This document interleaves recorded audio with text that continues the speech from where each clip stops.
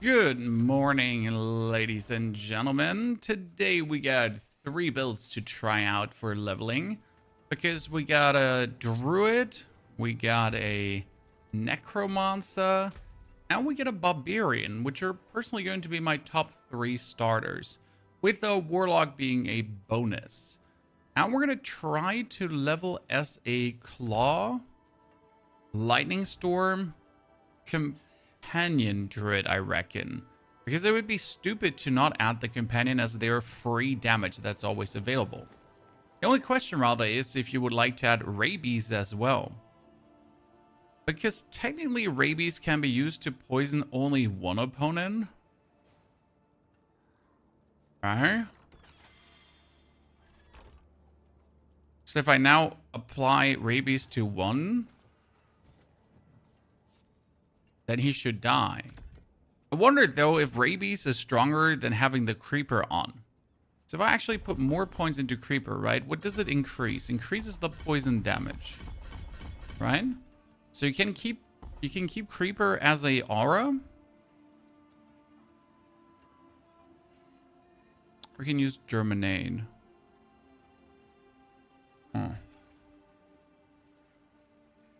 Intriguing. So what we're gonna do is we're gonna use our level method. We have a video on this one for like super speed leveling, and our warlock took 1 hour and 28 minutes. I think that the druid can actually be vastly faster because, let's be fair, druid is quite illegal when it comes down to leveling, especially leveling with lightning. So we're gonna call it lightning shred, even though we're not gonna really be shredding much. I'm going to begin in the normal difficulty. Yeah, normal should probably be the way to go. If then the game actually properly loads you in, because for some reason the game wasn't actually properly loading you in quite a while ago, right? So, we'll begin with put the timer on. Today's going to be like a more casual speed run, right? We try-harded last time to just really test the method. But now that we know the method works, we can be a bit more relaxed about it and don't have to like break our back to get everything running. Let's do this. Then we're gonna activate Subo into Arahia with the whatever on our attack.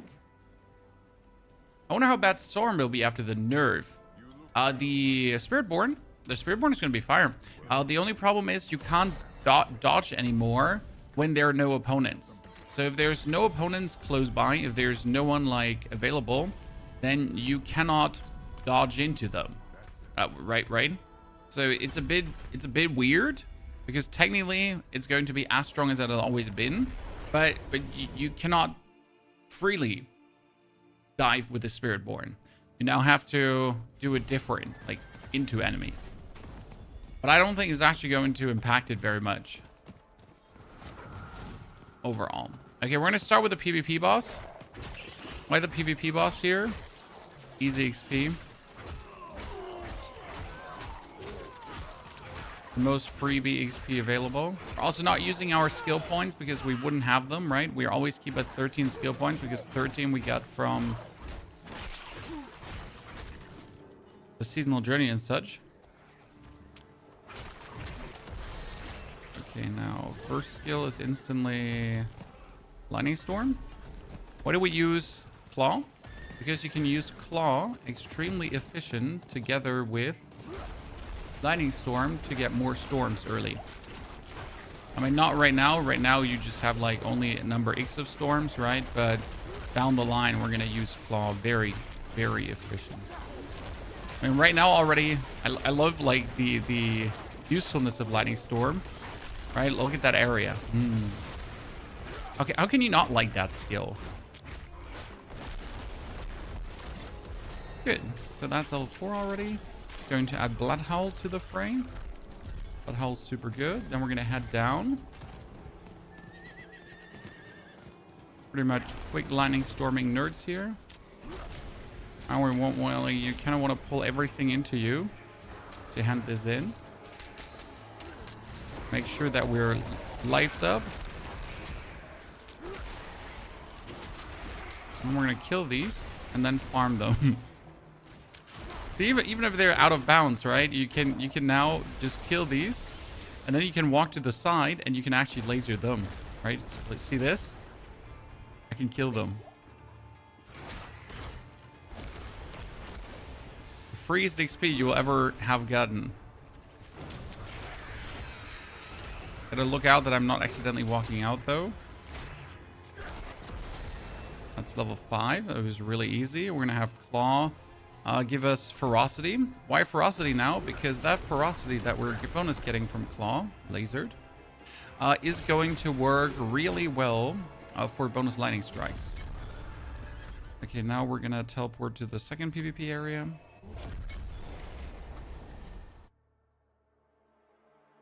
A Paladin is going to be Zeal Paladin. I will definitely play Zeal Paladin. It is looking very fantastic, to be fair. The buffs are legit. So thank you for reminding me. I wasn't actually planning to do a Paladin level build, so we're going to do a Paladin leveling today as well. Yeah, that's a good idea. Because Paladin leveling was so cool because you didn't actually have to look for mana or anything. You were just using your life force to cast, which was actually kind of weird, but also kind of amazing at the same time. So high recommendation. Paladin is just bonkers when it comes down to that. Should I go Sorc or Rogue for starter build? If I would have to choose between Sorc or Rogue, it would probably be Rogue, because Rogue has just an effortless scaling with Dens of Knives, and it seems like that Twisting Blades plus the other Rogue specs, what was it, Flurry, are all top tier and should be very nicely working out. Okay. What class you're starting in Season 14? I haven't decided yet. It is a tight race between Necro, Druid, and I might even consider playing Barbarian. Yeah, I hate that I'm actually considering that as a starter, because usually, you know, Barb is something for me to be done later, not early. But Barb is so obnoxiously strong this time around. Okay, and then not dodge chance here. Bloodhowl for more heal. And then we get our wolf. So right now we're going to start messing companions in, because it doesn't, you know, it makes no sense to not get companions. We're actually going to get all 3 companions, right? Down the line. Okay, so now we get this one. Did we accept the war plan already? Because I tend to just, yeah, okay, we have the war plan already. So normal difficulty, let's quickly get our points. 1 hour leveling is crazy. It is, but at the same time it ain't. Because like once you understand the mythology, it's super simple. So right now I started at 50 Cinder from like prior gaming this morning. So let's ignore that we have 50 Cinder. We have to farm 125, okay? The thing is that once you've understood how the new leveling now works, it actually becomes like second nature, and you're gonna just be zooming through. Oh, we could get the attack speed, but you know what? I'm rather gonna get the Ravens for now. Why are we doing this in normal over any harder difficulty? Because it's gonna take longer. No matter how quick you are, no matter how much damage you do, in any harder difficulty, you always take longer. And that's not an opinion, that's just a fact, right? Apart from Spiritborn. Spiritborn is cheating. Right?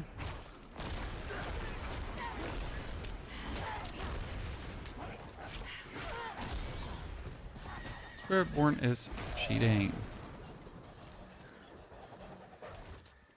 Oh, you know what I forget to activate, by the way? Because I'm a professional. My dude. I can help you. What can you help me with, sir?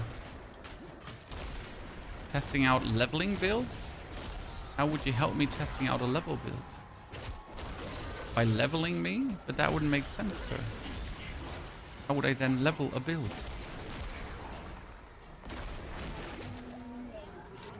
Speed time is funny. Well, I mean, it's a benchmark. Yeah, that was the word I was looking for. You know?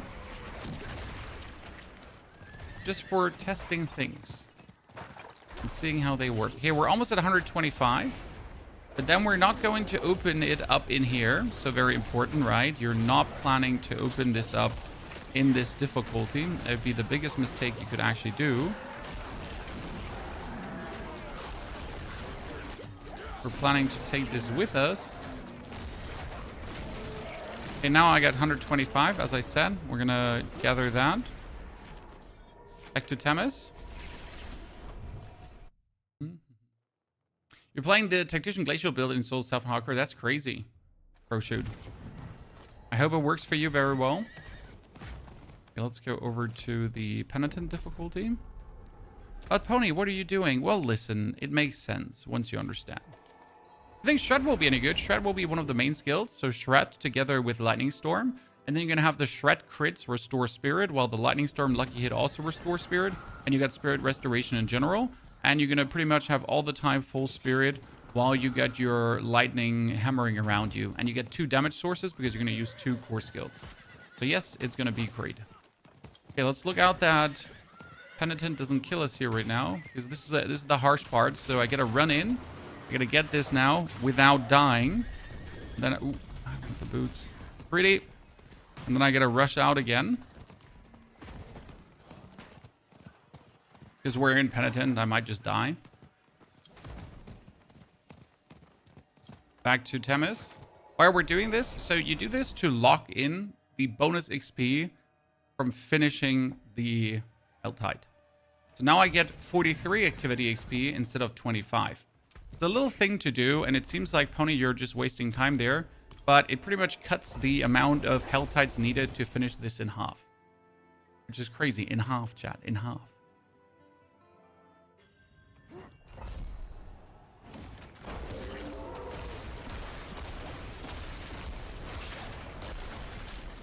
Okay, we need to destroy Silken Spires.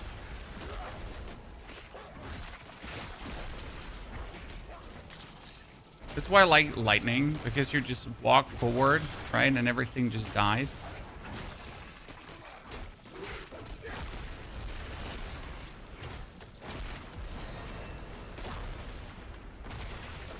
How can you not enjoy that?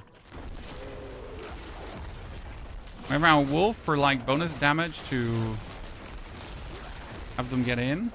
Okay, level 14. Level 14 gives me the second lightning. This will have my lightning storm now be longer up. So once I have it fully charged for maximum damage, an upgrade will have it like just be longer fully charged. So I can move like quicker through these areas.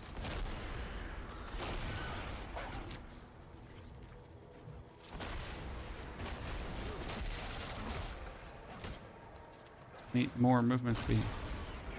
Barb Druid for start. I mean, we know that Barb will be one of the top tier contenders, and the Ancient Barbs is just amazing to play. Plus, it's super easy to put together. So if you want to have it like very simple, I think Barb is definitely going to be your friend. However, that was also kind of like last season music, right? So it's like if you already played that last season, you're pretty much doing exactly the same again, just in stronger, because you're actually getting the... What's it called again? Because you're actually getting the...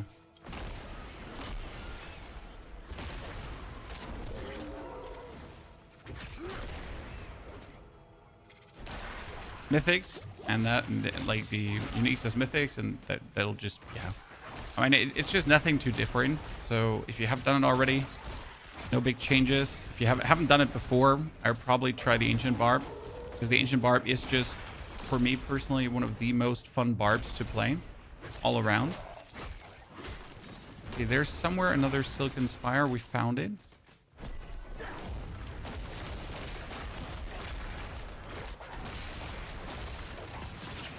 It's not worth it to kill these things because we're not looking to get XP here. Okay, so all the XP that we can get here is useless, because the only XP that matters is the one that we get as soon as we have our Helltide leveled up. So I don't really like care much what we would be getting from these enemies. All just bonus.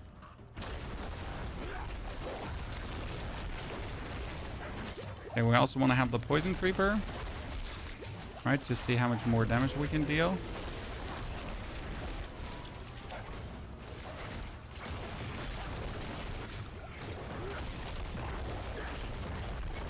Level 11, easy peasy lemon squeezy.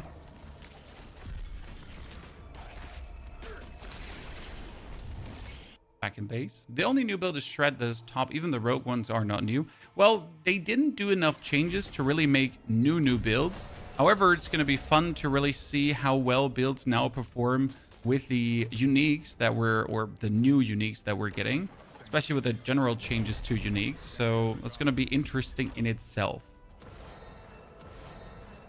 Okay, now we got again a single, but I need a double Helltide. Come on. Thank you very much. That wasn't that hard, right? That's already going to push us to the second level of the Helltide then. So we're hoping for that, right? We can temper mobility. So let's get the movement speed. Okay, we're already at 17. So we're 6 minutes faster, ladies and gentlemen. Why wouldn't we be 6 minutes faster? Actually, the enemy density here was shitty. I'm going to... No, you know what? I like the enemy density here. Shred is basically new. Yes, Shred is basically new compared to all the other setups. But then again, it's also just an old build resurfacing. But then again, like, what's really new? Okay, we got more points. So I'm going to get my Poison Creeper. Poison Creeper. We're going to have the Lightning finally as the bonus strikes. Then we're going to have the Shred be the Viper Strike with a little bit of poison. We're going to get the Shred with a bonus cast speed. We're going to have the Varine that actually heals us on the Wolf. First, bonus movement speed. Then the Varine that heals us. And we're going to get the... No, we have a point on Poison Creeper. We have a point on Poison Creeper. We're going to get ourselves the Raven Vulnerable. And then spend the other points. All right.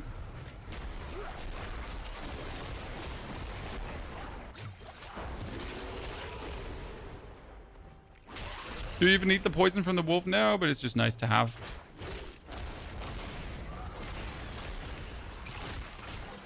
It's a bit tricky because we're using all the skills at the same time, right? That you like have point overload where to spend them. We need a bit of bonus damage, bonus like two-handed weapon, please.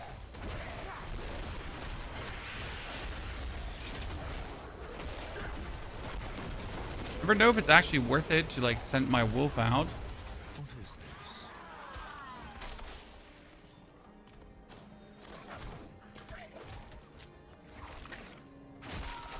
Oh, I forgot we're 15 also.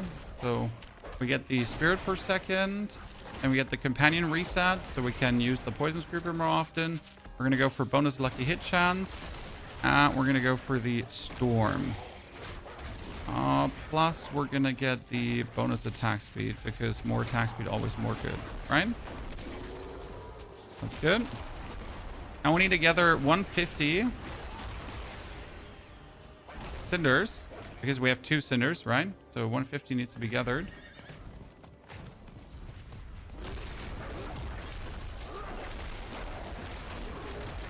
Well, that companion reset was kind of quick. The interesting part will be once we get like to level 30, when you turn the lightning into an aura, because then you really don't have to worry that much anymore about anything.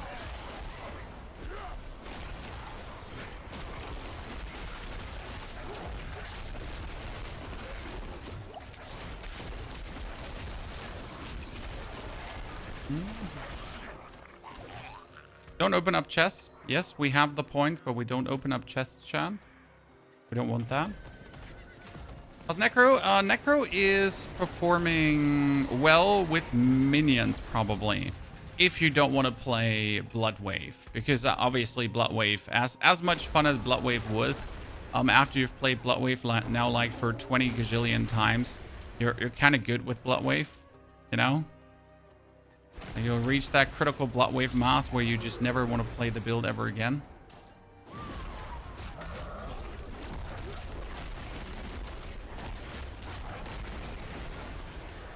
At least that's how I'm feeling. Right, I've played it enough.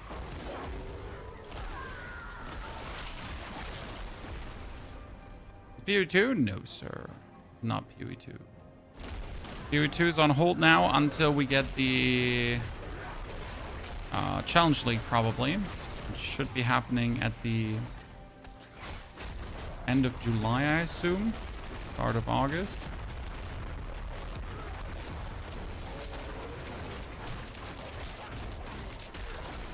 Jump, jump, jump, jump, jump, jump. Okay, we have 150 already, but I need to farm to 200. Again, we started with that 50, right? This is why Druid is like so cool. I mean, we could go too hard, but right, well, what happens if we go too hard? It just takes longer to kill things, right? It's minimally longer, but that longer is just what will slow you down inevitably.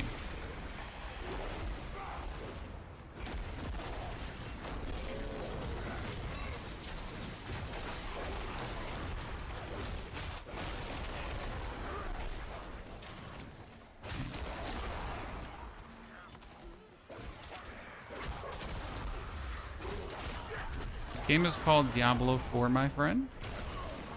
Okay, we got what we came here for. Back to Temis. Now we have to swap to Penitent again, right? You played to 300 actually, Undead. Well, I'm impressed by that. I mean, I still haven't played to 300. Okay, we got the different Wolfies. We wanted Wolfies break out of crowd control and get bonus, right? That's good. Then we're gonna get bonus Wolfies. Okay, first we're gonna go for Penitent. Then I actually like to go for this Helltide, so the upper one, because it's really spread out and you can get chest easy.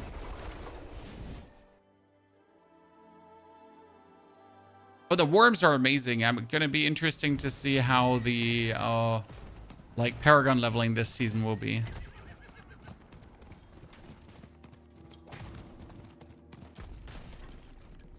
Okay, up there, no one. This is why I also run around with Subo.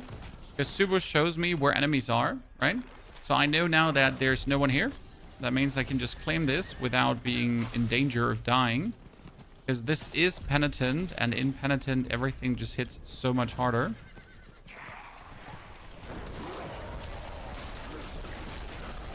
Luckily, we get some poison to aid us here. Come on, come on, come on. And out we go. We open up bows. This is all we wanted. Now we're leaving again. Dankeschön. This is gonna pummel us up to like 22 almost. Yeah. Parent, thank you for your subscription and support. Taryn, thank you for the 10 beautiful months. Welcome back, partner. Okay, so now my Helltide is already leveled up, right? So we got the first Helltide improvement, which is actually huge. Not gonna lie. We get 1, 2, 3. That's not what we're looking for. Yep. Even if they don't have bonuses, I don't care, right? It's just about like getting these Helltides in a row. Okay, that gave us 2 more levels, which means we can go for our Wolf variant here. Wolf upgrades are increased by 100%. And then we're also going to have wolves, give me two more wolves. Because that's like the most wolves we can have for now. And then we're going to have to choose the other variants. Back to normal. At this point, we could probably risk hard. Well, it means risk hard. We're strong enough to do hard. Makes sense that we would actually go for it.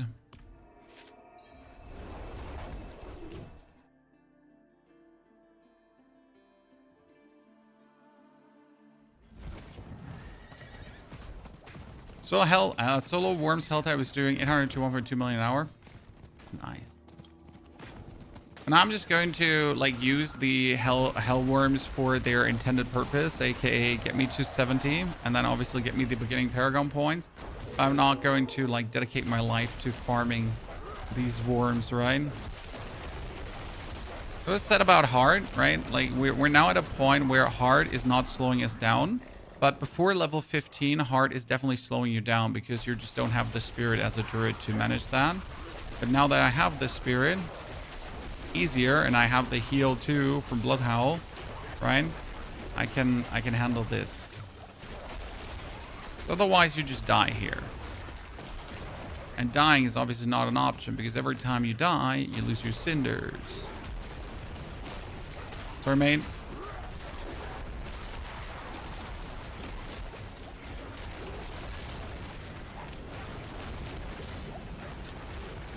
Oh, she went invisible for a second.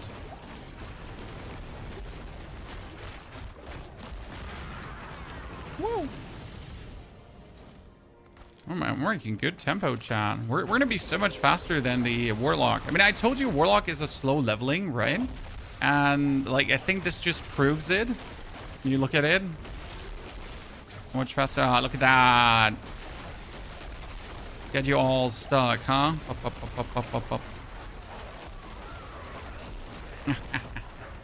Okay, wait. We got the Poison Creeper variant as the bonus active effect.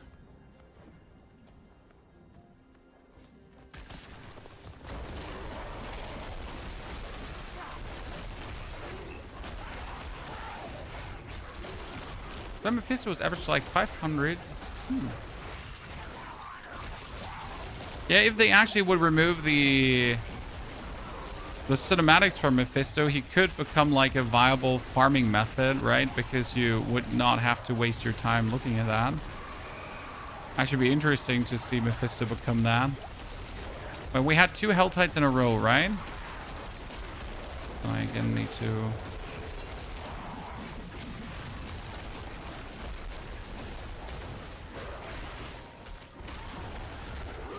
Need to get the bonus Ravens as well for the more damage.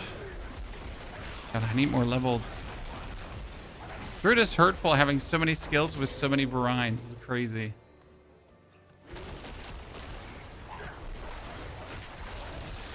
I thought they made it so every boss could be killed without phasing. Well, yeah, but Mephisto just has different stages. It's not even different phases, right? When he just has things, and he's also a pinnacle boss experience, and I think Mephisto's actually perfectly done the way he is, personally. Apart from obviously the cinematics that were like the main deterrent of like doing more Mephistos than. Okay, I like the companion version of this because I tried this without companions and with an ultimate instead. So when you're actually playing Cataclysm, for example, the problem with Cataclysm is when you play that you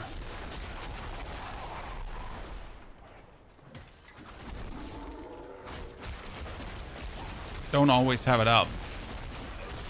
Right, where with the companions, due to the lucky hit, you can more or less make sure that you always have this going on.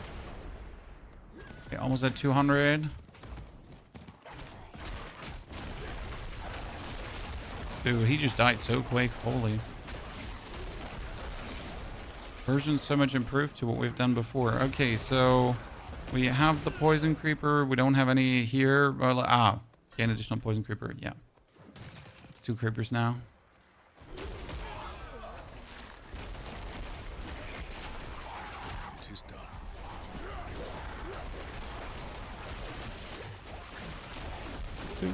The Hellborn is still chasing me. Because he's a weirdo. Why we're not messing with the Hellborn? Time waste. Ginormous time waste. Right? Trying to kill that guy. What for? Like, it's not going to do anything for me, right? Are we at 200? We can go out now. Come on, let me leave.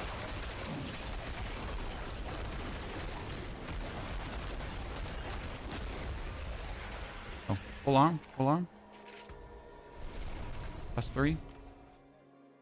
Shred will be the best Druid build. Oh, Shred is going to be good. Companions are going to be great. Boulder is going to be good. Because Boulder get a buff to the Dolmen Stone. Before, the Dolmen Stone had fixed damage. And now the Dolmen Stone will give you guaranteed 100x% bonus damage on your Boulder. Ergo, I wouldn't overlook that.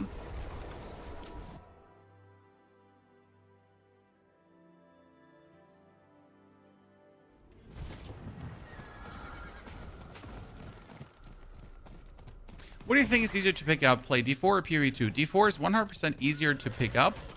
Both games are fantastic to learn.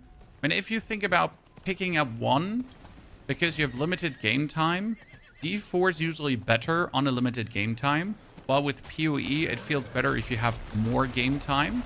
That being said, if you have a lot of game time in general, you want to pick up both games. Because to be fair, none of these games has enough gameplay to stand singular, right? That's why I also play multiple of them. But yeah, that's my advice. Surprised how quick we're able to kill things in Penitent. So we're just here in Penitent again to open 2 chests. Second chest is here. So that's how I personally look at it. Now each to their own, obviously. Now Poison Creeper is quite illegal for skipping over hard content. You can kill things like really easy with that. Okay, now we need to go back. Just to show you here quickly, chat, that you understand why we're doing this. I'm gonna pause the timer quickly. We're gonna head over to. So, what we're doing here currently is we're finishing this in Penitent, so that now, like, see, this is 43 activity XP and 43 activity XP. It's quite locked in, and since we have to get 250, this is super important to get it to 43. However, the normal war plan, we don't have to do at that level of activity, right? So we can actually just now normally do the Nightmare Dungeon in hard difficulty and not waste our things. The method, by the way, for the leveling, we have a video uploaded on that as well, like in explanation form. So you don't miss anything. Okay, we got Poison Creeper bonus, Poison Creeper grants, Fortify, reduces Poison Creeper cooldown.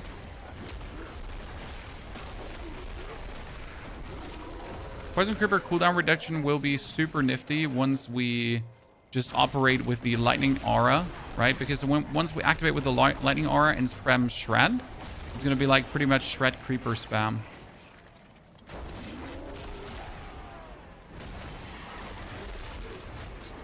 Maximum zooming.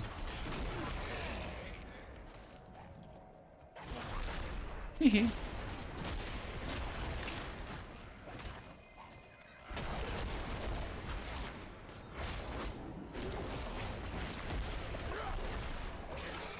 One. What I like about this is that they added so many prisoners that you cannot miss a prisoner, right? I mean, imagine it used to be that you could actually miss a prisoner. And then you had to backtrack. How annoying is that?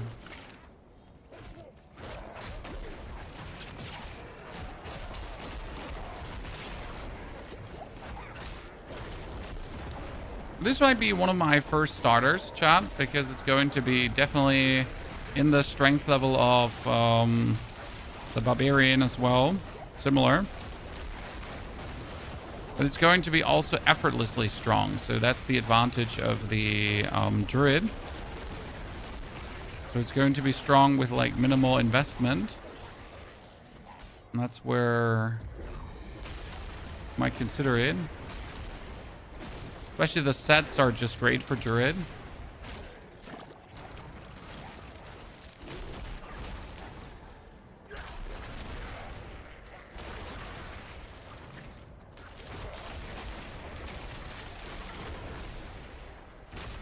We're already 6 minutes faster. Let's see how much faster we can get to 30.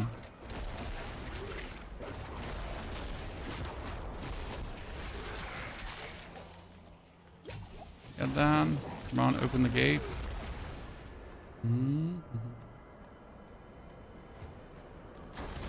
See, now 1 Poison Creeper. Haha. Get my Ferocity stacks up. Have my wolves attack him.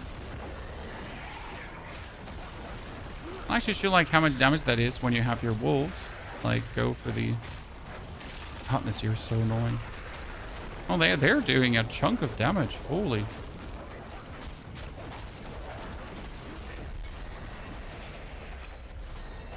I don't know where wolves would do so much damage, right? Okay, we got the thingy done. Okay, so we got the war plan done. But at the same time, we also have the Whisper done. So this is going to give me the massive war plan XP now, right? And that brings us up to 27, plus that Whisper for 28, plus that Whisper Cash for almost 29. Good little XP. Zootin.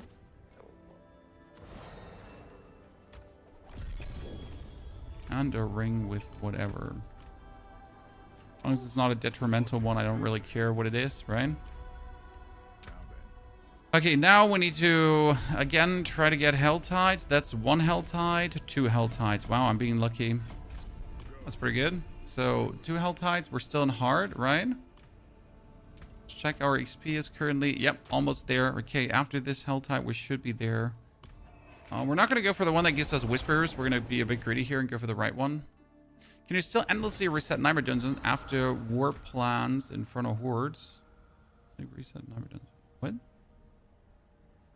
Gain 2 Ravens. Gain 2 Ravens.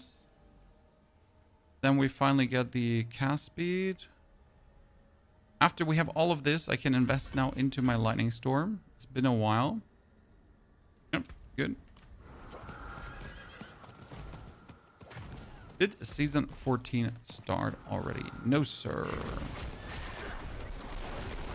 But we're playing as if it did by limiting ourselves to how it would be on a fresh start.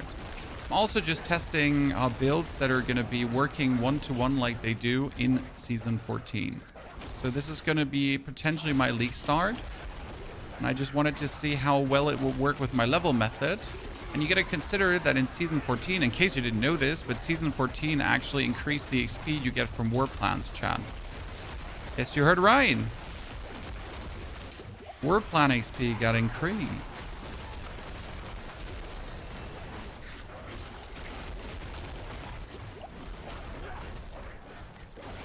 Dude, the wolves are just doing so much damage. I gotta say, I never gave wolves the credit they deserve, chat. Definitely never did. That's on main.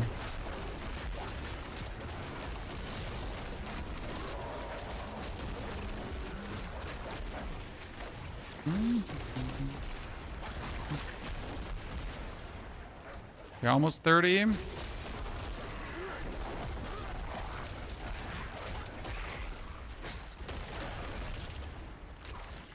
can take like 20 hours to finish the map. Takes a long time. Just play for fun a few hours a day. But Rogue will be new meta. Twisting Blade and Flurry are getting heavy base damage buffs, which should lead to a way better top-end damage outcome. So if those are sounding like, if these are 2 skills you find interesting, then you're in for a good time. I mean, Death Trap should still be Death Trapping. I haven't seen anything on the contrary. But yeah, something in the direction of Twisting Blades and Flurry. I mean, Rogue seemed to have been also the only one that was able to finish Pit 150 on the PTR. However, that still seemed to contain bugs that are now fixed. So, not sure, like, take that with a grain of salt, right?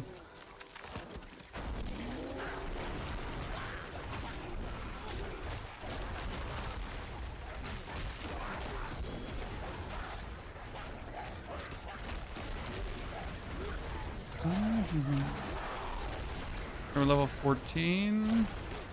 We're getting all our companions, all their little thingies done, though. So we can now officially level the Lightning Storm. Because obviously Lightning Storm, again, is our main damage driver currently. Oh, I've not gotten this many uniques in a single playthrough yet. Something like that. I think I'll play Rogue the new season. Damn.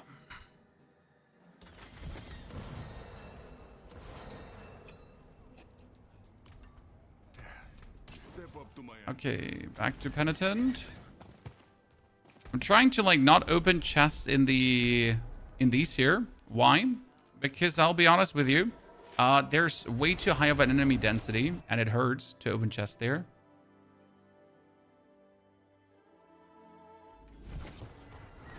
As for Mephisto, I think it made it to the PDR, but we are making cutscenes skippable from the Blizzard forums. Okay, that's good to know. Thank you. I have to admit, I didn't actually play that much of the PDR. I only throw a cursory glance at it. I pretty much had my fellow creators play the PDR for me, as we're doing a lot of Path of Exile. Which means all the cool new seasonal stuff is going to be exciting. I wish I could fight these, but this is Penitent, and I really don't want to fight these. Please don't demount me. Like the risky part of this equation, like if I die now here, right? Could lose the cinders. I'd have to go back in difficulty. Oh, they need to die. These maggots. Even if it would take me like 3 hours to kill these, I need to kill these. Because, like, look at the XP now. Okay, that's 30. So 8 minutes faster on that one. This is actually something we're working towards, that we always get maggots, right? And this is just like a lucky maggot spawn that we've gotten. I mean, it doesn't hurt to get lucky once in a while.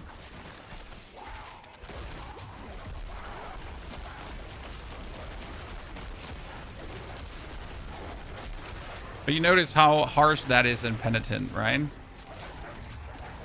Not something I recommend. Lucky once, lucky once in a while. Come on now, Yom. For your first char, might be Druid, might be Paladin. Like, honestly, I have a hard time deciding. That's why we're creating these starters now. We're going to have the starter video tomorrow. And then pretty much tomorrow, I'll have to decide on my end to build, right? Because the question is not necessarily what do you want to also start with. It's kind of like, what do you want to build into? Where does this lead us, right? Oh, that reminds me, by the way, we need to pull a point out, and we can finally put this here over into the other shred. So we're not actually going to do this Undercity now, right? Because it's a waste to spend your time doing this Undercity. So what I'm going to do is I'm just going to run through. Yeah, you heard right. We're just going through. I mean, we're always playing everything, just in case you didn't know that. On this channel, we play every single class, every single thing, and we make all of them viable. And we're already started putting planners out, so we got the Druid planner up already, with a few fine tunes though. We got the Warlock planner up, but I'm not sure what we're do endgame there. We're gonna have to do Barb today, and we're gonna have to do Paladin because I need to like test out some things, right?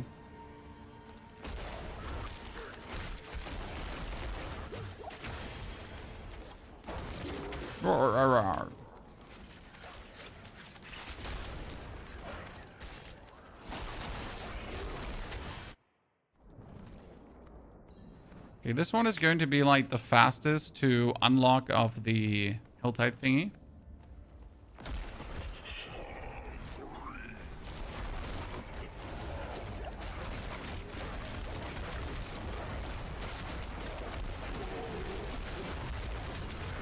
This is why I need my lightning to be an aura, so I can just like use my other skills essentially, right? And have my lightning happening around me.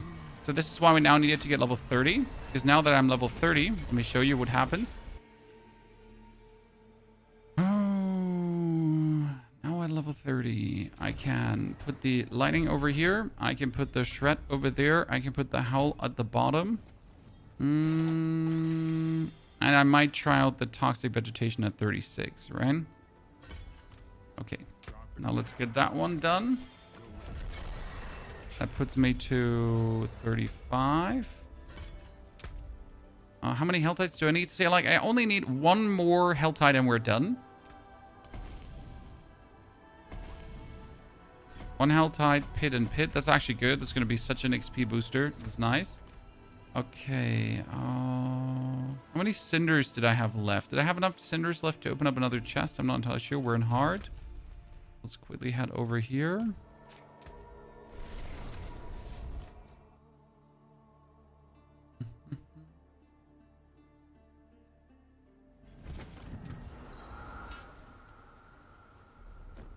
My game makes you fall asleep. Sounds like a you problem, sir.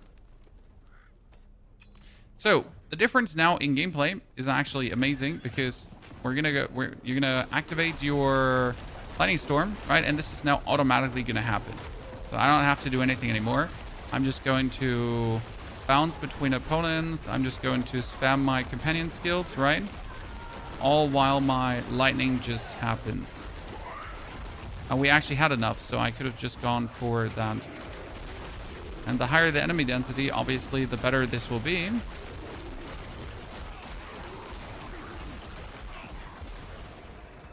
Now we also got to go for the more spirit per hit. So this is really important. because I don't actually have enough. Like, if I don't go for the, like, more spirit here per hit, I was going for the ferocity stacks before. If I don't go for the more spirit per hit now, then that's actually not going to work. Go over to Penitent. I could probably stay in Penitent, but I'm going to go back to hard. Do it properly.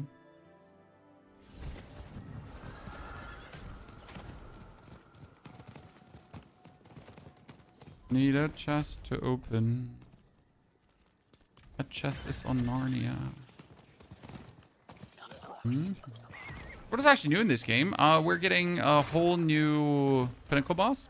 We got a new activity during Hell Tiding. Right? That we can't participate in yet because it's not activated yet, but there's quite some new exciting things happening. I missed my... Okay, we got this. Let's destroy the portal. Why are we doing this right now, despite I told you that we don't want to do anything in Penitent? Well, I mean, this thingy here gives you a lot of bonus XP. So it's actually worth it to destroy the portal, as there usually are XP blips coming out.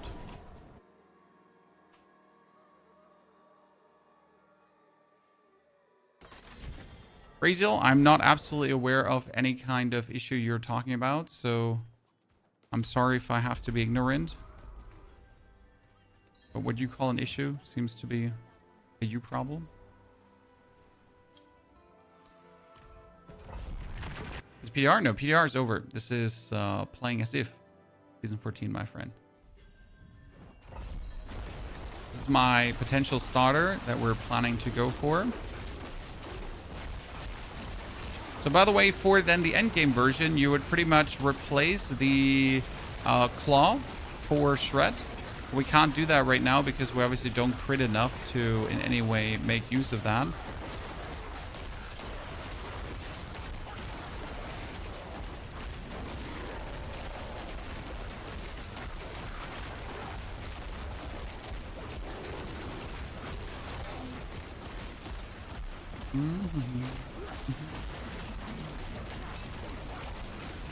Yeah.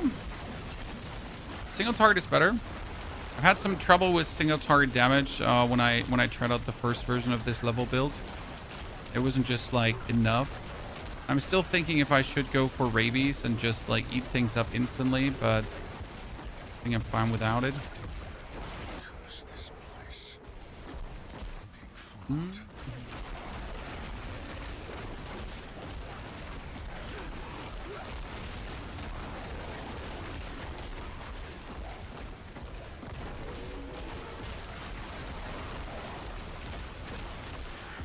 You can do like a 3-minute pit, then you're good to go.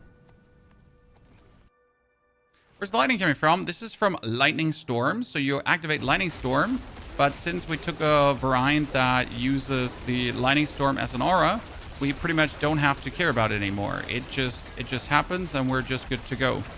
It is one of my favorite things about the Druid right now, because who doesn't like to have an automatic Lightning Storm happening? And you can pretty much use this on any build. So if you now decide to go for a Boulder build, you can just add the Lightning Storm to it. If you just decide to go for a companion build, you could just add the Lightning Storm to it if you really wanted to. I mean, not necessarily useful to do that, but it's not like you couldn't, because you can. It just continuously happens as long as you have resource. And that's the only kicker here. You just gotta make sure that you have resource, and then you're good to go.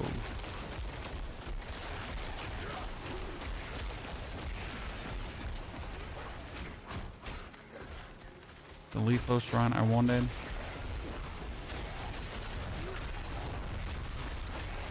Doesn't want to have a Lethal Shrine. Maybe like the tricky part with Druid this season to really get your crit high enough, because you want to have it be preferable 100%, right? It hurts your eyes? Ah, sir. This is mild.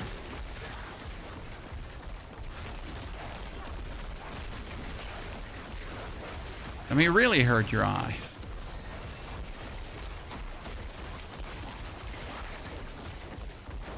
Okay, after we're done with this one, we should have our hell tide leveled. Oh, no, actually, we need to do one more, right? Yeah, so we need to do 2 pits in a row to get my hell tide leveled.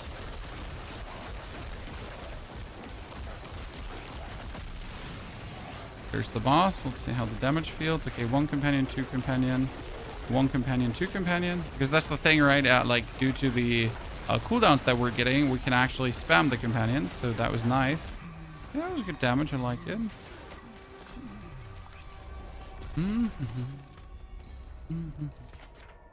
Better axe, I think, as well. Here, 200.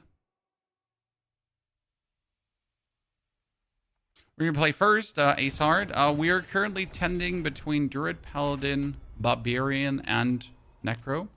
Yeah, like, I have a hard time deciding once in a while.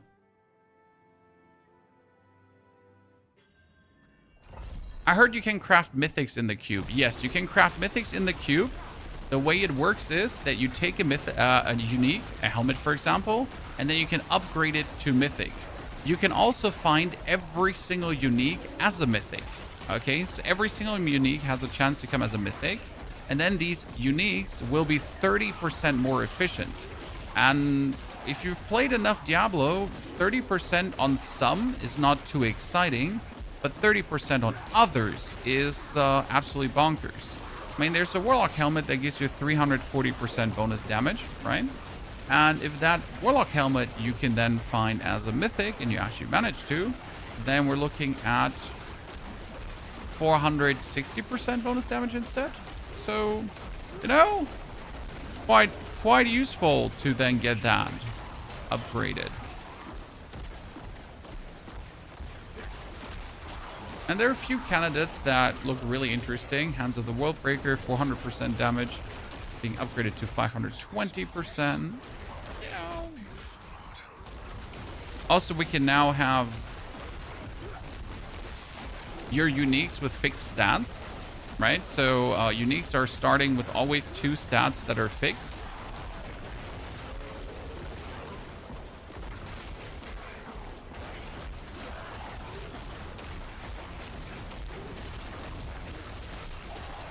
Which is interesting in my eyes.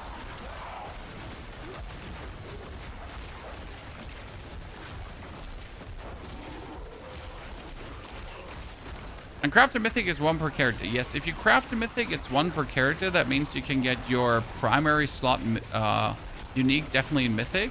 But you can find as many mythics as you want. So if you now find every single unique you need as a mythic, then it doesn't matter. You can equip them all, right? Only that 1 crafted is alone possible. So if I now need a certain ring, a certain sword, a certain amulet to work, then I'll make sure that I craft that specific amulet in mythic, right? And then afterwards, get the rest. Warlock and Paladin are going to be playable in this season. I've seen some TLS of other streamers, but they put them into the shit tier. Well, I mean, you got to consider the agenda of said streamers and what they're planning to promote. I mean, a lot of these streamers are probably saying Barbarian is the best, and then they're planning to play Barbarian. So it's in their own interest to actually rate these classes lower. However, when they're talking about shit tier, as always, most creators are just merely looking at pit pushing. Okay? So you should not forget that, like, Diablo streamers are a bit single-minded. Sorry, no offense here. But, like, 99% is like, how deep can this put in the pit? How deep can this push in the pit? How many tower levels can this do? Who cares? Can this do Torment 12? Can this kill Mephisto? Like, how hard is it? Oh god, he's standing in that pool of blood. Yeah, I see it now. You know what's killing me? Pool of blood he's standing in. So the reality is that, like, the interesting stuff is not how deep can you go in the pit, right? You want to have something that is nice and fun to build. It is strong to play. Okay, I can't fight this guy until he comes out of this. Because I can, as it seems, not walk into this pool of blood. Because if I walk into the pool of blood, then I die. And my companions are just fighting this dude. So yeah. And since, like, Warlock and... what was it? Warlock and second class. They should still be strong. Decently strong. I mean, they tried to trash Apocalypse Warlock, right? Apocalypse Warlock will still be one of the best Warlocks out there.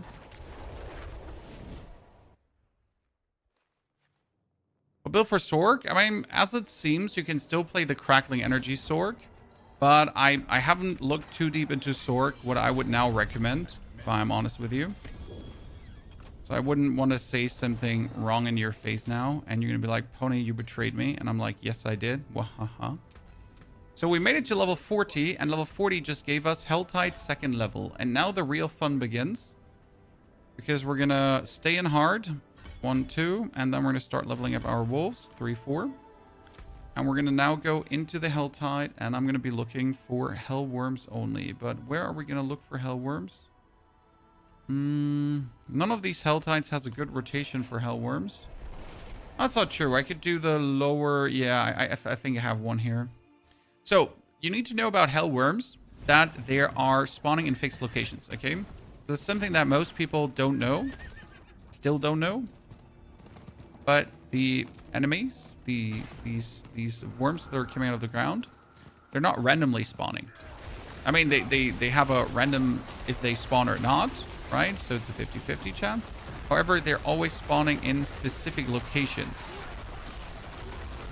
And these specific locations you can look up on a website.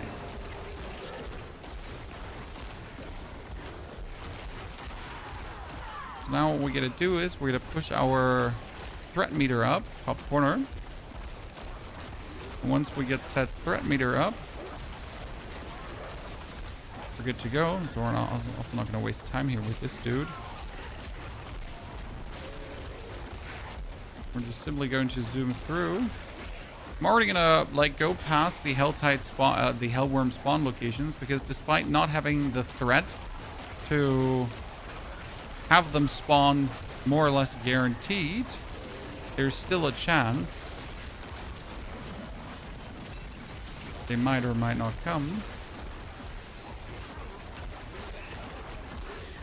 So I gotta have one around the, like one should be here if it was coming. The other one is here if it was coming. And we have one to the left of the queen.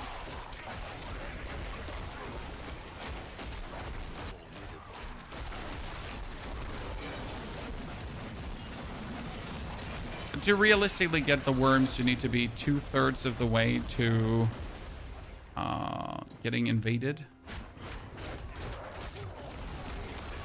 Right, 2/3 of the way.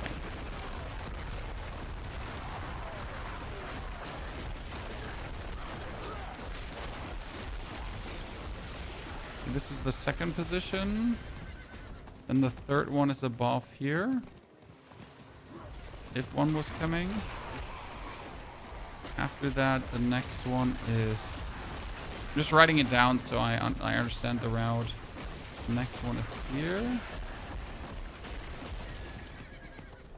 Then we got one that should be coming around here. Okay, and the next one is up. If I really then wanted to do the full ride. Gotta like consider how much is it worth it to really go all the distance. So then there should be one coming here as well. If you're lucky. Could go further past this.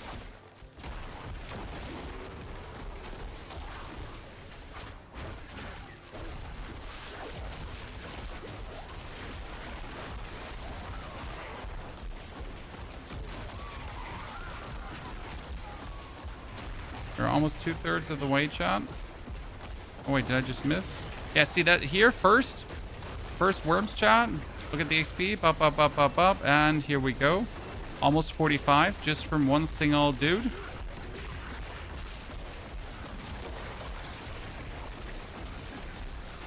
And that's all 45. 11 minutes faster. Next one could be here around. Or at the bottom of the event as well. When we're still not 2/3 of the way, so we need to push the last bit of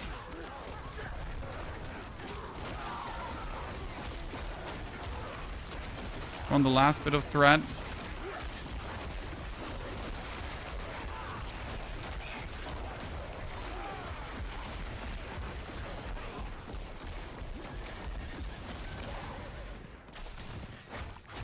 Give me the last bit.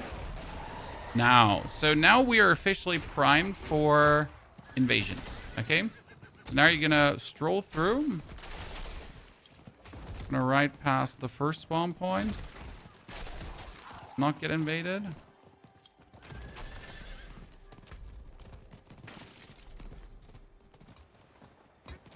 Then we got one who's actually in the triangle here. There we go.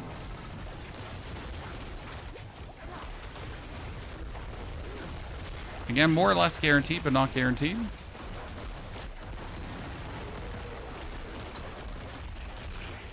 And that's 74.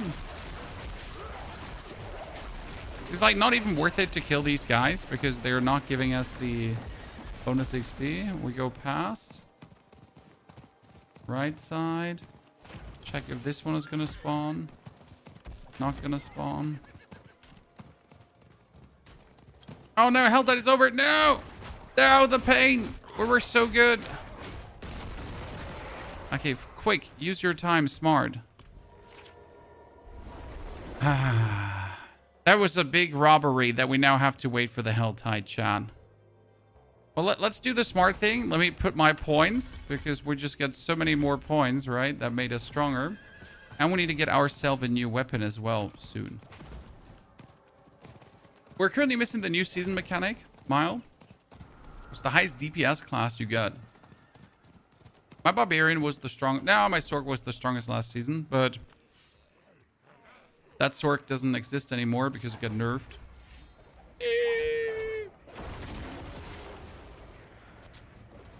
Rightfully, though. Okay.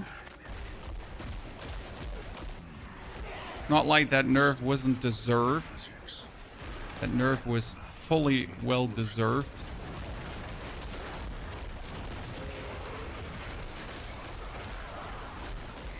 And I wasn't even close. Any players are not using the overlay minimap? I hate it. I really don't like the overlay minimap. I never liked it in no Diablo ever. I don't like it in... I don't. That's just... I mean, each to their own, right? Like, enjoy what you enjoy, but for me, it's always been a terrible experience. Play around with that.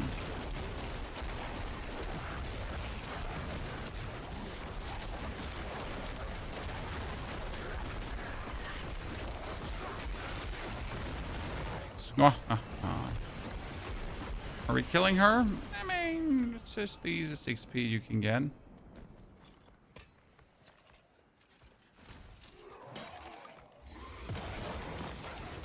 Almost next level here. Do characters reset every season? Yes, as in every single ARPG. Characters reset in between of the seasons. Otherwise, making new seasons wouldn't make sense, right?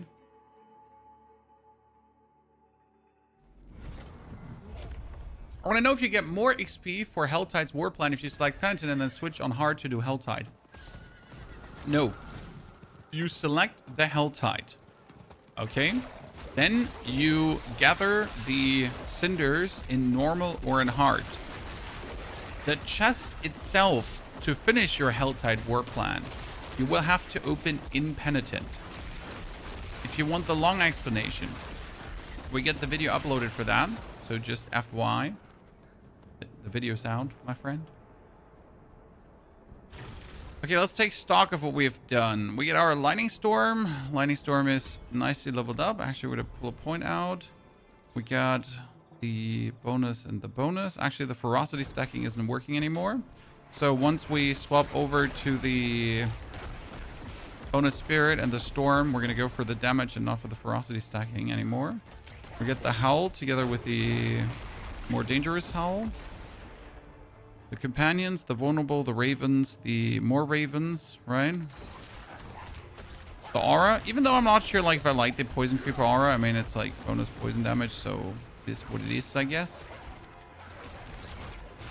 Sure, we could have better stuff. No, no, no. We're not talking about the chests, pure machine. The chests don't matter. It's about the XP you get for finishing the activity in the war plan. That one changes from difficulty to difficulty. So the harder difficulty you finish an activity in, the more XP you get. Wow, not a single hell tide was gotten. That's terrible. I mean, not that we're planning to do anything here right now, because we are just waiting another 30 seconds and we already have the next hell tide. So it's like just sitting around for 30 seconds quickly. I got myself a knockdown. I mean, I did actually get like a ring that gave us channel, right? So technically you could head over to her. Actually, we have that here. Channeling skills, right? Increased damage while barrier, vampiric curse, easy vulnerable. So Helltide is in 5, 4, 3, 2, 1. I was counting too fast.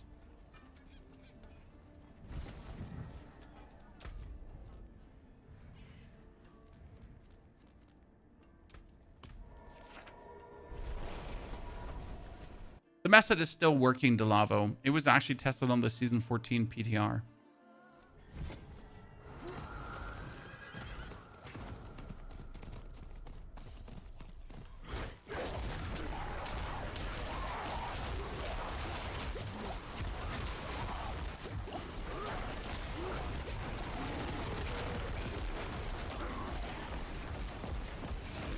Unless they sneakily, spontaneously change something that shouldn't be happening. However, if something would change, actually the same method still applies. You would just be having to farm the Helltide in hard or expert. Okay, so that is 50.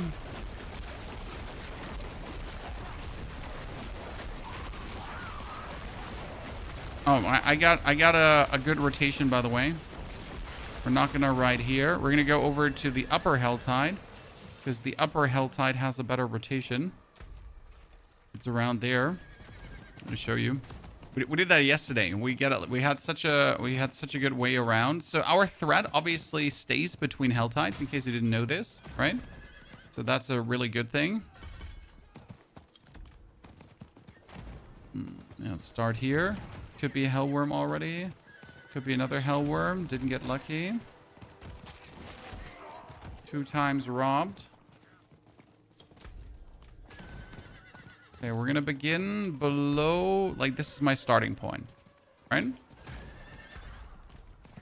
That's where always the first worm has been regularly spawning. Robbed. Second worm is here. Double robbed. Third worm is here. Quadruple robbed. There it is. Thank you very much.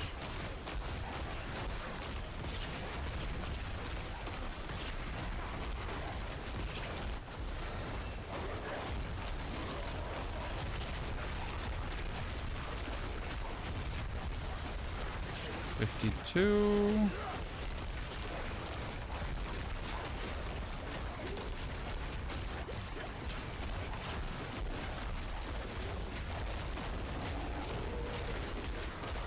I wonder if like rabies partially would be faster for these dudes. Right? I think we need to get ourselves a new weapon. Let's ride backwards. Yep. Because sometimes, you know, the internal cooldown of those spawns. I've just been waiting for this moment.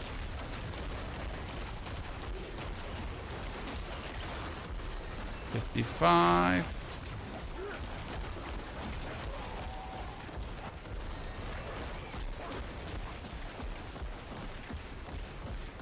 Okay.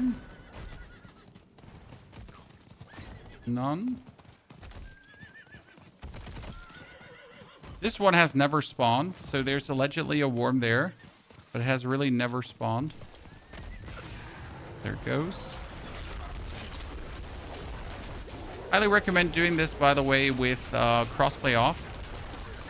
Because ultimately, crossplay could only ruin this. By having just like people done this just like a second before you.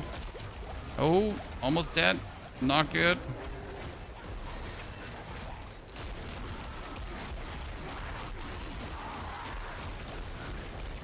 $75. 1, 2, 3. 1, 2, 3.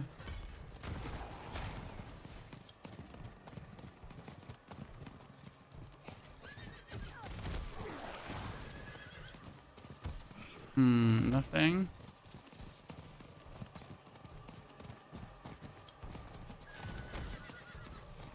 It's right past the lower one again. I don't want to believe that this one doesn't exist, right? So far we haven't gotten this one to spawn, and it kind of like spawns here in the middle somewhere. But I haven't found a reliable location for that dude. So these worms now have an internal cooldown. And they, again, might or might not be there. Let's go over the left and try, like, the spawn locations. So double is at the start here. Running past this. No worm, no worm. And we're gonna go up. There's double and then triple. Will you play solo self-found? Probably. Because in solo self-found, I could finally, like, actually care for leaderboards for a bit. Because it could be interesting to look into the leaderboard. Wow, not a single worm. There's one in the corner. No? We have a map for the worm locations. helltides.com. Shows you the worm locations.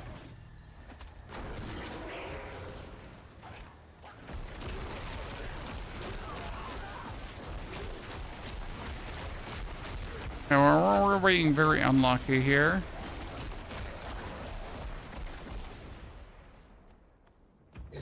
There we go. Wow.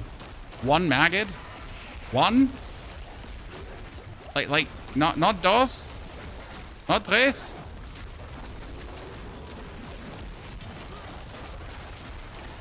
Kinda sad.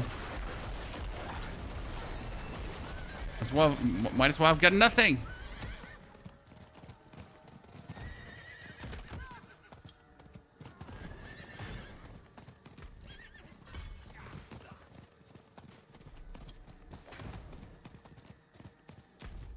Number one mistake I could do now is starting to opening up chests, right? If I feel like, oh man, like I'd rather like to get some XP now by opening up chests. No, because chests push forward your threat, right? So you don't ever want to do that.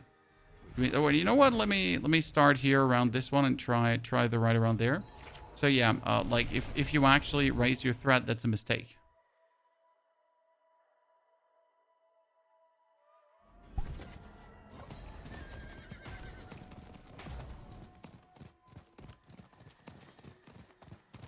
See, it's funny. We were like faster all the time, but it really just comes down to how good are you spawning worms on yourself. Okay, here should be worm number 1. Then up here is worm number 2. Down there's worm number 3. Ah, see, like this is what we're talking about. This is more to my liking.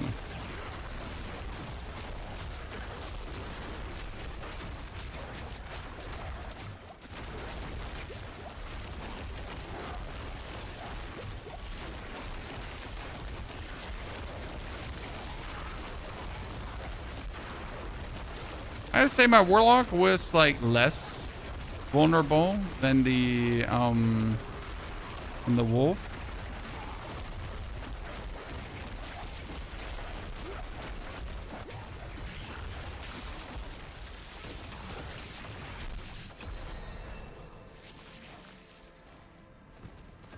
less vulnerable than the wolf. None. And we need to... No, I can't ride through that. That would be a mistake. And we look here. So there's one. Then one is up here. And 2 more are on the flip side. One is here. And one would be here. None. Then I guess we ride back. As this. Check if that worm is there. Also not there.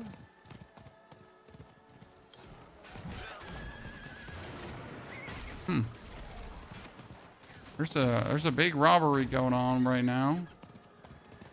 There was 1 worm in the whole area. You thought they were random spawns? No, they're not. See, like, this is what we all thought, that they were random spawns. Until it got figured out. And I don't know who originally figured it out, to be honest. But like, until it was figured out that the locations are absolutely fixed. And once you know that, you can make the whole farm so much more convenient. Oh my goodness. Oh, I didn't plan to die there. So you can make the whole farm so much more convenient. And that's just like right away amazing.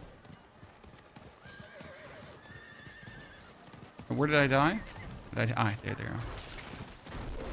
Because who doesn't want to have like a guarantee of plague maggots?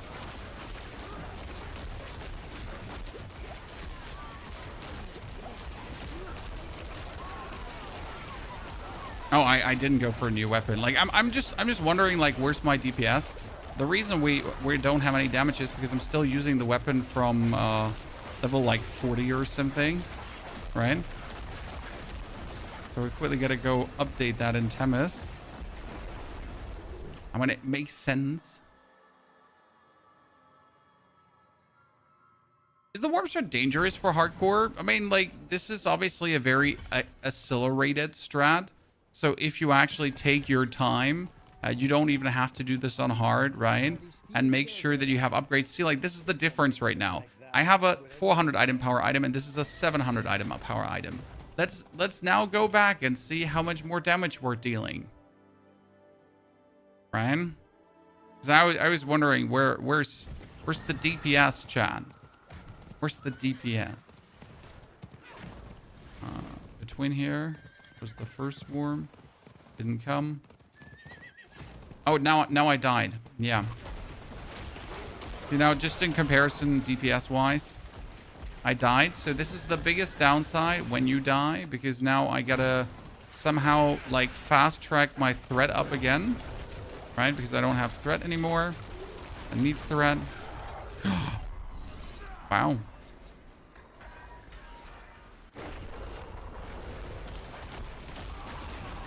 Didn't expect to die that quick to lightning. The bane of every class that has to attack. What the fuck? How much damage is that thing dealing to me? What? Oh, it's the blob there. Now, I mean, I at least know what is the damage, because it's that blob, and that blob is dangerous. But still, nasty. So is this hardcore friendly? I hope that answers your question, sir. I mean, as always, when you're hard pushing and skipping levels, you might be liable to death simply due to the reason that you're missing the equipment. Because right now you got to consider, I have like all my item pieces are like, this is 400 item power, but I'm literally at 700 item power, right? So due to having like skipped all these levels, I am obviously not have kept up with any of my equipment. Which means that anything that does reasonable damage has a chance to kill me early. Now, how could you mitigate that? By also going back to town and making sure that you always pick up like every single piece, right? See, this is 784 versus a 300 item power amulet I was using beforehand. Also, using your cinders to open chests regularly. I mean, you might have noticed like we did like 30 levels and then we started opening now the first chest. So that's obviously a big difference. Right, that we finally start opening these because they finally start giving us then items. So like maybe, you know, after you did like 20 levels, you would like to, instead of leveling even faster, quickly check back to pop open a chest. Maybe, you know, that would be the smart thing to do. Would there be a Paragon 300 mount or something? I mean, there's usually always something for 300 Paragon. There's also more rewards coming to the tower now, so doing the tower might finally be something you want to do. This is also why, again, it could be worth it to consider solo self-found, because in solo self-found you can't get items via trading, which means that like the leaderboard is going to be more interesting and not filled with Asian players that all have nigh perfect equipment.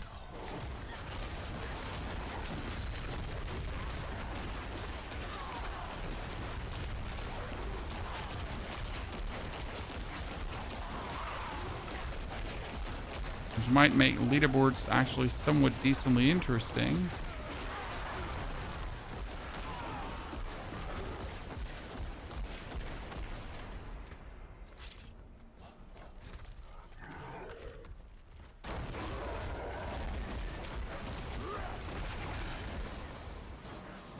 Let's see.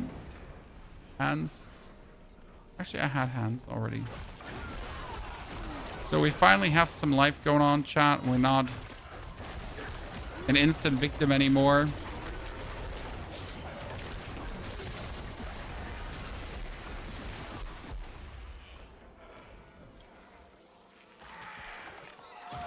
Come on, threat. I need you higher. Right, ground's movement speed.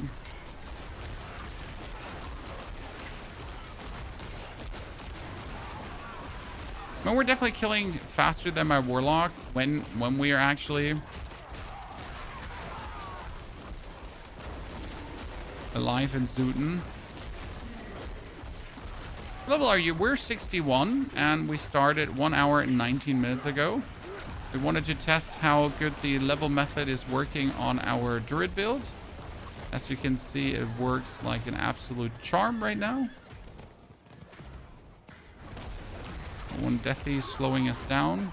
You're not allowed to like die at this stage of the game simply because every death takes away all your threat if we're not fully threaded up.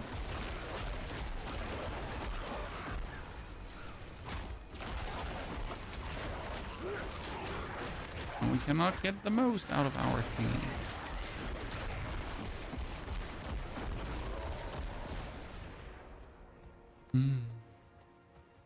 Okay, almost 2/3 again.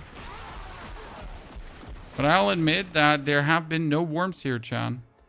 I mean, there have been like 2 worms spawning in 2 locations, and that was about it.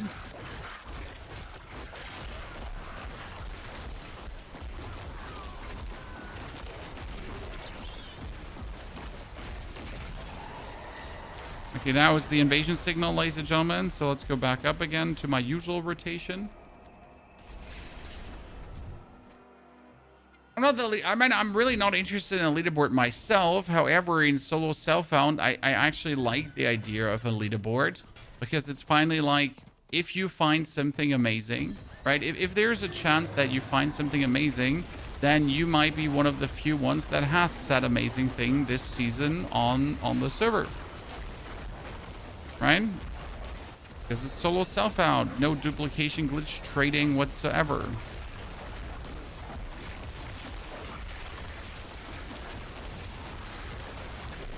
That does makes a big difference.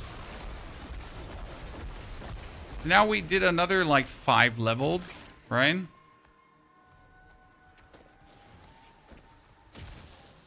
So instantly new equipment required again. Especially to keep up with the DPS requirements.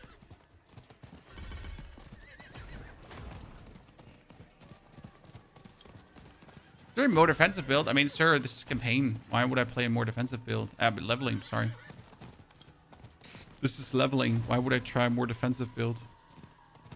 During leveling, it's only offensive and then a bit more offensive. And then on top of the offensive that you're running, you want to have like maximum offensive. I think this is the dude who's farming away my worms. Chan, it's him. I swear.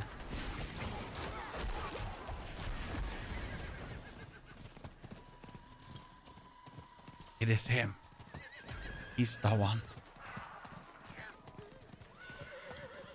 Okay, I don't believe that this worm spawn is correct. Some brainware will find a way to cheat and soul stuff out. I mean, people always find their ways to do things. Sir. I mean, the most obscure duplications are done with yourself, usually. Still, though, there's like, solo self-out might actually be... Like, I'm really just intrigued to see how different the leaderboard is going to look due to the fact that people can't trade, right? Instead of everyone just having, like, exactly the perfect items.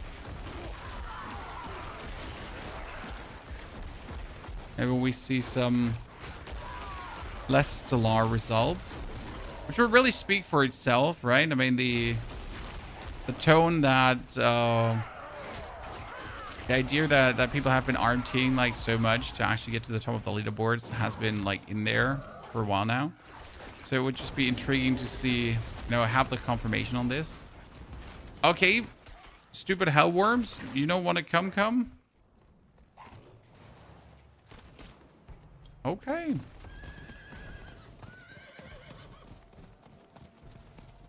Well, I'll be damned, Chad. But I'm being stiffed here. Oh. So, like, this is now the most random spawn because obviously there's no fixed spawn spot here. But they can spawn random. Right? So it's not like that these worms can't spawn somewhere in the world. It's just that they do have fixed spots where they will spawn.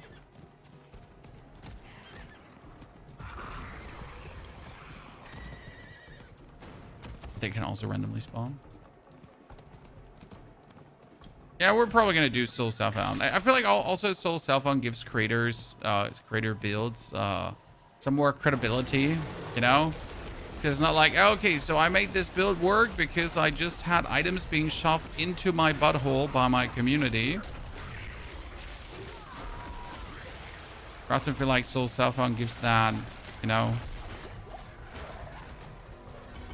another level. I mean, not everyone cares about that, so that's fine. Like, some people just want to see good builds. They don't care where the items for said builds come from.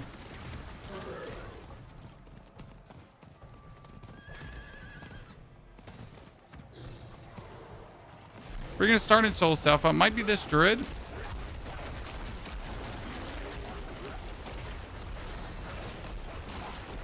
I mean, it's like from a leveling, it's working super nice.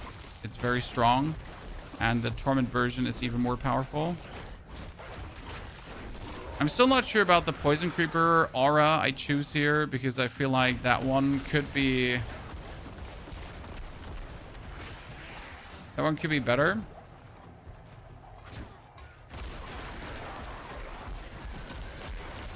We're gonna get invaded in a second. Thank you. Even though this corner of the map is not really worth it, because last time I went here, it spawned one maggot. You heard right, Chad. It spawned one maggot on me. It was the biggest robbery ever.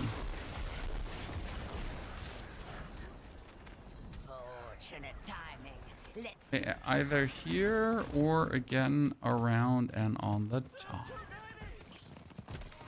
Nope. Then let's ride back. You want to open the challenge chest? I don't have a silent key. So no, I don't want to open a silent chest. Oh, what? Who? How? Where? I mean, like, seriously. Oh, he... Like the maggots of... the pangs of Duriel. A lot of damage if you don't pay attention. Much danger is very wow.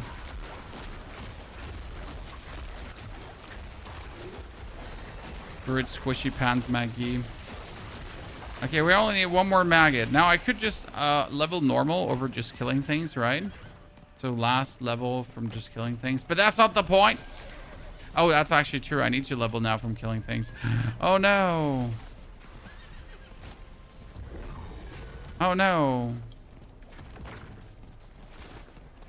Why do we now need to level from killing things like an animal? Because we die.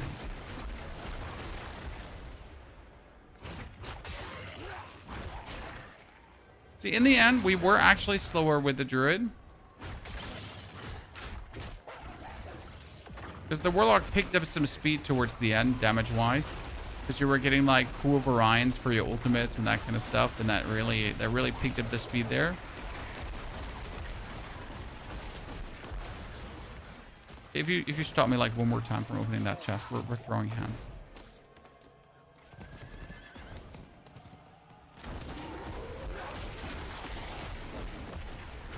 Silent chest opens for mobiles. No, the silent chest key unless that was altered.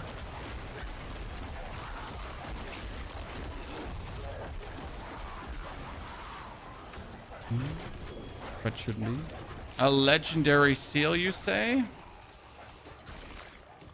Mom, look at me. I got a legendary seal. The One Piece.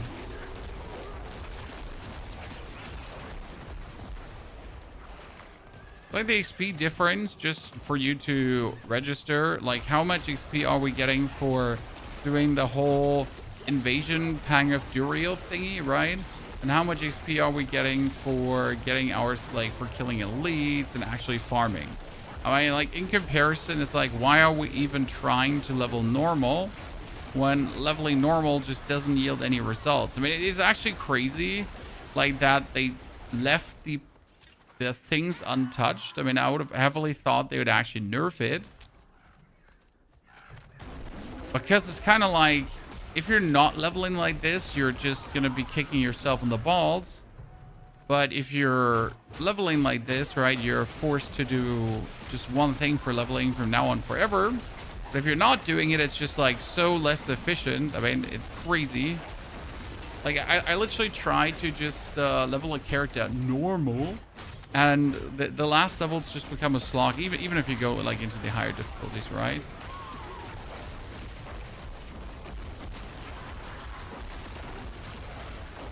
But it's really important in a 3-month season for content creation, yes. Also, you just got to consider, my friend, that people don't have limited gaming time. So anything that allows people to do something faster is usually welcome, because that means they can enjoy more of their limited gaming time than the end game content.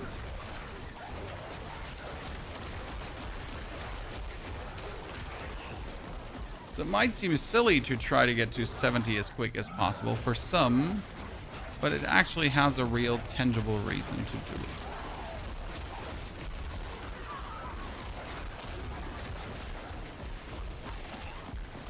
Okay, can we get invaded? Yeah, we can get invaded. I think it also makes like really sense to get your threat meter up for Torment, because then you could jump into Torment 1 technically and instantly have super Torment XP farm. Not even sure if you would have to jump into Torment 1 to make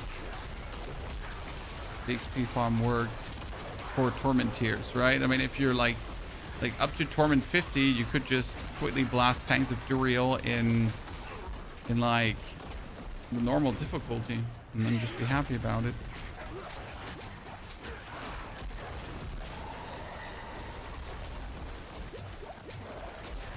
Okay, we got it up to where we wanted it. Try like Poison Creeper. It's the normal poison upgrade. Okay, we're at 2/3 again, chat. May the invasions begin. We wanted to end this with a Hellworm.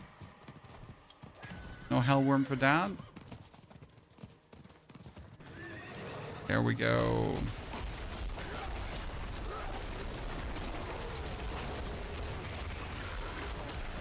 And we got it. Yeah, 132. Honestly, I died a few more times than I did with my Warlock. So I'll take that. Druid a bit squishier.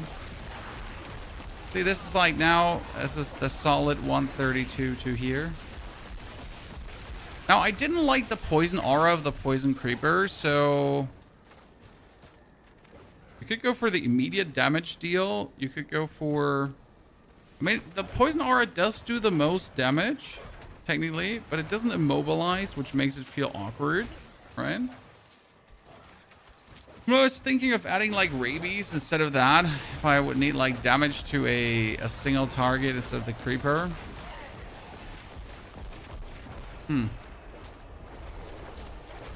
Is Hamadin going to be good in season 14? I'm not sure if Hamadin get any like reasonable buff.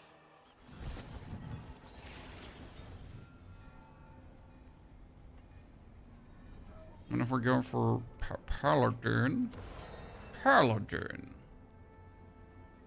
I mean, all the oath are being buffed, so if your paladin is actually playing an oath, right, then he slightly does more damage already, right? I mean, Zenith is getting a buff, Clash, Blessed Shield is going up, shield charges there, Heaven's Fury gets the cooldown reduced, the oath are going up, as we said.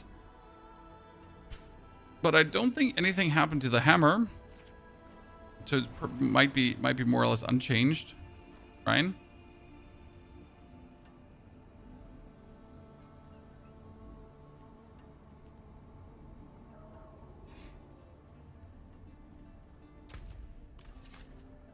So we are there. We get the whispers. So what would now change with the druid for this level? So the idea would be that you actually want to use Shred together with the Lightning Storm.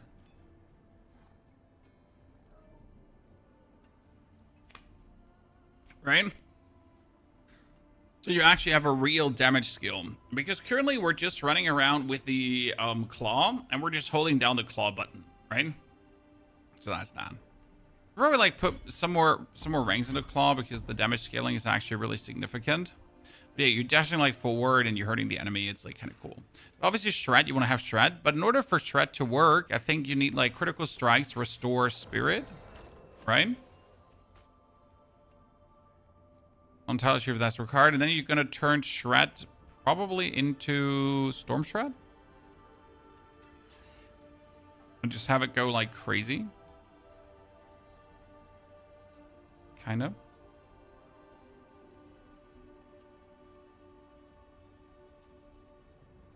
How are you today? Very well. Thank you for asking. I'm having a grand old time with Diablo 4. This is going to be like my Druid leveling build. I mean, we also wanted to see... So that was Druid today. We also wanted to do... Let's see. Test run can be deleted. So that was Lightning Shred. Diablo's killing itself right now. Give me a second.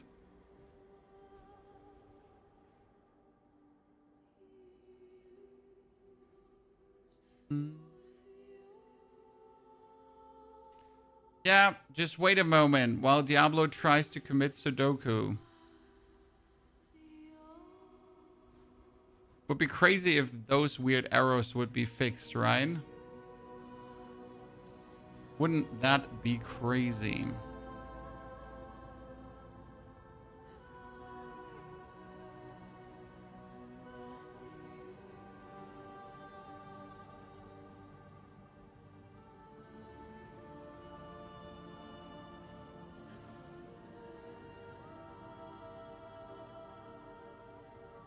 Okay, so we're gonna delete that one. Test run, and I want to run around with...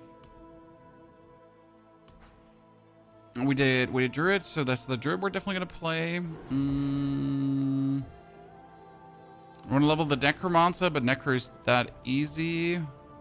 Barbarian, I had a level build for last season, but it was kind of inefficient. Let's do Paladin first because I really enjoyed the Paladin leveling. Paladin was really fun because that is going to be Zenith. Are you fully leveled this one as a...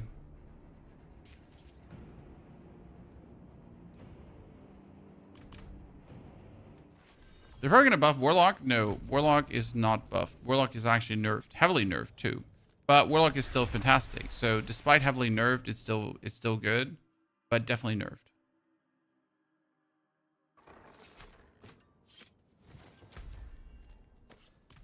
Okay, so It ought to be a sight indeed. a single Helltide. Well, it's a single Helltide with a like Grand XP Nightmare Dungeon, so that should actually level you up further forward.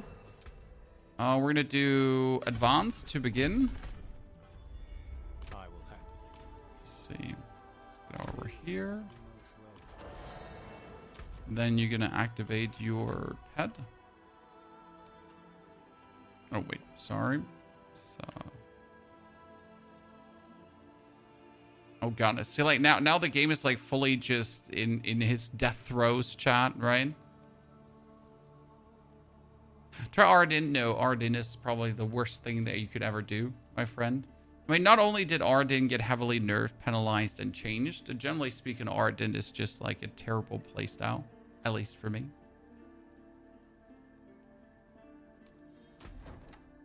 Great. Let's wait 20. That was, by the way, now we get a confirmation how long these weird ass lags last. 26 seconds, right? just a good old 26 seconds, little you know, blip in the road. This should be interesting.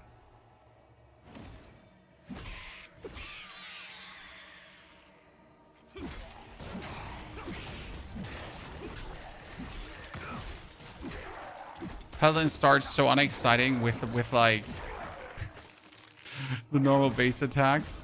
It seems so weird. This seems like Diablo 2 all over again when you have like really just the base attack on the Paladin, right? Because the Paladin base attacks are so unassuming, but once you actually get the interesting abilities, I'm gonna start doing.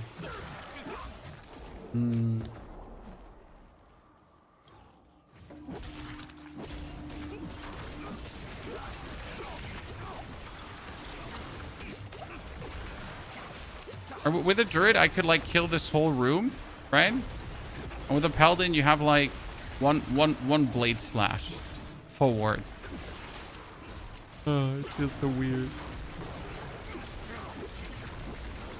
I mean, said blade slash does reasonable damage, but I wanted to now like make sure that all of these die.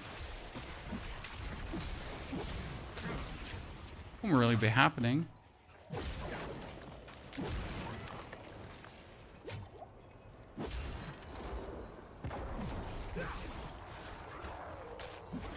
The worst part is probably I can't just attack in the empty air, right? So I need to actually attack an enemy. And why is that terrible? Because it doesn't allow me like to just slice in a direction.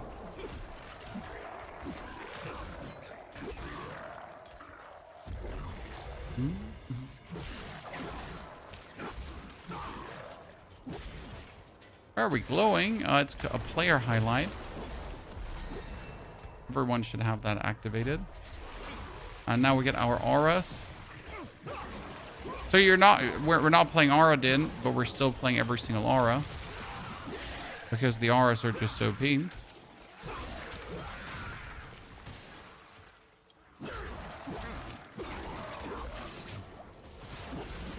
So like why would you not play your aura when it just kills things instantly?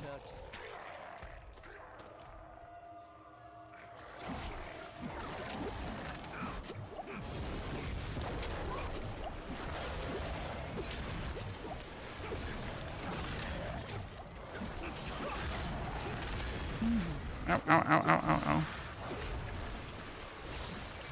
I'm running dirt with Rabies all the way up with Stormstrike with Lightning Storm, Ravens, Boulder, and Earthen Bulwark. It's a beast of a druid. Yes, Rabies is great.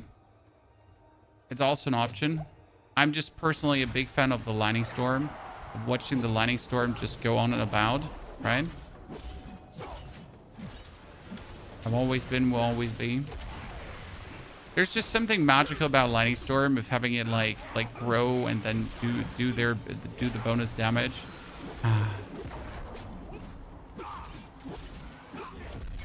Wish there was like more ways to actually play Lightning Storm to make it feel like really good, right?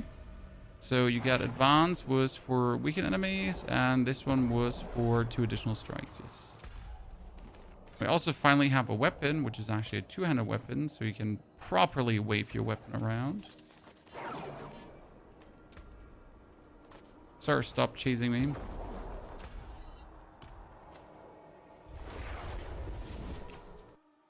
I like the animations in Diablo. Well, that seems like a personal preference.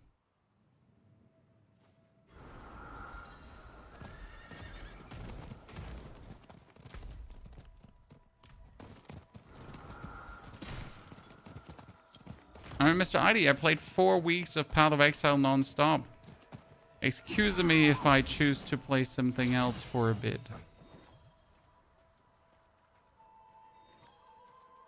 It's called diversity.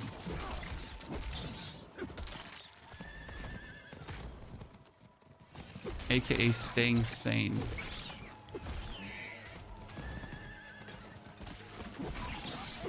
So our next points are now going to get spent to get all the other auras.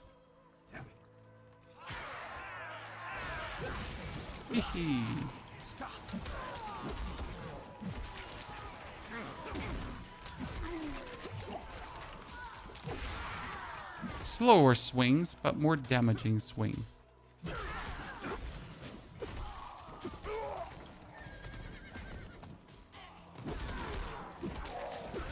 What do we start with? 350, right? Yeah. PoE could get Diablo cinematics. Well, the problem with PoE and Diablo cinematics is that you would require a story first and foremost. I mean, there's a story in Path of Exile, don't get me wrong, but it's not really being told. But I actually know the story of Diablo, right, in and out, even without being a story aficionado. About Path of Exile, I just know absolutely not a single thing. And I wish it was different because, you know, kind of would like to know the story. Nope. I know absolutely nothing. Next to nothing.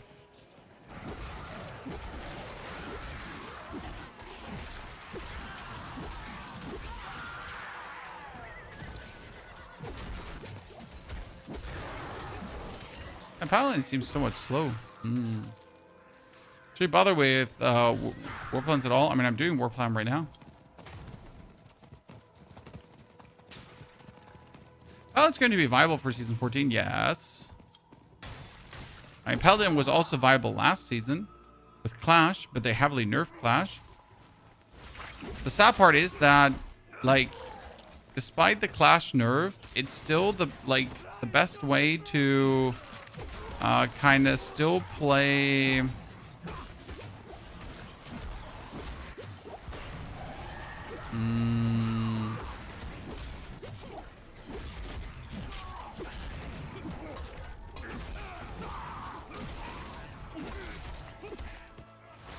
To still play is using Castle. Castle's your ultimate.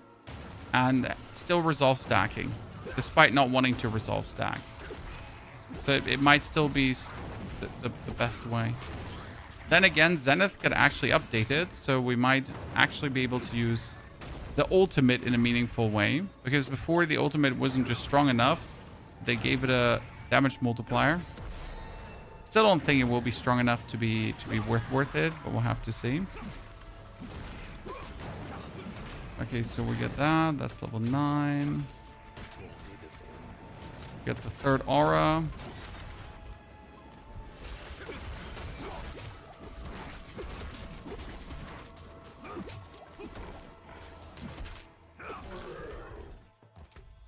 All 3 auras in one place. Finally.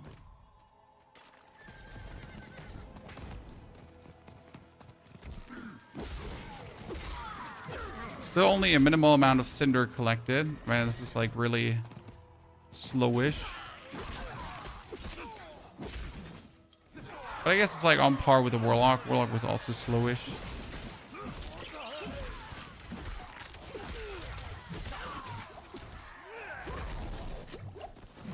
At least I got an in-between laser beam that I can use.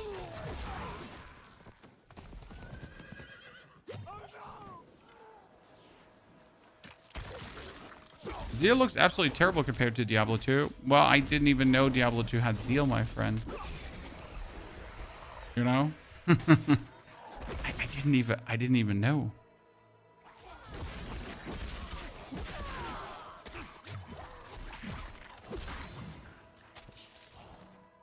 Paladins from Diablo 2. Yeah, I mean, I assumed, but I never played Paladin in Diablo 2, I think. I played Druid and Necro. Yeah. I really never bothered with the other classes, I'll have to say.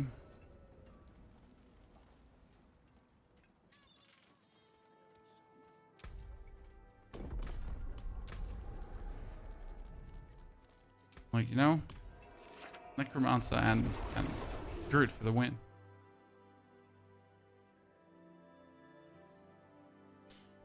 The only Paladin I know before Diablo 4 was the Crusader from Diablo 3.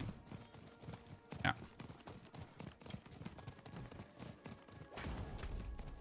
But even that wasn't like a lot of no-no. Would I die if I now face anything?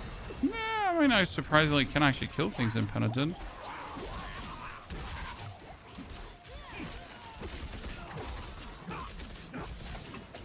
Huh.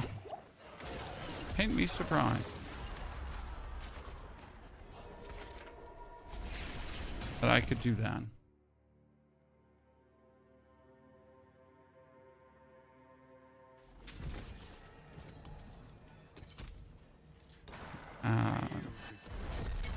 Many more to come.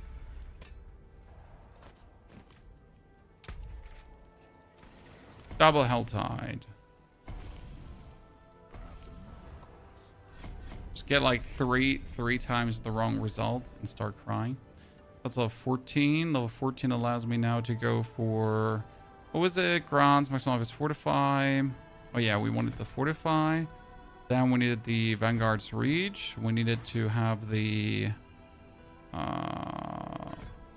you were weakening enemies. That was there. We got the maximum resource. This one was for more lasering. I think we played also Rally. If I'm not mistaken. Did we play Rally? Or did we go for Falling? No, we went for Falling Star to move a bit faster around. I remember. Mainlander, what brings you?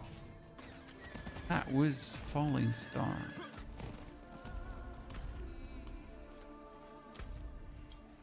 So I could zip zoom quicker left, right, and center.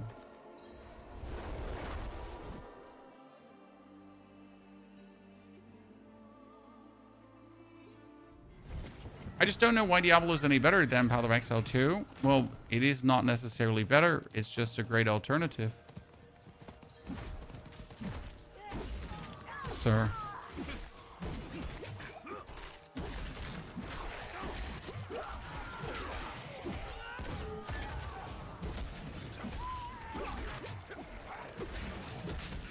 And options are always fantastic. Did the new season start? The new season is starting on Tuesday, and we're pretty much just having some pre-season fun, trying out different level variants of things that I want to pretty much play. Thinking about like what endgame builds is going to be. So the thing, like, this is going to determine what I start with, because like, again, for Paladin, it's going to be Zeal. Zeal is going to be strong. It's definitely Torment 10 without a problem. Torment 12 as well. I'm just not sure how good Zeal is going to be for Torment 12 Mephisto, because that's what, like, Zeal itself could be struggling with.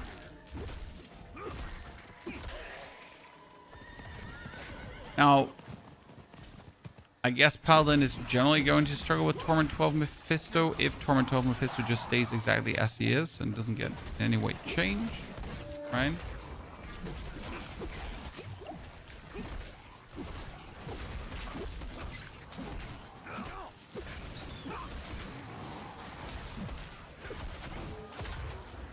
Not sure how like strong Clash, for example, will come out on top.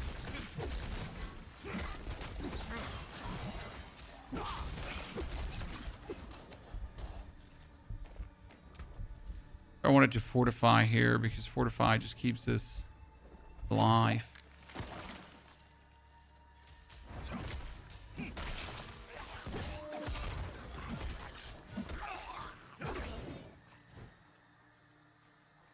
Cinematic and story-wise, Diablo has always been a staple for story. I mean, you might not like it. It's definitely something. How they developed some characters, but that's personal.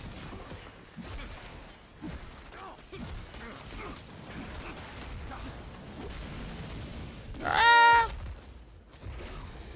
Haters! Haters! Haters!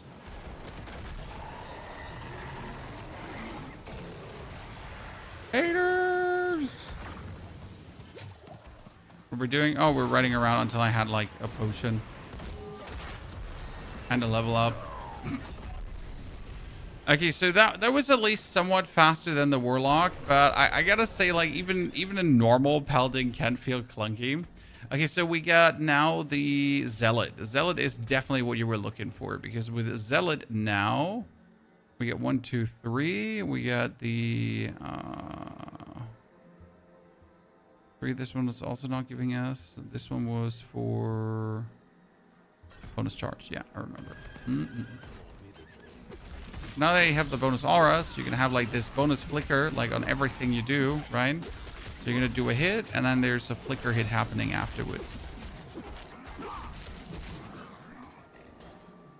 And you're essentially going to like flicker, flicker, flicker, flicker, flicker, flicker. The beauty. Why not just temper HP on gear so you don't die? I mean, first and foremost, you wouldn't have the materials. Second and most important, you don't have a single rare item at this point.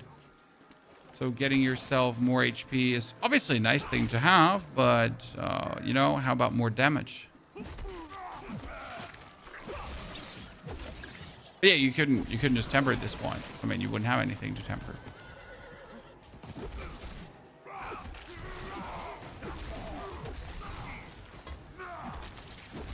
This is the new league you're playing? No, sir, but we're preparing for the new league. We're essentially playing without our 13 bonus skill points, aka we're playing as if we have shit. And that's an interesting experience, as always.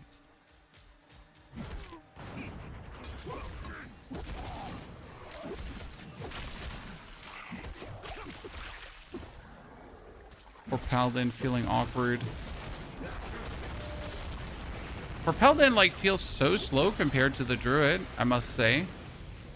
Right? But literally, the only problem Druid had is spirit-wise in the beginning. But as soon as that's 15, it's, like, kind of changed.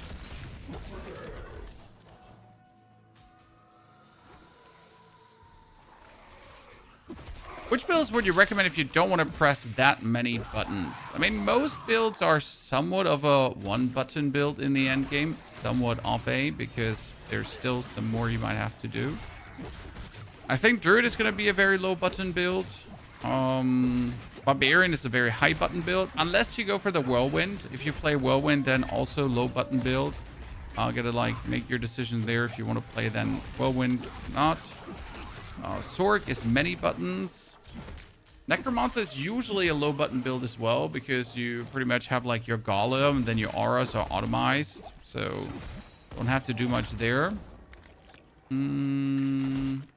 Spiritborn is, well, it's technically a low button build, but you gotta actually press quite some buttons to make the low buttoning work, right? You gotta get it online first, and then you just to maintain your cooldowns.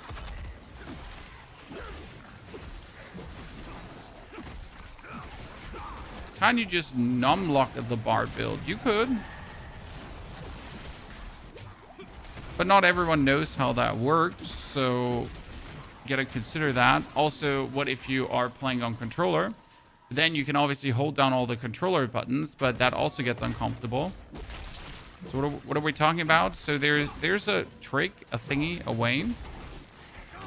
How with a barbarian, and I don't actually know how exactly. See, like I know that the numlock trick works, Squidget, but I don't myself know how to set it up. But you can pretty much set your skills to numlock, and then instead of having to trigger them, it's like gonna be like a numlock hold, right? It's gonna not be toggle. It's gonna be like hold. And that's automatically going to then cast set skills whenever they're available.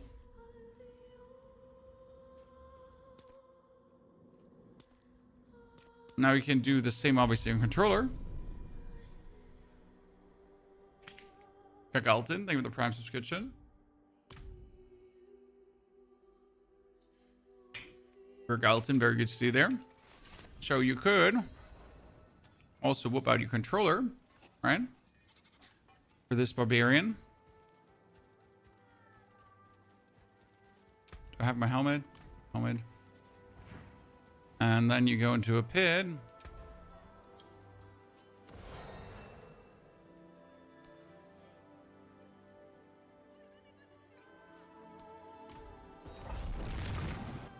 But instead of playing, you just hold down all your buttons. So why would you play, right? So that was dash, right? Pick that up. So you just hold down all your buttons here right now. Right? Now you could do the same with numlock.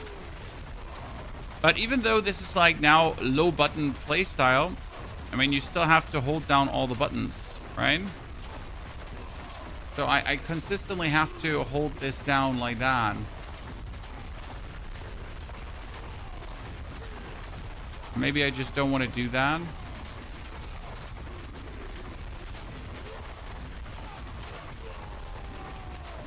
I mean, it's simple once you have it, like, right? You just migrate forward. You can't send the sound of this build. Well, maybe you could turn the in-game sounds down, off, something. Play some music. But yeah, that's like, you can do the same with numlock if you then know how to set it up. But again, I don't even know how to set it up, right? Because I never bothered. An RX 9070 XT. I have an RX 9070 XP, and I think it's absolutely worth it to buy. It is a fantastic piece of hardware.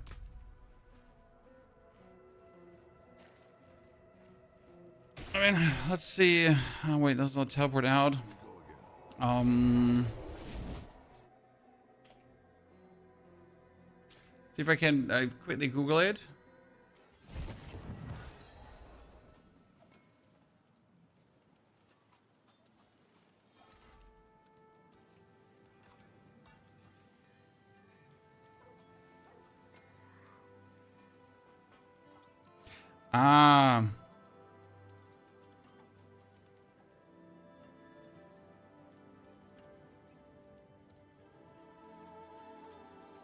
So the way it works is, and I hate that you had to do this, you assign your skills to numlock keys. Okay. So you got your keypad, right? You're gonna put keys on there, like so 1, 2, 3, and there. Then you activate numlock, hold down set keys, and then you deactivate numlock, and then it's locked in. As it seems. Yeah. The problem is my keyboard doesn't even have a, like, here. I don't even have, like, you know. I don't have a keypad. It's a TKL keyboard. So I cannot do this. Thoughts on Spiritborn or Warlock? Well, so let's pull out the notepad here quickly. So we got what do we have? A Warlock. I mean, you have Direct Claws. You got Apocalypse still. Weaker. You got Lunatic. Stronger. Right? So these should still work. Also, Titan's Grasp should work. And yeah, actually Titan's Grasp should work. Titan's Grasp. But none of these is like a level build. So probably Dreadclaws is level and end. That's what I would currently do. And then for Spiritborn, you got Poison. Slightly weaker. And mobility down. Right?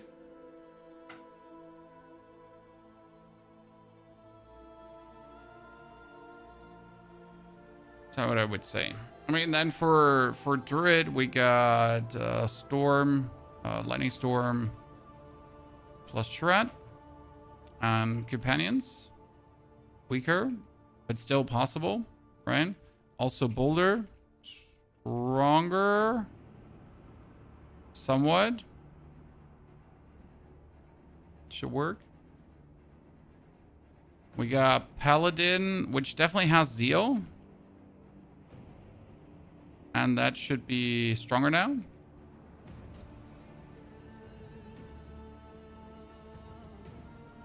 Clash should still function, but obviously weaker. But it should still function because you're getting a 16 times resolve multiplier, so you're stuck at 16 resolves, right? So before you were having like 52 resolve stacks times 8%, and that was like 400% damage multiplier. Now you're having 16 resolve stacks times 8%, so that's 128. I mean, yeah, it's a loss in damage, ta-da, of 300%, but you should still go up to the hundreds, right? I think the biggest problem is not even going to be this. The biggest problem for Paladin is going to be... I'll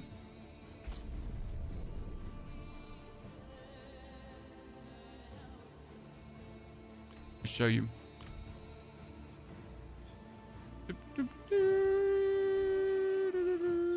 So, what do we have? We have not only Clash being nerfed.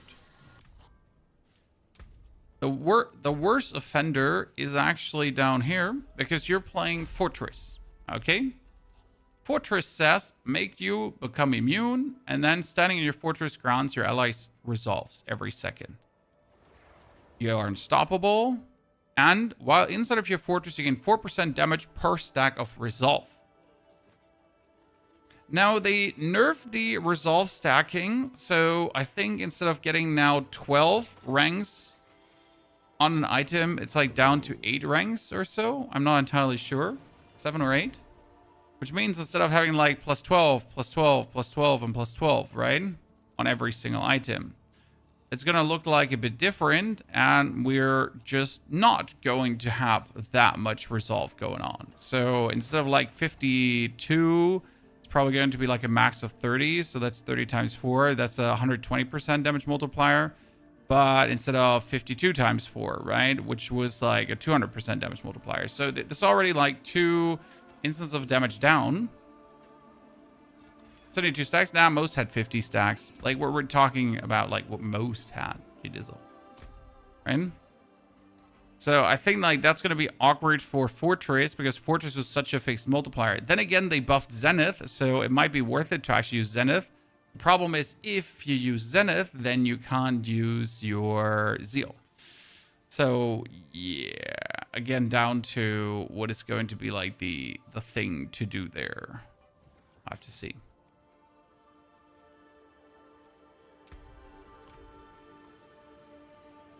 But it should still function. I'm still like looking forward to this. I mean, for Necromancer, we got Bloodwave and Golem / Minion Necro. I mean, we probably have AOTD Necro as well, but so Necro has lost so much damage. It's like Necromancer is like really the one that gets hit the worst of all the classes from the overpower. It's crazy how much that kicked in their face. Because in the patch notes, like, we have the Banished Lord's Talisman get nerfed. We have Red Blessing get nerfed. Like, everything down. So stacking overpower is, like, really not that profitable anymore. Which might at least open up a bit more build freedom. As, like, before it was really down to... I mean, you could only play Red Blessing and Banished Lords, and now you can at least play other stuff. Wasn't the 12 resolve on items unintended? Yes, it was, Derek. It doesn't change the fact that it was great. Necros should be Bone Spirit with Litless and Cold Varine for Soul Rift. I mean, not impossible what you're saying. The problem is that build is also, like... The Varine was playing here we were playing Red Blessing, and on top of Red Blessing you were playing the Banished Lord's Talisman, so you are actually significantly weaker, right? I mean, this goes down to 10%, and if you then have it here, it's like 8 or 6% or 7, and Red Blessing is going down to 3 instead of 4 maximum overpower stacks, or 2. So yeah, you're gonna get less maximum overpower stacks easy, and their nerfed title as well, right? Let me double check. Title was getting nerfed as well. Title aspect is down from 2 to 4 to 1 to 3, so that's like 6 maximum. And then Red Blessing is going down to 4 to 2, so that's plus 8. That brings you to 12. And Banished Lords in itself does also do less damage now, right? So there's so much lost.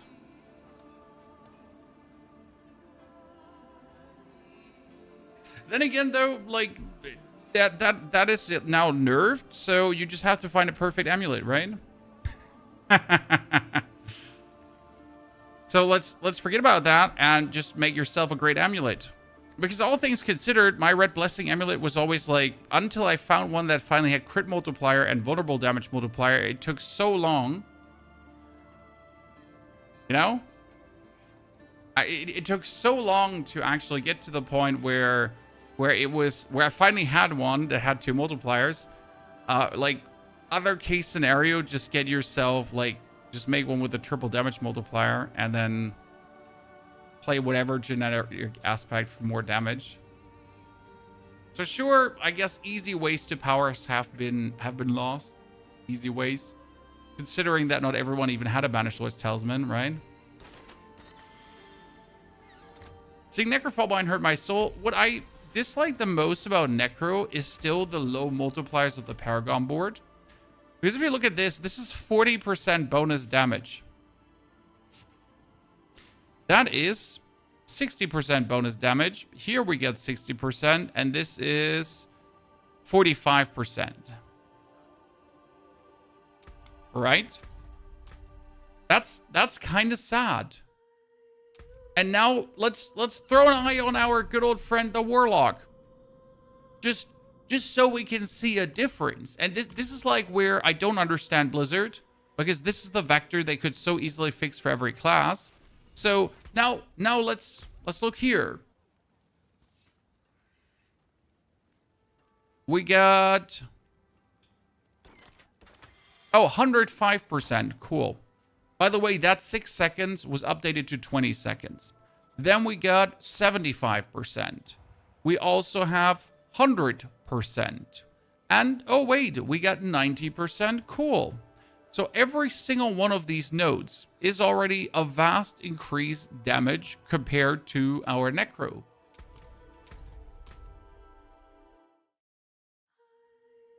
Now you're going to say that's only because Warlock is the new class, right? Surely other classes would equally fall behind. And to be honest, some of them are, right? But I feel like the Paragon nodes are probably the least inconclusive one between classes, right? Some characters are getting so much power from Paragon boards while others not. I mean, what do we got here on? We get 70% more from Thunderstruck, 70% more for Earth Skills. You got that weird 45 plus 25, so another 70 for Werewolf Skills. The heightened malice stacking. We got Constricting Tendrils. I mean, Druid is definitely the same boat, generally speaking, in my opinion, as Necromancer, right? It's like damage on Tuesdays paired with low multipliers. It just doesn't feel that fair. For Peregrine, I believe for Bone Spirit, it should be Bone Graft. My problem with Bone Spirit is, on the Necro, that as much as I like the Bone Spirit build, and I have been having like a good time with it, I could never recommend this as someone for... as a starter. I mean, it's a highly super mobile, fun, powerful build, right? So you have like this, right? And you have your boat spirits going on, and you like just can fly through the level, and then you find enemies, and they just die to your bone spirits, right? It's like super fun. The problem is that it's not a starter, right? It's not something you begin this season with. I mean, you would level with minions and then potentially work into this build, I reckon.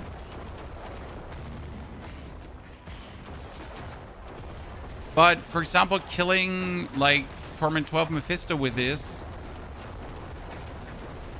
was possible, but was a pain.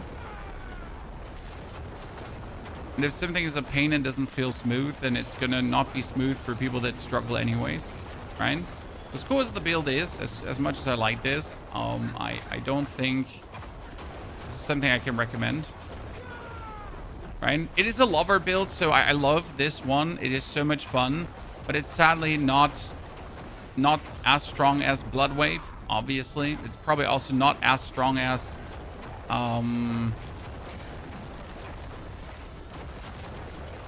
Minions. So yeah. You're straight ass. I highly disagree. But Necro needs way more love. I mean, even with this rework, Necro still feels like, if you compare it to Warlock, as if like an intern made Necro from the begin, right?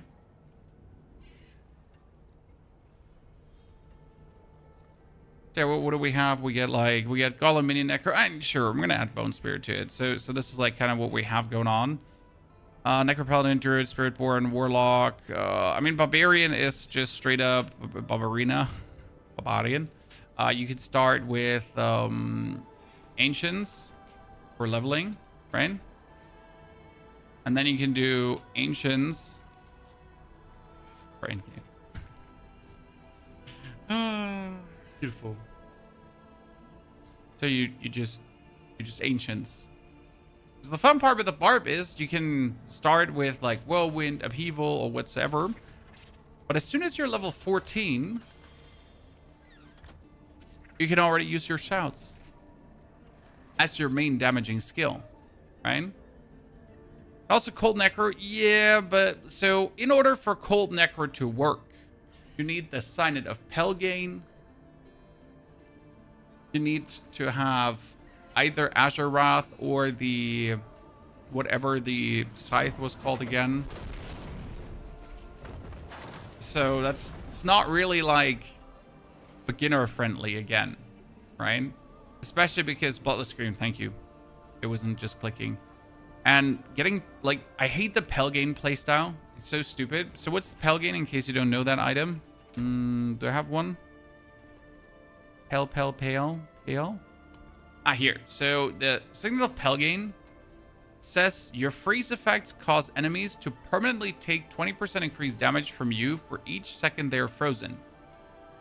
And these builds, now you suddenly start tempering. You know what you start tempering, Chan? You want to know what you start tempering? And explain that to people. You're going to start tempering crowd control duration.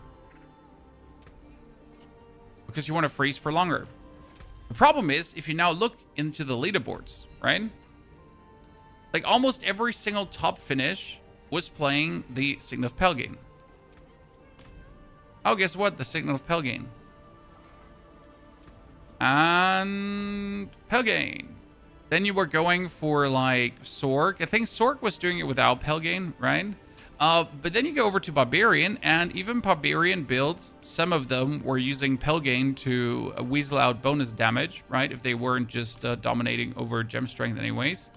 Then you went over to Rogue, and I think I've seen Rogues also play Pelgain already. Then you had Druids that were even trying to somehow get it into their build.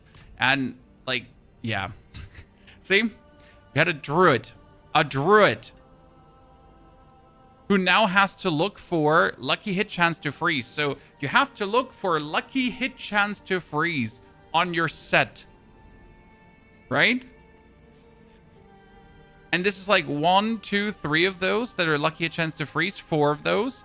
And only if you have that lucky hit chance to freeze on multiple items, right? Then you could equip that random Signet of Pelgain.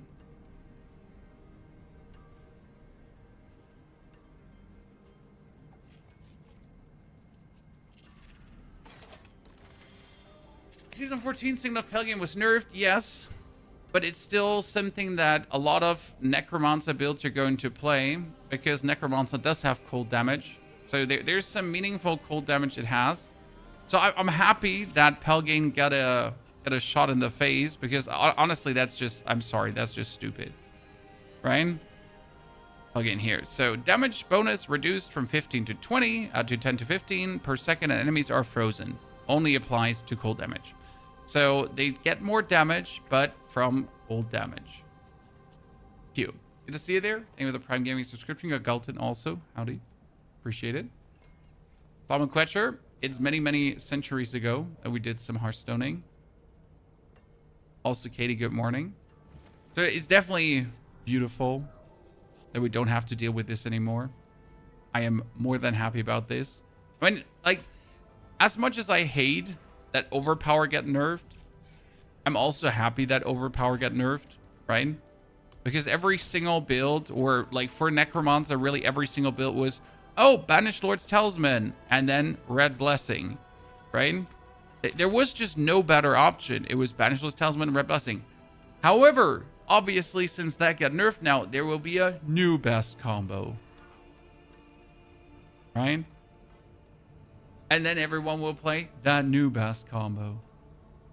I just dislike if there's a certain unique combo that just really absolutely overshadows everything.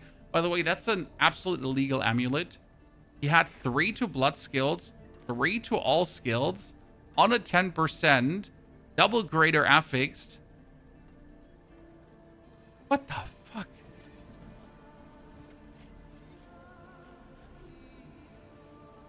That's a hella illegal, like, Red Blessing. Jesus Christ. Sam, right? Yeah. No, he had just a critical strike damage multiplier 1. Jesus. Yeah, so Necro has some interesting stuff going on. We like Druid, Paladin, Necro, Barb. Barb is Ancients for me. I know Barb has different builds, right? But just not for me.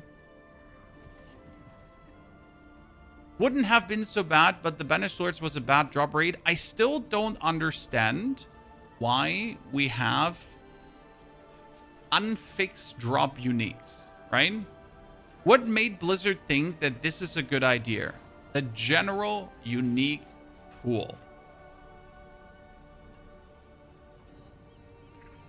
I just don't understand. I'm sorry. It just makes no sense to me.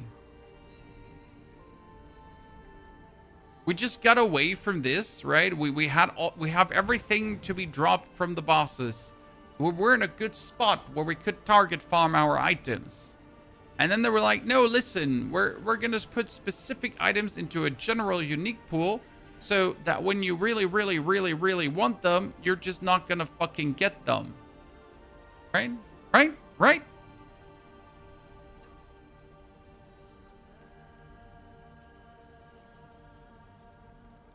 And you're just like, okay, sure, but why? Like, I want to have the Banished Lord's Talisman, so I'm either going to now hog the cube like crazy, or I'm going to start yelling at the screen.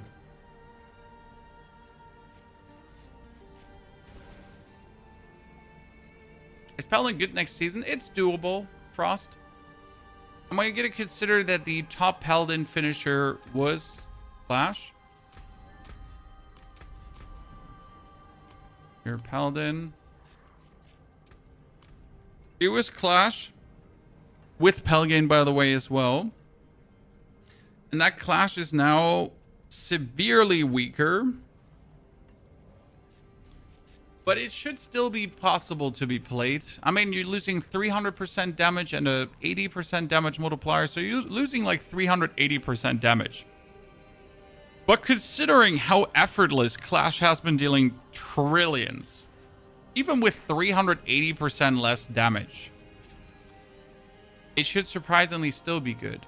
Especially since the Shard of Rathiel can drop in Mythic, right? So then that 100% Shard of Rathiel is like a 130%. The Mantle that gives us 6% bonus damage per is going to 6.1.3 is going to like 8% bonus damage if it's rounded up. And the Pain Gorger's Gauntlet 125 is also going to be 150 something. So you're kind of losing damage, but you're gaining damage. Right? What I just worry about is survival a bit. Because they're like they took the resolve stacks out. And let's be fair, how did we get tanky?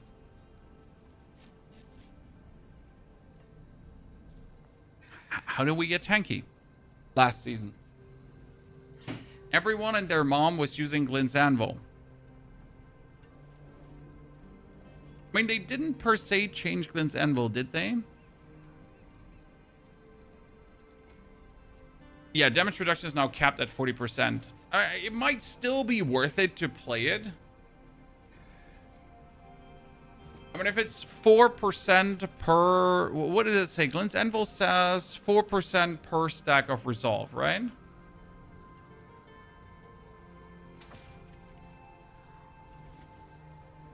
So you're just going to get yourself 10 stacks of resolve.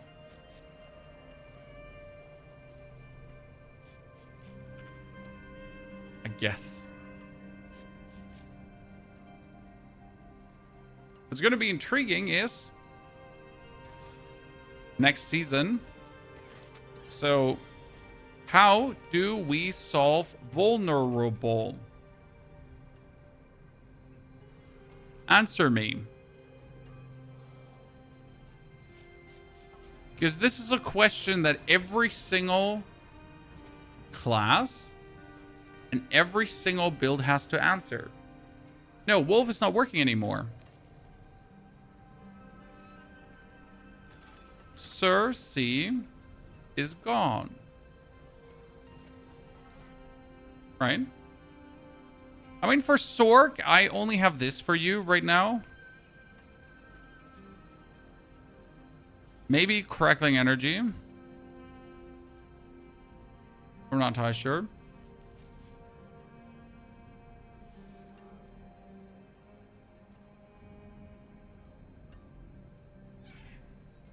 Exploit Glyph has never been good.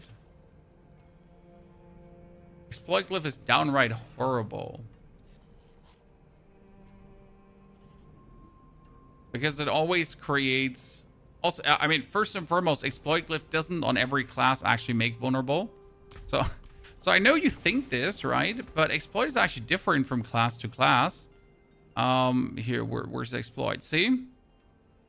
Exploit for Necromancer does not make vulnerable. It just does not.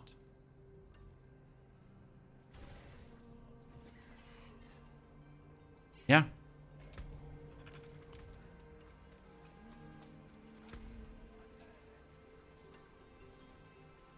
I think can like which items can all roll lucky hit to make vulnerable?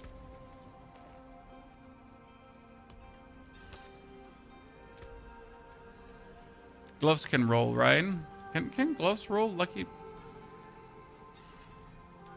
Can gloves not roll lucky hit to make lucky? Gloves cannot roll lucky hit to make vulnerable. Ring?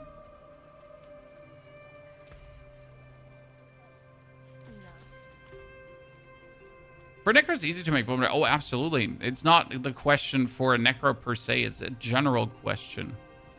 Right? Okay, you cannot roll this. Can you not roll Lucky Hit to vulnerable anymore?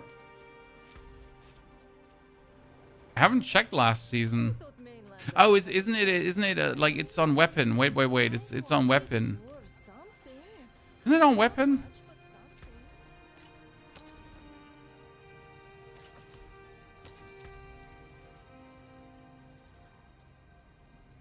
No, it moved somewhere. Temper maybe, or was it a temper? Like I remember seeing it, but I don't remember where I saw it. Yeah, lucky hit chance to lightning, physical, weaken, vulnerable. It was a temper. You're right. Thank you for reminding me. Might see builds move away from vulnerable altogether, skip the free 25 and stack crit and all damage? No, that would be the dumbest thing ever. You cannot skip vulnerable. It's too big of a multiplier to leave on the road.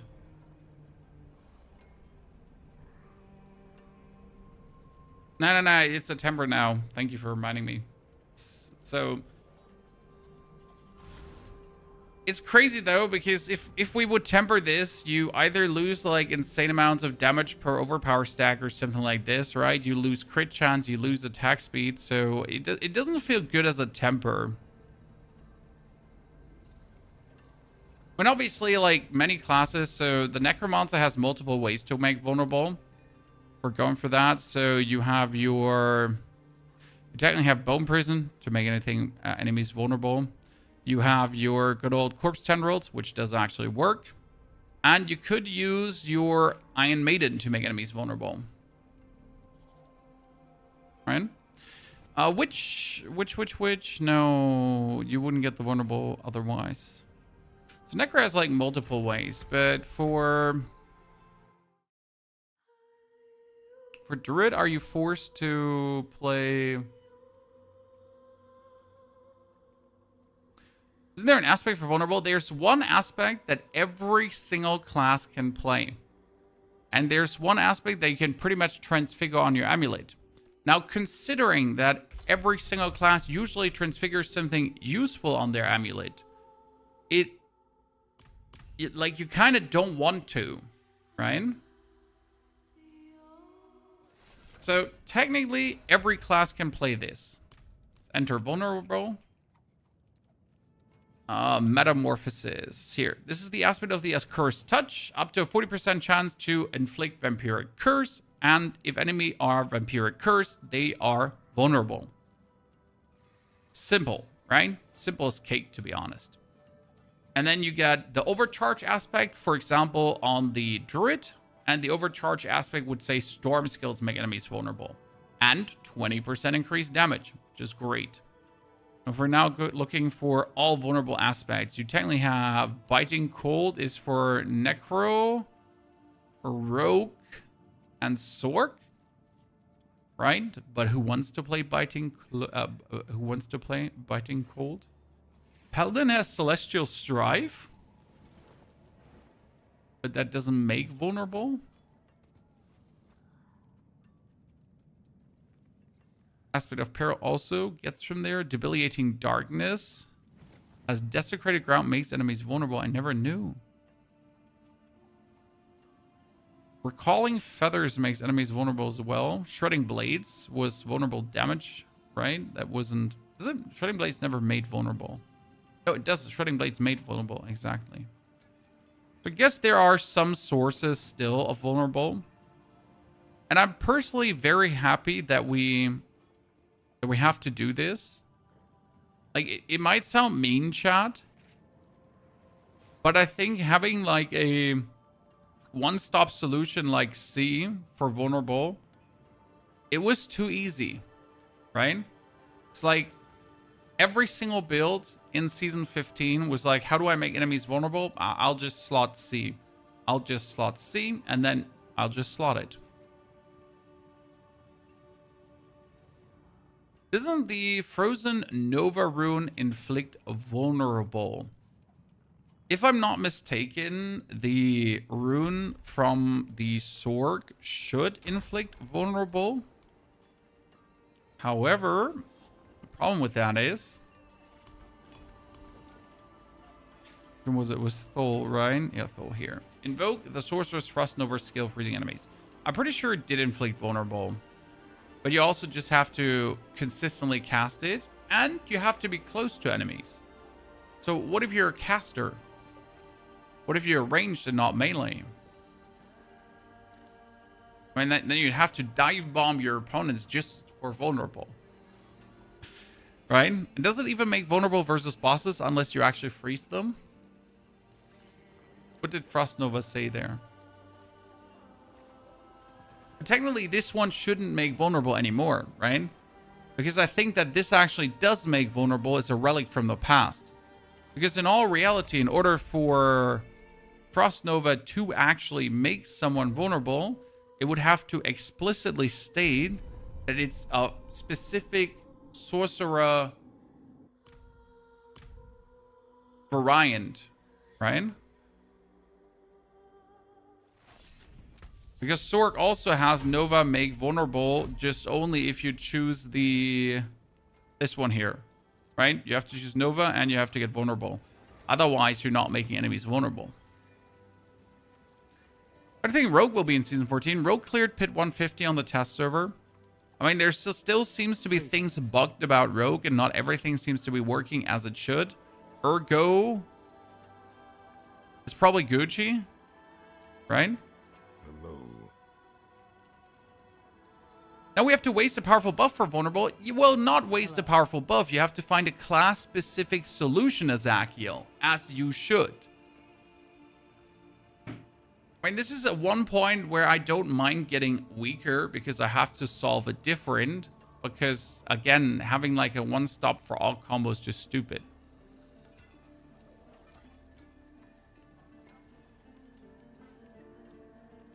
Is Wyvern combo charges with heavy stun buildup and armor break still good, viable? Ironman, there are better ways to make charges now. So you don't have to go for the heavy stun buildup that was like 04. Should look at the new 05 Wyverns. The fire. What about Aspect of a Cursed Touch? Aspect of a Cursed Touch is exactly what we're talking about. That you can use a Cursed Touch. But if I now was using a Cursed Touch on my Necro, on my Sorg, for example, I would have to transfigure it on. So currently I have lightning damage has up to a 41% chance to stun enemies for 1.5 seconds, right? And if I then wanted to now play a Cursed Touch on this character, I'd have to go for Amulet, then Transfigure together with the Kulian Tuning Prisms, right? And I'd have to roll until I maybe see a Cursed Touch, right? Which could take like 1, 2, that's a Cursed Touch, ta-da, vulnerable.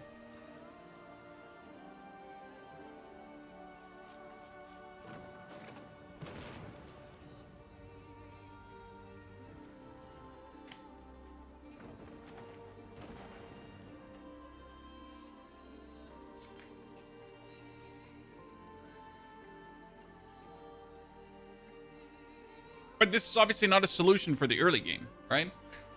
I mean, in the early game, you're probably going to just put it on your boots, I'd say. As soon as I get a Cursed Touch on any build, I'm just going to enchant it on the boots or pants and then just have a Cursed Touch going on. It's definitely an easy solution and should be doing well. What I really wonder is how well Apocalypse Warlock is going to perform with all the Apocalypse nerfs. Definitely something I'd like to see. Now we got Rogue. Rogue was Twisting Blades, Flurry, still DT, and that's all I know about Rogue. Who are missing? We got, I think we get them all, right? We got Warlock, Spiritborn, Druid, Paladin, Necro, Barb, Sorg, Rogue. I feel like I'm missing one, and that one is crying in a corner right now.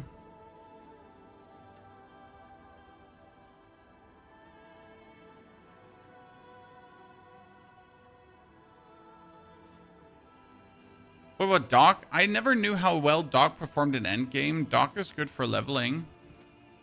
And will always be good for leveling. Lunatic was just better and more fun, to be honest. No point in APOC. I mean, my favorite build is still the Tiny's Grasp on the Warlock.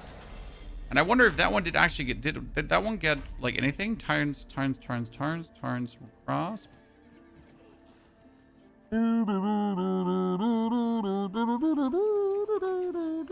No, Tarn's Grasp didn't get anything. I mean, the Hackathon Chasm is now giving you ranks to Tarn's Grasp, which is interesting because if we look for the Hackathon now, Hackathon, that one was 120% damage to Titan's Grasp, and Titan's Grasp summons additional demonic hands. If you get this in Mythic, right, it's going to be 160% almost, which is great if you think about it, right? And on top, they buffed the set that I've been using because on Warlock, we've been using the set with sadism. Oh, no, not demon form. We're using the demon form set.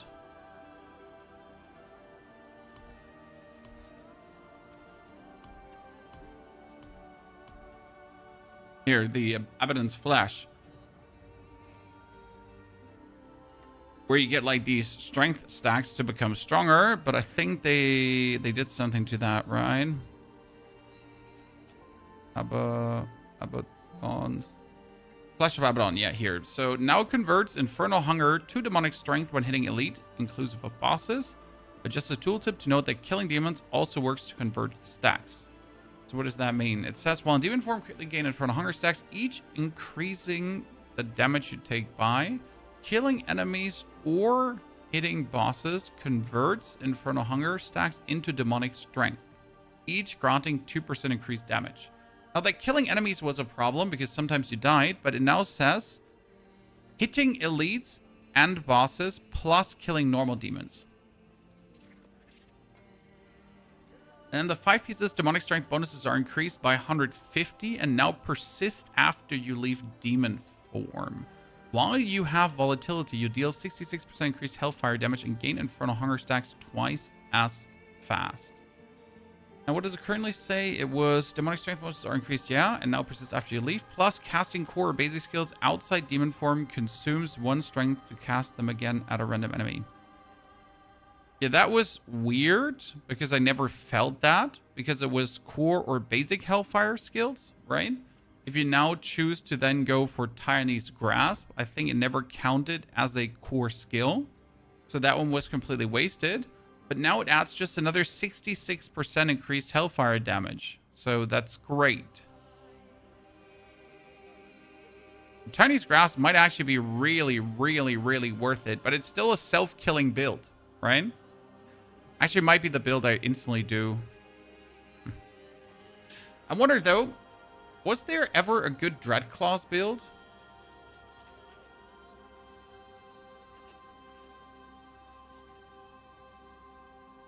Because I've yet to see, like, a good Dreadclaws build from Diablo. Like a really, really, really, really, really good one.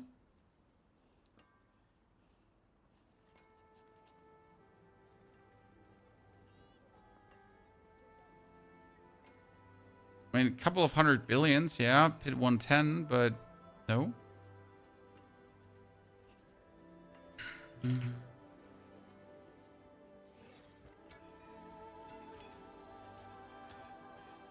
I've never seen like one that was baffling.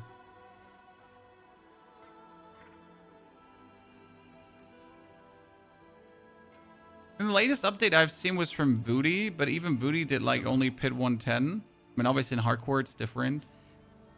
Yeah, I never saw an insane Dreadclaws build. It convinced me. May the light show you mercy. Yeah, Dreadclaws fell off the higher you went, basically. I felt that. I mean, it's not a terrible skill, but I kind of never vibe with me. It might also be that the set bonus was just bad because the Abyssal set wasn't like now completely terrible. But it was like enemies within Shadow Form areas are dominated, and then you had the 350% bonus damage while you have Shadow Form, right? And dominated enemies take like 450% bonus damage. It was like, unless you had the 5 set pieces, you did nothing. And the problem was that the Seed of Horizon was just better. Because it was a 30% increased damage per active demon, right? Greater demon. And then you just had a tons of active greater demons plus the other bonuses. And you get the 200% increased damage because of all soul shard demons, right?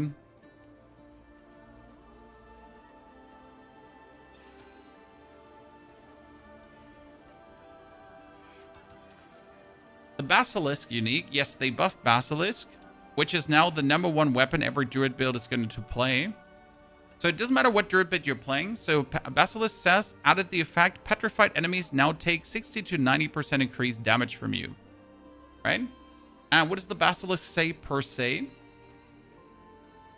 So wait, first and foremost, the Basilisk cast here now gets critical strike damage, multiplier, and weapon damage, which is insane. Like that's just amazing. And then petrified enemies take more damage. Now, the thing is that Druid has two things. So we get Basilisk here. So Basilisk says, petrified enemies have a 100% increased chance to be critically struck. Okay, so you have fixed critical strike high versus them.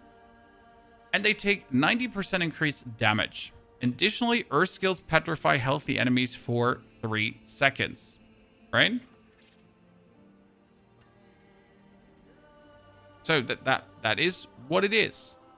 If you now play a Boulder Druid, you would obviously petrify enemies, right? So we have been last season playing, this is my Druid, right? This is my Boulder Druid.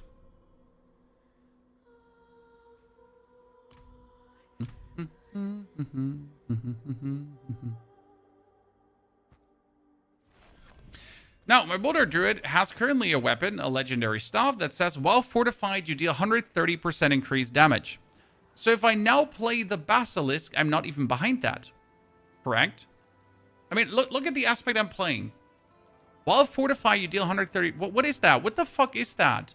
What is that, chat? What is this?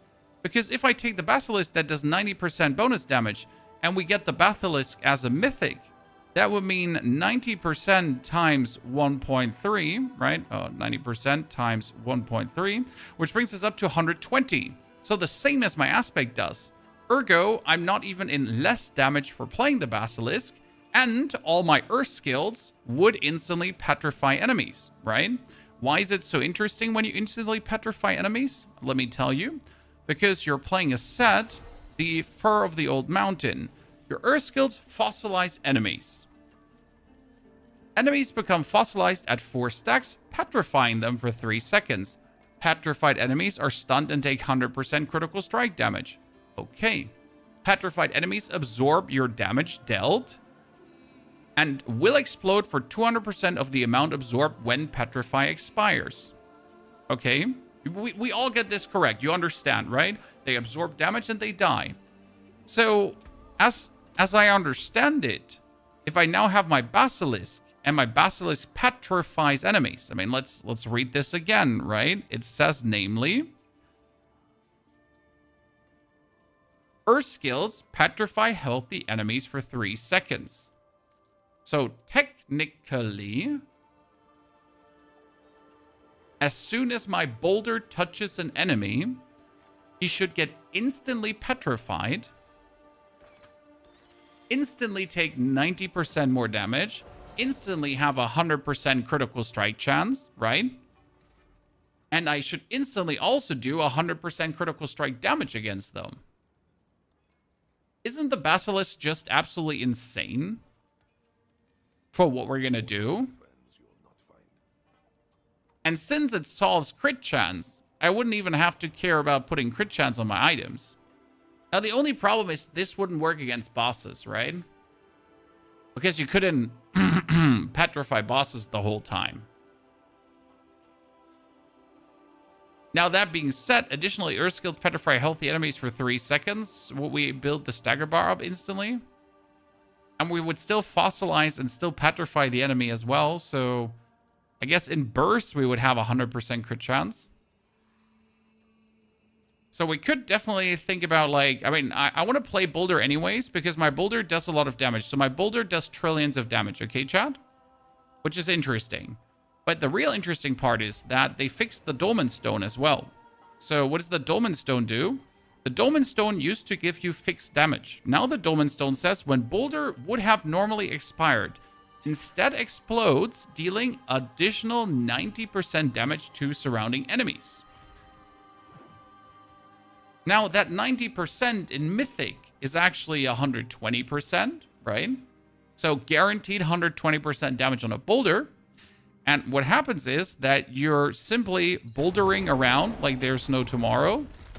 And every boulder you then create above is going to explode and explode and explode and explode, right? And that explosion is going to do 120% damage.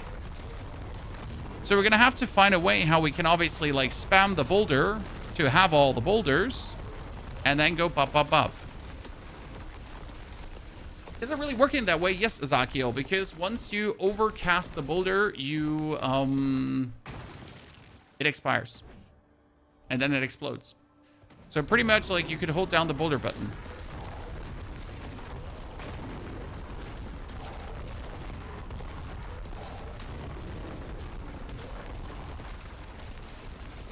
I don't have a Dolmen Stone right now, correct? Because we never played it. Yeah, sadly I don't have a Dolmen Stone to show you. So we get Penitent, Crown, T-Bolts. Not a Dolmen Stone. Is Solo Self-On coming with Season 14? Is that true?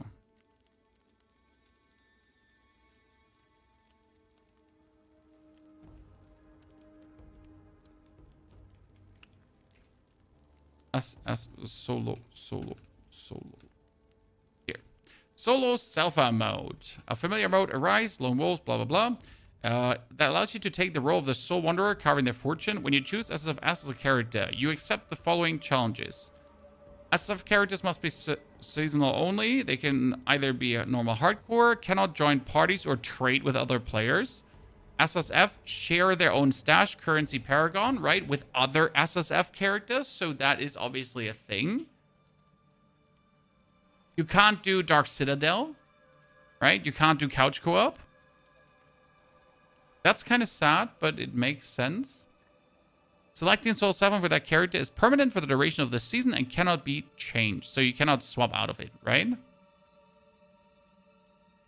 And the Fearless Soul adopting this mode will enjoy solo Self-On only tower leaderboards to show off their true solo prowess.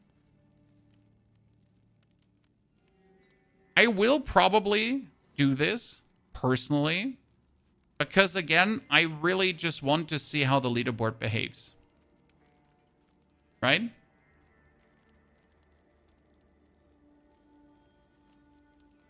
Solo Self-On, but not in world bosses. Well, Solo Self-On only says you cannot join parties.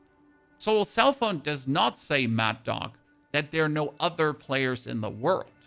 Right? I could still go into a Helltide and meet another player there, and he walks next to me while I walk next to him, and I would be getting the bonus XP probably for another player being close to me. So despite not being able to join parties, you could still profit from others being around you, right? Oh, by the way, I think I found a possible Dreadclaw endgame build. Yeah, this is the only one I've found, but like this was also just Torment 10, right? And this was also like Pit 100. I really like they're just simply not seem to be Dreadclaws as an absolute ultra in the end, right? It seemed to be like highly limited. So yeah, I'll personally I'm definitely considering Solo Self-Found because it just seems like it, right? And I don't know how you're feeling. Do you think Shred Druid can make the staff work? So Shred Druid for the Petrify staff. I mean, the problem is, so if you play Shred Druid, I think you want to play the Storm set. You usually don't want to play Old Mountain, right? Because it also says your Earth skills fossilize enemies, right? Your Earth skills fossilize enemies. So in order for you to use the Basilisk, you would have to somehow get your Shred to be an Earth skill. Now, I know you can make Storm Shred a storm skill, but I don't think you can make it an earth skill in any way, because there's not a single shred aspect as far as I'm aware, right? There's nothing shred wise out there. I know there are shred uniques, but yeah, I just don't see how shred could make use of the basilisk personally. Then again, does shred even need it? Because let me see.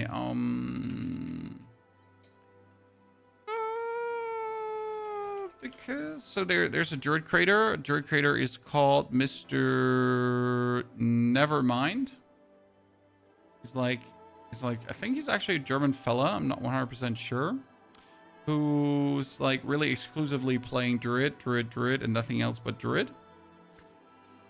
And if we're looking for the shred build he put out, it's using the Agile Rousel actually as a weapon to have this bonus explosion happening from frozen enemies, which is actually really strong.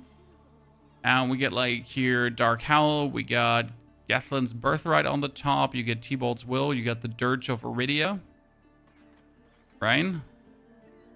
And you get the Malefic Crescent. And if his Dire Totem, so you can turn Grisly Rage into a werewolf skill to turn into a Dire Werewolf instead of that. But yeah, I just don't see how that could be.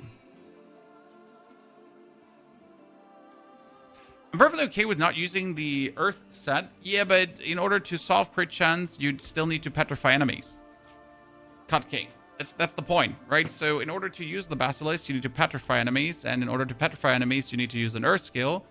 And it only petrifies healthy enemies, so you would have to pretty much start with an Earth skill to then be able to use your Shred.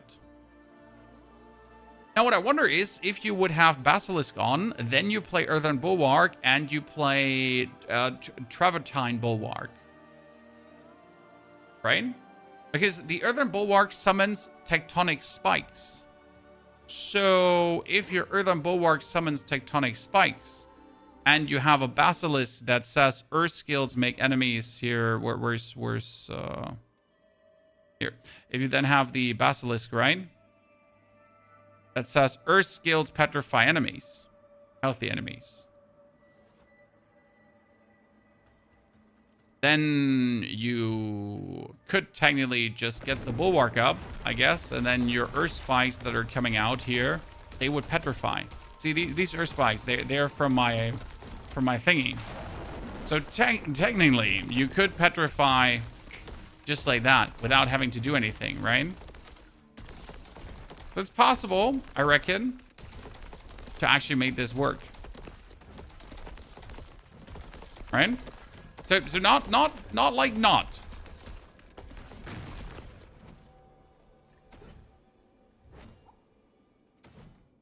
There's a rune that petrifies too, that's true. There's a rune that petrifies too, but it has a Stark trigger.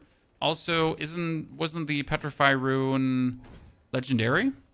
Yeah, it was legendary. So first you gotta have it, then it has 500 offering. That's an insane cost. Also, yes, you could use the Petrify of the Druid. The problem with using the Petrify of the Druid is that you couldn't use Grisly Rage anymore, and that's the thing. You want to use Grisly Rage, and you want to turn Grisly Rage into a werewolf skill. And then you would like to use Cornered Beast, which says your damage is increased by 200%, right? Because that's the thing. It's a 200% damage multiplier. It's too nice. And Petrify doesn't really give you anything anymore, right? So actually playing the actual Petrify, is it, you know? So yeah, you might go for the Petrify there, or you might just have the Earthen Spikes from your Bulwark, right? I mean, this is actually this is a funny part, like getting these Earthen Spikes here, because you want the stacks of Resolve, right? It's an easy way to game Resolve. But why not? You're a Druid for the first time. Druid is really worth it. Lightning Shred is also going to be worth it. Must be Ivan. I mean, we just leveled our Druid, in case you missed it, from 1 to 70 in like 1 hour, 28 minutes. So that worked really, really well.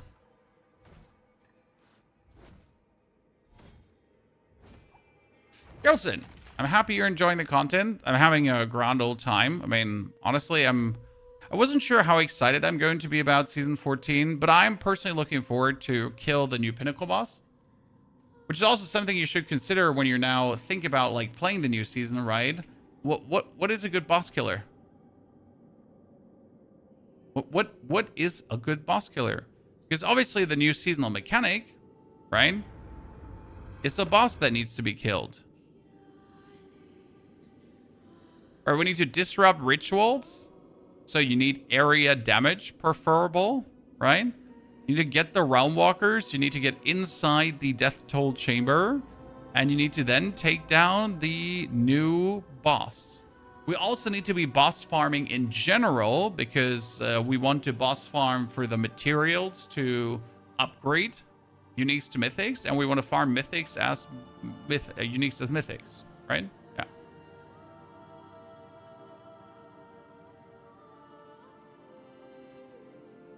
Any class using a lot of uniques will be fun to play. Absolutely. I mean, we're definitely going to go towards the Season of Chaos again, where picking up all the uniques is going to be exactly what you're looking forward to, right? Because Season of Chaos was like, everyone was playing 6 out of 10 uniques, kind of, right? Like, as many uniques as possible.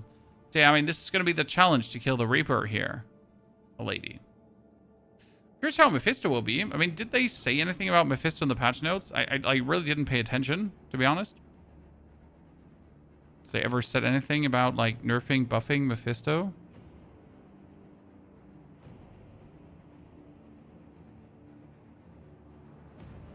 Never looked for it. Mephisto. What do we have? The mid-fight cutscenes from Echo of Mephisto can now be skipped. Yes. Then we had fixed an issue where Rampage visual effect could definitely scale up while fighting Mephisto. And fixed an issue where Mephisto's horde chest will cook round rewards to all party members.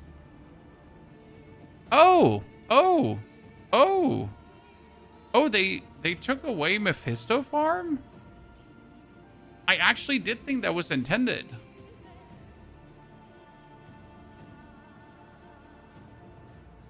Huh. I don't believe so, but many people struggled on him this season without Barb. Actually, even if you had Barb, I think a lot of people struggled with him. No matter how good your build is, I mean, you still need to avoid certain moments in the fight versus Mephisto. But as I like to say, if you want to guaranteed kill Mephisto, just get yourself the most broken build available. I mean, if you look at our Sork build, right? Sork was just illegal. Like, you just went to Mephisto and he just died. And it was over. Right? You didn't even have to try. There was what made Sork like so completely bonkers zoodled Dandy Andy. Right? I mean, seriously. Everin. Can you tell me how Glenn's Envil is getting nerfed? It's not 4% anymore. No, Glenn's Envil is still 4%. What's getting nerfed about Glenn's Envil is that it's capped at 40. So you now can't go over 40%. That's just what it is. It's going to be always 40%. And then...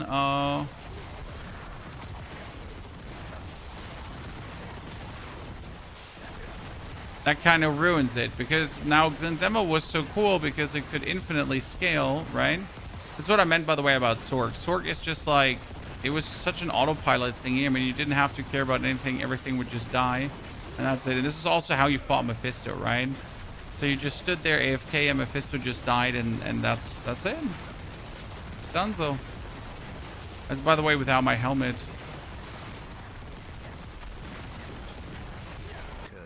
You're casting it, help me appreciate it. Oh, don't worry, there's new updated guides coming for the new season, especially regarding the mythic crafting and all that kind of stuff.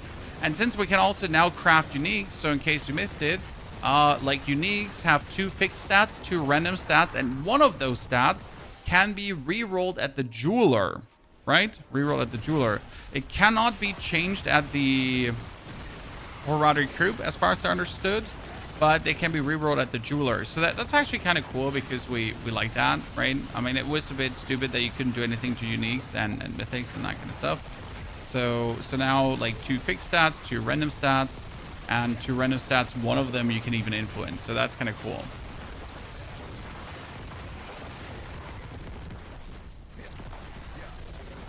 Lynn's Anvil and Heavenly Strength might be the pairing we see. Yeah, but did you know that Heavenly Strength doesn't work on a Druid? So Druid has the aspect of Heavenly Strength, but do you want to know why it doesn't work, Chad? Because when you turn into a bear or a wolf, you stop holding your 2-handed weapon. Which is obviously not true. You still have your 2-handed weapon in your transformed hands somewhere. But since the game is like, no, you're a bear now, or you're a wolf now, then you don't have a 2-handed weapon anymore. And since you're a bear or a wolf without a 2-handed weapon, you don't actually have the aspect anymore. Yeah, that's weird, isn't it? Yeah, it's weird. It's kind of weird, but it is what it is.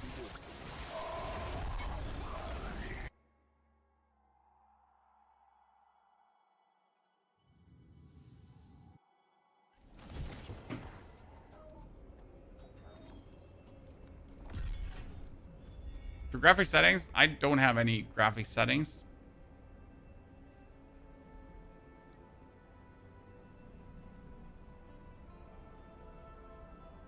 Also, despite how good your graphics are, you notice like how my game just froze. That's normal. I mean, I have 64 gigabytes of RAM going on, right?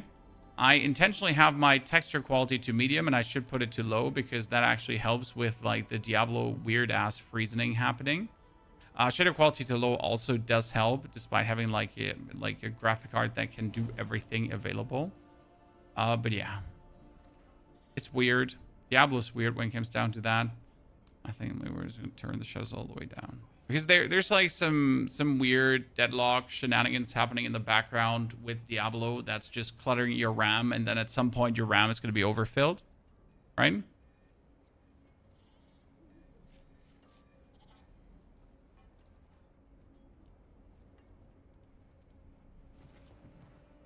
It's a totally different game in my opinion. Honestly, the evolution from Diablo 4 now to the Lord of Hatred version was a huge improvement to the game.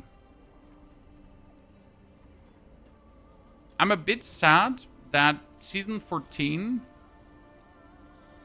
is such a mellow season, because I would have assumed that the first season with Lord of Hatred, they're really gonna roll out the big guns, you know? It really, they're gonna like be like, bam, look at this, right? We're going crazy, but they didn't. I mean, they added some cool stuff like quality of life with the war plan syncing, right? That we're getting solo self-found is a huge improvement. The actual seasonal theme is also fine-ish, but it's like for the first season with Lord of Hatred, it's gonna be fun, but it's still mid, right? Especially since most of the stuff done to the game is nerfs. Now, the biggest problem is that these nerfs to the game are good. I actually hate that I'm saying this, right? But the mythics had to be nerfed. I'm sorry. As cool as mythics are, but having like these, like having every single build just rush Air of Perdition and discard all the other unique options just seemed terrible to me, right? There was just never really the question like, oh, am I gonna try to apply my supreme build making skills to come up with a cool call? No, play Air of Perdition. Fuck you, by the way, but play it. Yeah. That's what I personally, like how Shroud of, exactly. You use Hair of Perdition, you use Shroud of False Death, you used the ring, right? It wasn't like a question if you're gonna use them, or you just get them as soon as possible. I mean, people were sitting in day one already because you now get like so many sparks, right? They were sitting day one. They had their 3 mythic items, so that was best in slot done.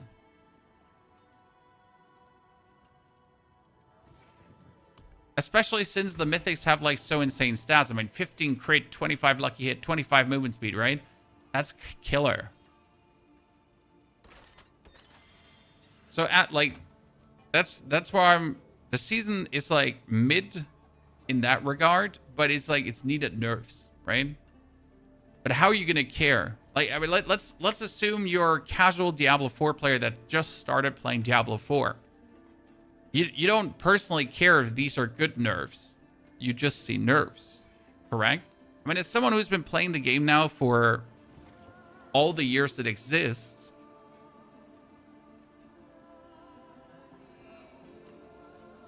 I like it.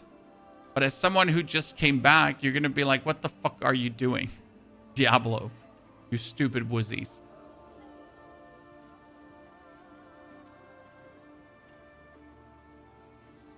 It was much better when we couldn't craft them like that new sword. That one is a weird decision, Miss Behaven, that I still don't understand. Why did we get a new unique that we cannot craft that we have to find? Right? I mean, why did we get a new mythic, but now instead of being able to actually get it, no. You have to find it, right? You have to be lucky that it is an Elturin. But otherwise, get wrecked. Why such a harsh nerf from 8 to 15? Well, who knows what their plans are in the future, right? My assumption is mythic uniques have been getting hit so hard because they have future plans. The problem is trusting in Diablo's future plans. I mean, you always hope that there's a vision, right?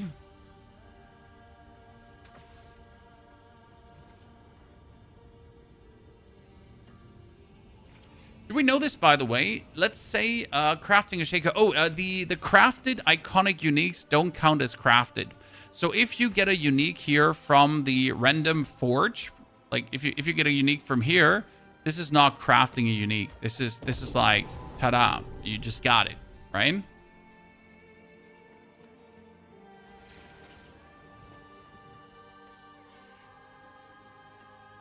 I think season 14 is dead before starting. No, Bubba, absolutely not. I mean, I am, despite all of this, I am just really excited to start new in Diablo. Because Diablo has an absolute fantastic feeling of a new season. You start again, you start at 0, your stash is empty, you don't have to care about all these things. You're going to start dropping your first mythic, you're going to start getting your first chest, your first unique charms. You're going to go over to the Horadric Cube, you finally know how it actually works, right? You can upgrade your items to legendary, you can upgrade your items to mythics, you can upgrade your items to uniques, right? I mean, like, there's a real journey for an item now where you can actually start on a white item, then that white item gets upgraded to legendary, then that or that white item gets upgraded to unique, and then you can upgrade it to mythic even further, and like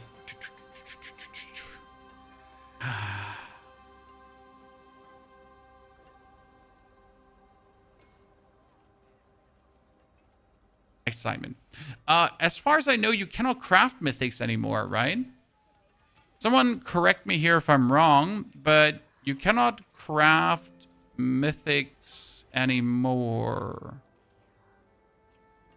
You can upgrade mythics, right?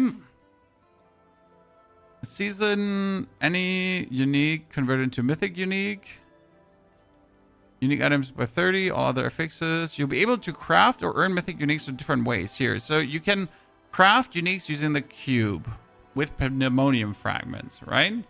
Then you can defeat lair bosses, progress the season. You have a chance to find mythic whenever ancestor would drop, yeah. But you can only equip one crafted, yes. But didn't they change?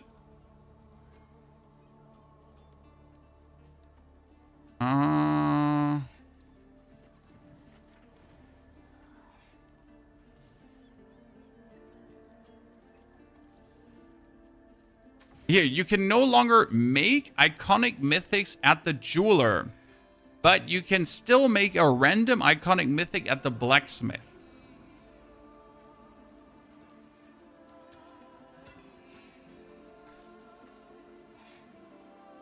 They actually took it away, chat. So going here and target crafting the specific one you need is not happening. Which I think is like, so I think that's fine because I never actually, I never did this. Okay. Since this exists, I have never done it. Because I think the prices are shit.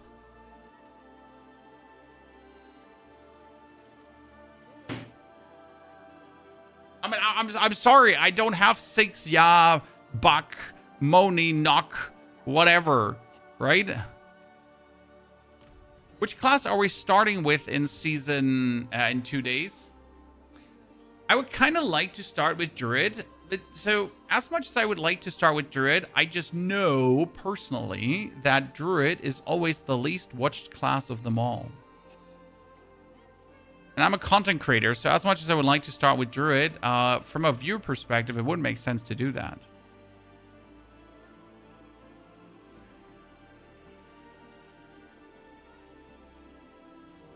So yeah, that's terrible.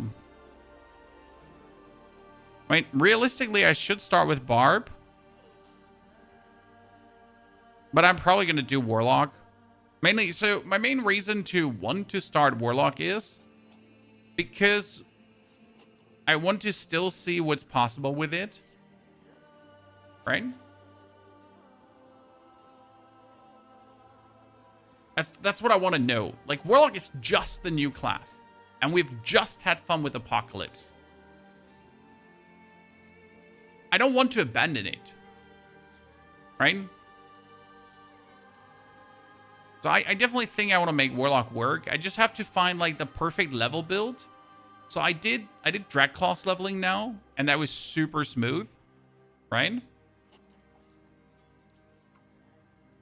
Super smooth. And Solo, welcome back to the 51 months of support. And Solo, super good to see you there, sir. Hope you're doing great.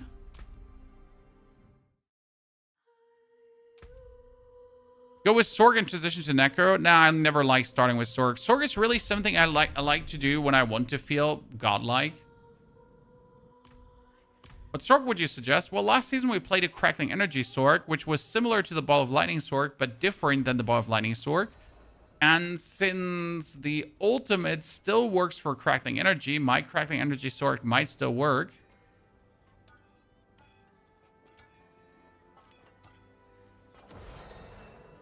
Right? There we leveled as Drag Claws. Because none of the other skills seemed like a good level skill. You could pretty much level as Drag Claws, do Abyss Rampage, and then just go over to Tiny's Grasp as soon as you get the Akadan's Chasm.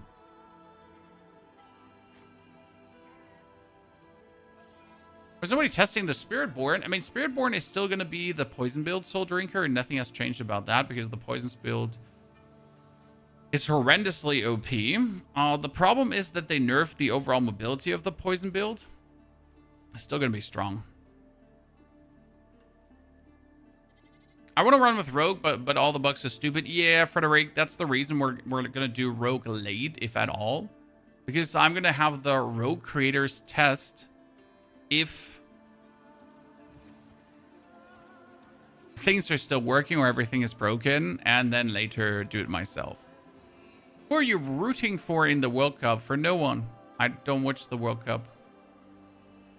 The only reason for me to turn on TV for football is when my daughters demand that we show them the World Cup. They also demanded that we actually travel to a World Cup game when it's in Germany or ever close to Germany again. Because my tiny humans are apparently, like, they're yelling at the TV. They like football. They can't be my children. Somehow. It's weird, but yeah.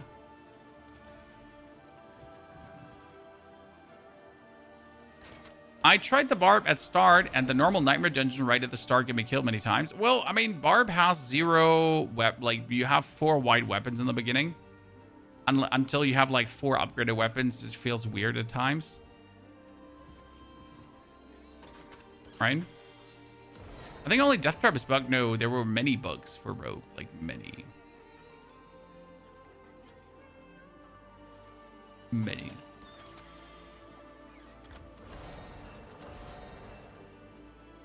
Somebody rewrote their genetics to hospital. I mean, I'm happy that they actually enjoy soccer. And I guess I can't understand it. I mean, they talk in school about it. So, I mean, if everyone in school is talking about the World Cup, then no wonder that the children would like to check out the World Cup. Right? Not a surprise. Kind of makes sense.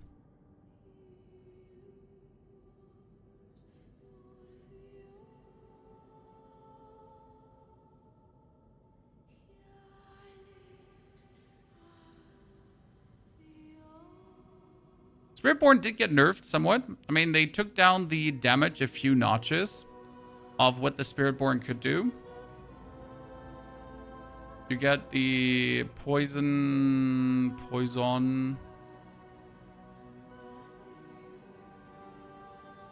Here, from Pestilence Storm. Poisoning amount reduced from aspect of infestation was from 155 to 100, so 55% damage less. And the aspect of pestilence also from 100 to 60%. Plus, there was the skill. No, actually, the skill's not. But the double poison reduction is somewhat severe. Because there are two aspects that you're playing. There's my poison. Warlock at Penitent difficulty get me struggling at level 48. Why are you with level 48 at Penitent difficulty? There's no reason to be, ever.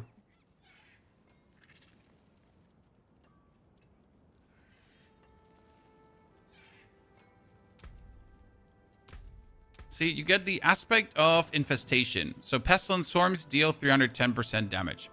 So aspect of infestation goes from 155 to 100, right? So instead of 310 or 350, as it is on my weapon right now, that is looking kind of sad in comparison. That's 200%. So that's quite the loss in damage. Plus the aspect of Pestilence going down. And we were playing Supremacy Pestilence here. It's currently at 100% and it actually goes down to 60, right? So that's significant. Two ones further down. Still though, considering how OP this Spiritborn is, it shouldn't matter.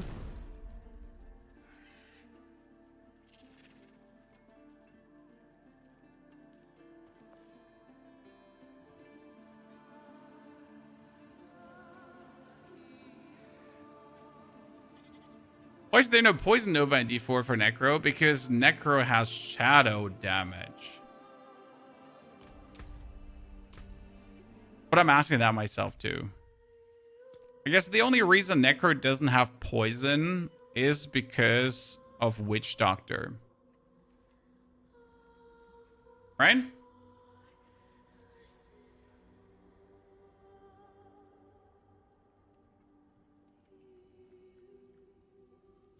They nerfed so you can't do zoomies with a Spiritborn skill. Well, you can still do the zoomies. You can't do zoomies in place. Okay. So the biggest change with the Spiritborn right now is...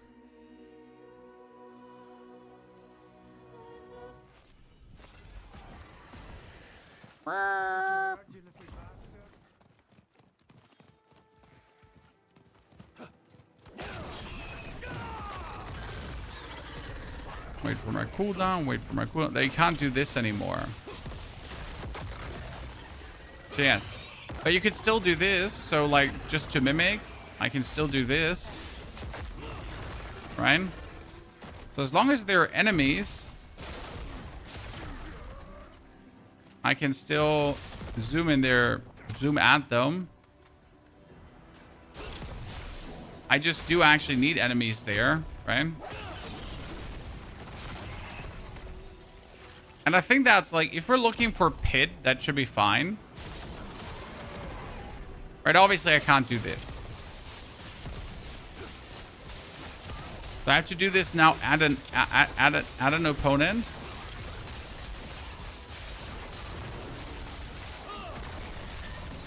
But considering... Right, it shouldn't be a problem to make that work. Right, add people. I reckon. But wave is still good. Wave is still good. Azeroth and Freeze nerfed for next season. Yes, the Signet of Pelgin was nerfed because it only applies to frost damage.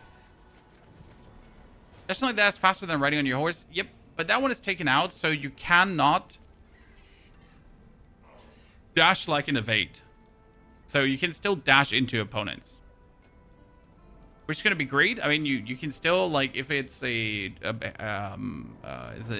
it's a Helltide, if it's a Nightmare Dungeon, if it's a pit, there should be enough enemy density, right?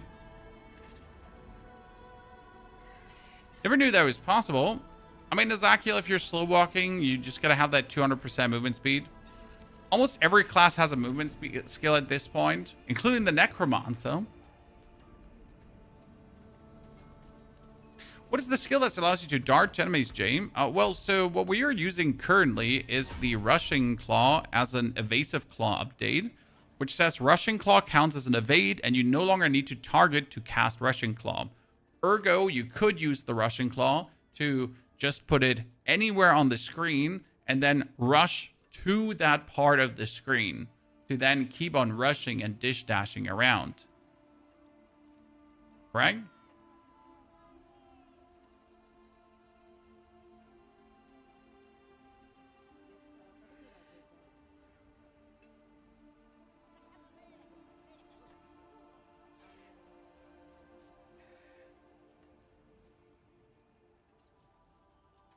Interesting thought, by the way, Chad.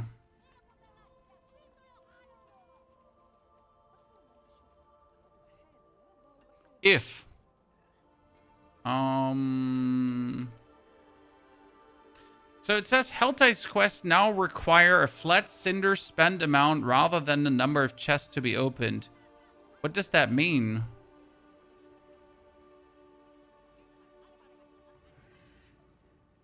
It says cinder spent but not gathered, right?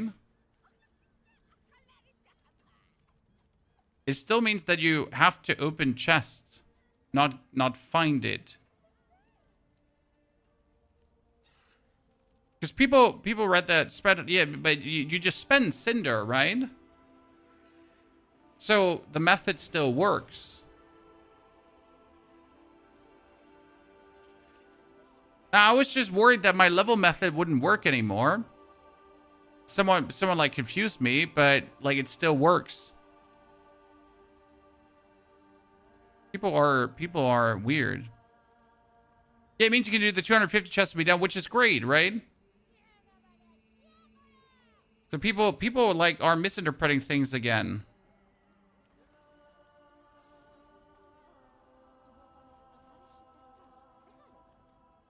Wait, update from the...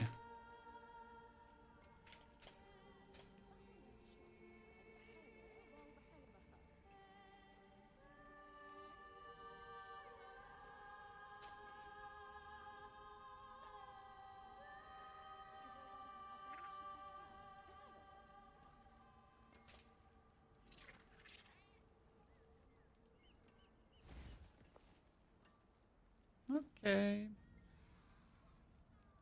Yeah, when I read it in an earlier post, like people were freaking out. You should see, like, under my video, people are like, "Oh my god, it's not working anymore."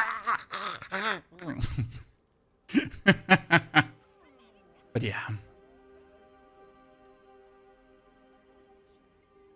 you know how people are. They just lose their shit for no reason, especially when they don't understand something.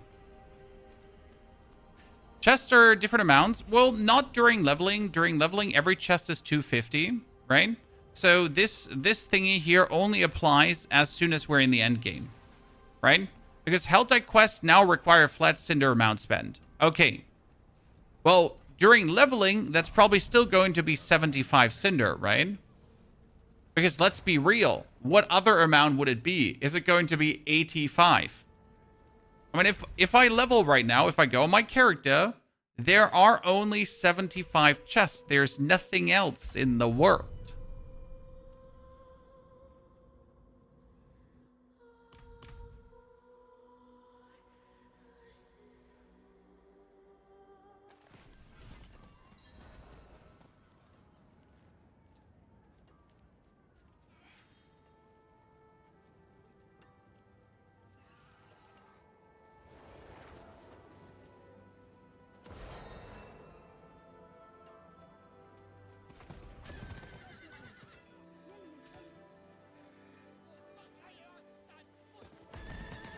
So let's see. I mean, like, you know, there are just 75. So this 250 chest is not available before Torment. Exactly. Pre-Torment is 75 spend. It's one chest. Nothing changed. People are just weird, right? See, like, there's only this, like, Tortured Gift of Mystery. Tortured Gift, like, see, they don't exist in different. There's no chest of amulets, chest of blah, chest of what's the not sits, right? It's just this. And then in Torment, it's like 250 spend, and you just instantly go for the chest of mysteries, and boom. Maybe higher than 75 as a nerf, yeah, but what for? Why would you nerf it at Meister? I mean, people have already been complaining that war plans are not fast enough. If you nerf it, like, it doesn't make sense.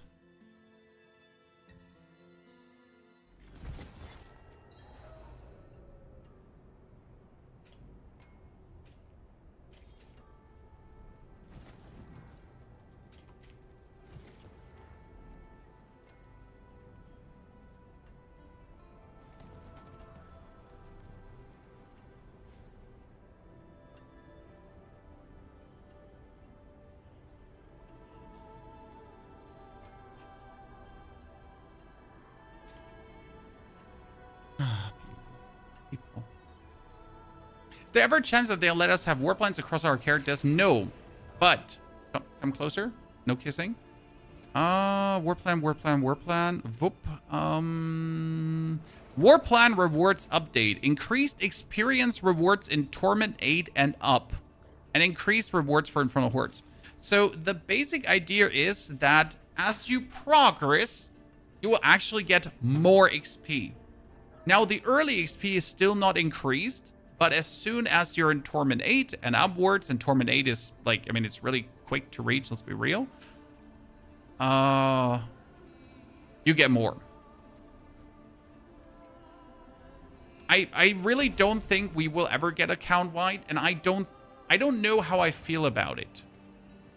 So I have one single problem with account wide, because right now, war plans is really our only feeling of progression while leveling. Because the skills you're just clicking through, right? The war plans are like a break in what you do, a break in the monotony, if you want to say it like that, right? So having to level them up on every character is something, even though it's annoying that you have to do it. I don't know how I feel like if you had this on every character. Also, this would be OP. So the problem is if it would be shared. Okay, if it would be shared. They would have to nerf certain nodes because they would be OP. Okay, does that make sense? Can we agree on this or not? Because, for example, the Wraith and Rot, if I had this from level 1 on, okay, this one from level 1 on, I would be level 70 in 20 minutes.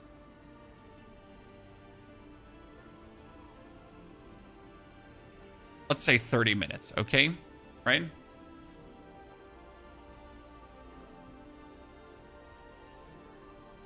What's bad about that? Well, technically, there's nothing bad about that, Misho. But I don't think that's the vision. To say it with the words of Path of Exile 2, that's not the vision.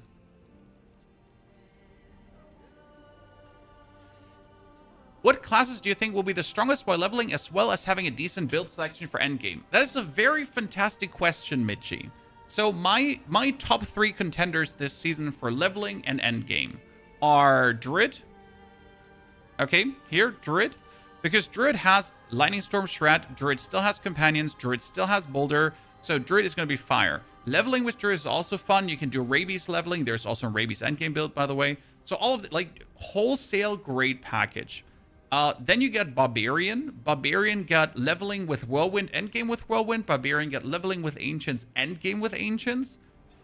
And the Barbarian got... I think there's a Bleed build that's currently being cooked up by some people that might or might not work depending on how the changes are hitting. Very strong. And then as a third build, I would still say it's the Warlock because the leveling is super smooth at the Warlock. You got APOC, you got Tyrant's Grasp, you got Lunatics. All of this is possible. Plus, and I think we haven't really looked in that with Warlock, like we should not forget that we have this like 30% bonus shamambo bambo happening, right? So every single unique is 30% bonus efficient.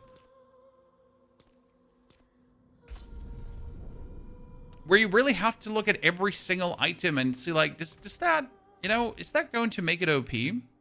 Because, come closer. We made a build. It was a stupid build, chat, but it was a fun build. And that build was a Profane Sentinel build.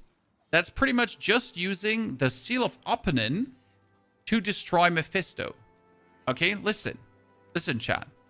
It was like summon Profane Sentinel, watch Mephisto die. Well, now the Seal of Oponin does 270% damage, correct? And that 270% is, though, going to be times 1.3%. So that actually deals 80% damage more now. Well, Grandfather got nerfed, so Grandfather is... how much crit is Grandfather now giving? I actually didn't look into it, but Grandfather's now nerfed, so that's a downside for the build, obviously. Grandfather... Oh, 220%. Okay, so like I get 80% bonus, but I lose 20%. So I think we're fine, right? My Night Terror will also be more efficient because it gives me more damage per Shadow Form stack. But instead of 9%, now I could get 1.3, right? I could get 12% or 11% per Shadow Form stack. That's also quite nifty. So yeah.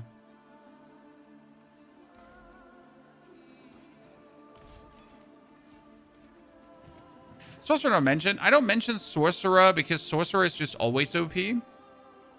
But Sorcerer is usually you play the meta lightning build and that's it. Maybe a variation of the meta lightning build.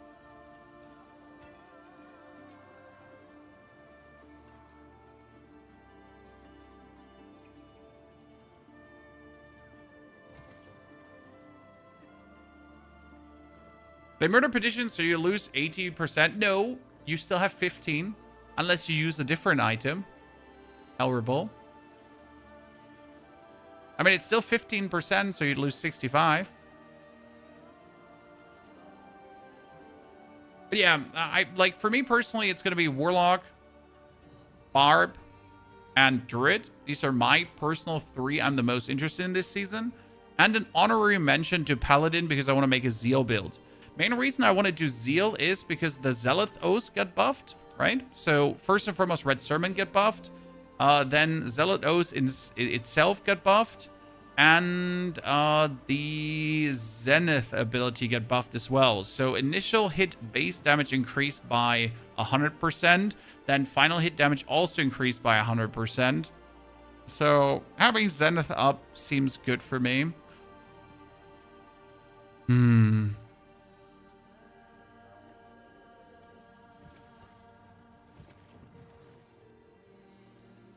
Druid, Barb, and Warlock are the best to keep your eye on. Well, if you're just talking, so this is my personal top 3, okay? These are my personal top 3. If we're just talking now the best builds, okay, the strongest builds, like we're not talking about having fun, we're not talking about being varied, we're not talking about like trying to not be a meta whore, okay? You got Barb, you still probably have Sork, and you have Rogue. Ja, bitte, mein Kind. Übermorgen. Warum fragst du?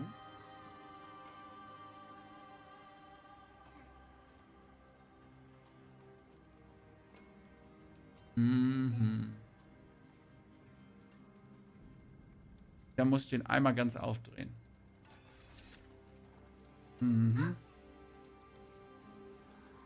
Hast du Zähne geputzt? Okay, cool. Cool, danke.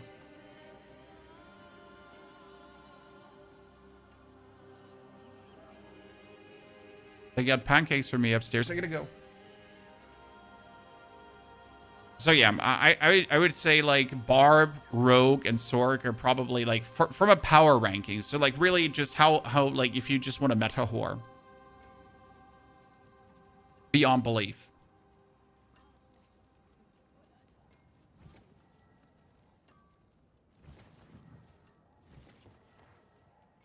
I'm not entirely sure how strong Spiritborn will be because we just, like, it's really losing some damage, right? I mean, I think Spiritborn is going to be fire, effortlessly fire, but it really does lose some damage. However, it also gets like another nifty bonus because, I mean, you're playing the, what is it called again? Where are you, Spitborn?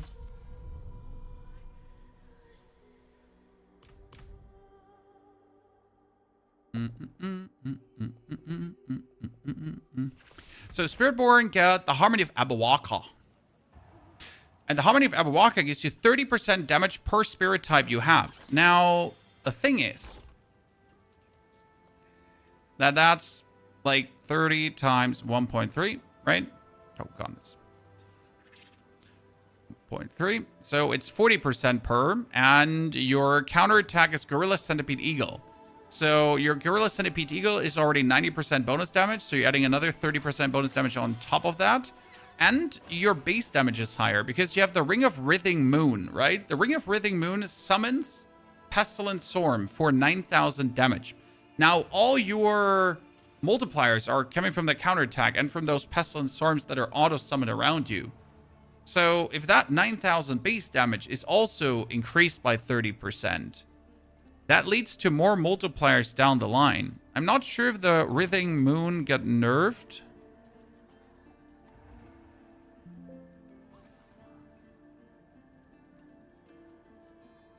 No? Right?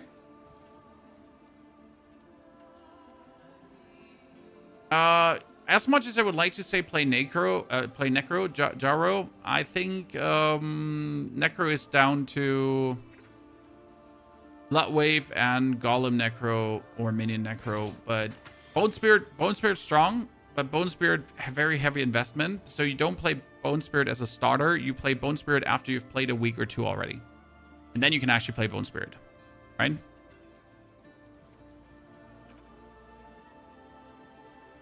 I'm okay. I'm gonna know. I'm German. I'm a German from Germany, where the Germans live.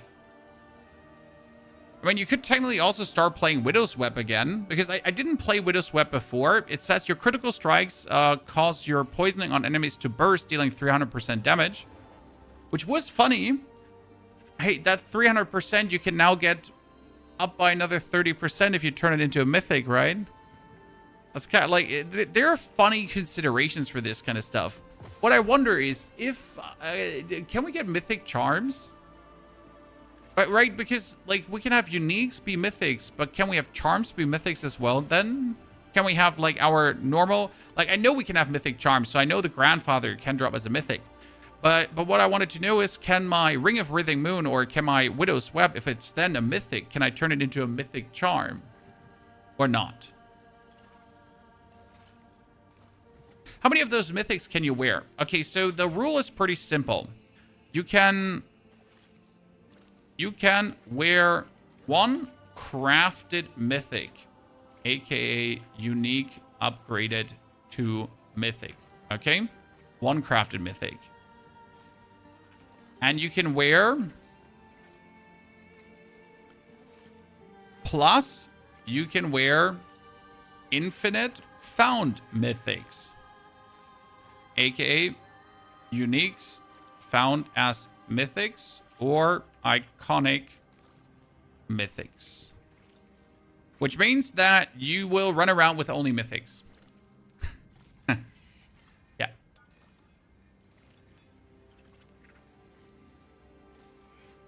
Yeah, so that's like my big question, because right now I can obviously go to the Horadric Cube, right? I could upgrade to mythic, and I can turn my Widow's Web, if I wanted to, into a unique charm. It says unique charm here as well, right?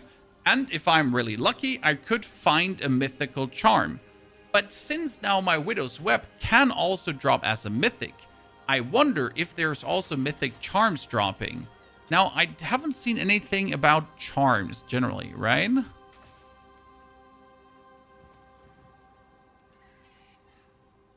So, reroll unique power can now be used on talisman charms and non-ancestral items. Wait, reroll unique power can now be used on talisman charms and non-ancestral items. Ah, okay, yeah. All resist. Oh, wow, that's actually really good. Wait, what the fuck? Reroll can now be used on talisman charms and... Huh. That's so good. So what that means is that like this Protean Heart is ancestral, so I could reroll the power, right? But if it was 850 item power, I could reroll. But the problem was that currently I have a Widow's Weapon at 200%, which is amazing, right? But I have a Godslayer Crown at 32. So if I put the Godslayer Crown in, I couldn't do anything but recycle. But I couldn't unique power reroll. But you can actually now reroll those. That's cool. Huh. Mythics that you find can be traded? No. The uniques that are mythics are account bound. Yeah.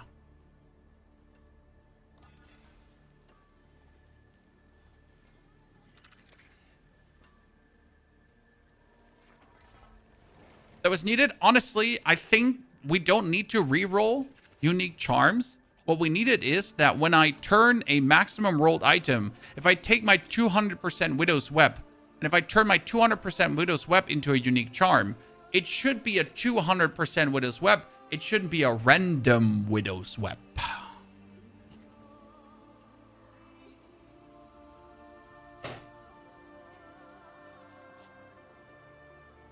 Right?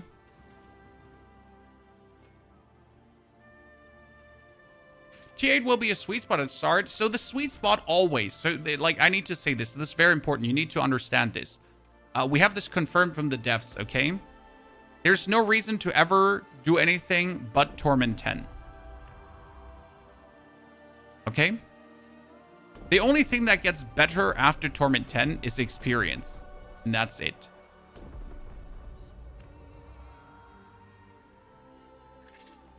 Torment 12 is not dropping twice as many Horadric seals. Torment 12 is not guaranteed. Like, no. 10.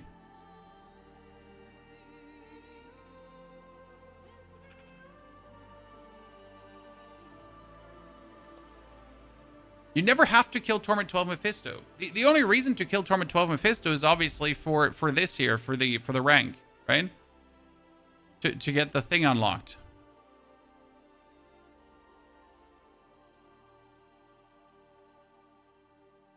It's just superstition that Torment 12 is better than 10. Yes, Everin. It is intended by the developers that Torment 10 is the hard cutoff. Okay? And the reason for that is simple. Torment 12 is for the tryhards. That want to grind Paragon 300. That want to push the limits. That want to go for the leaderboards. Right?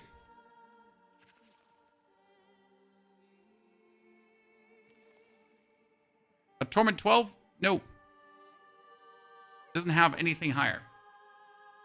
What about the writing in Torment 2 that says higher Torment tier, the better drops you get? I mean, this one here, increased chance for items ancestral quality per Torment tier, and legendary tempered manuals now drop more frequently.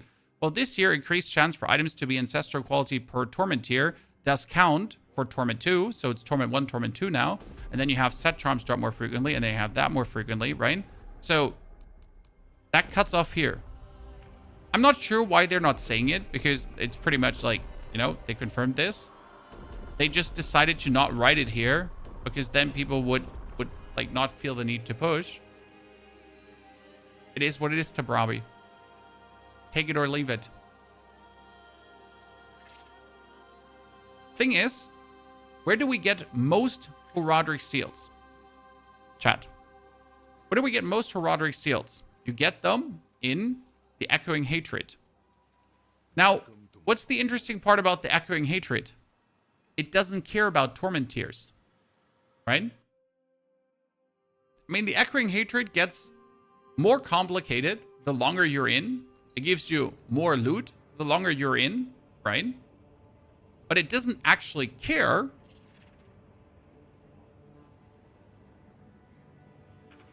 what Torment tier you're in. This is where you get the rarest loot, the most loot.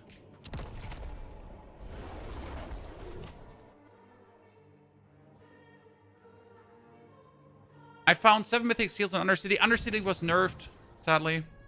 Also, Undercity was nerfed when it comes down to general, like, how do I say this now? Undercity was nerfed. Like, the reason it was giving you so many Echoing Hatred invitations was because it had the highest density of endgame chests, and therefore the chance to get an Echoing Hatred invitation was higher. And so, yeah, they tuned it down, sadly.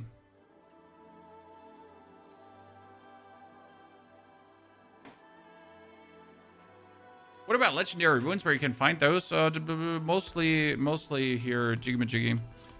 You can do the tributes. This one will drop mostly legendary runes or some.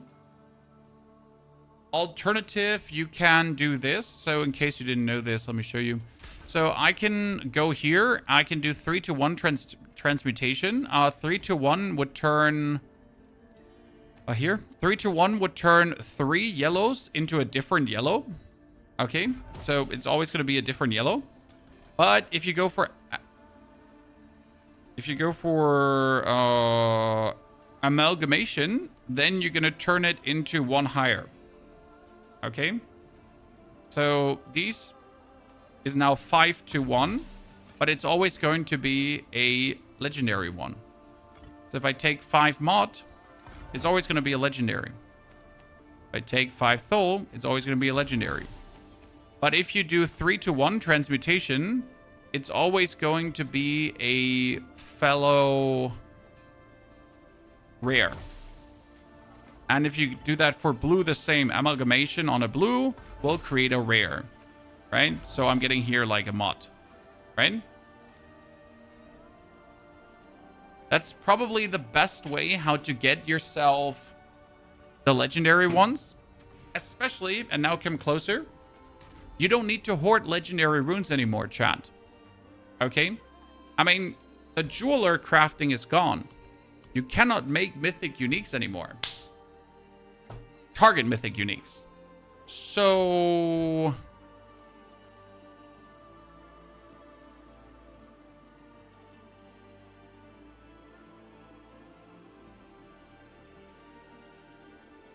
which kind of brings like some of the most important changes with season 12. So like let's go like season 12.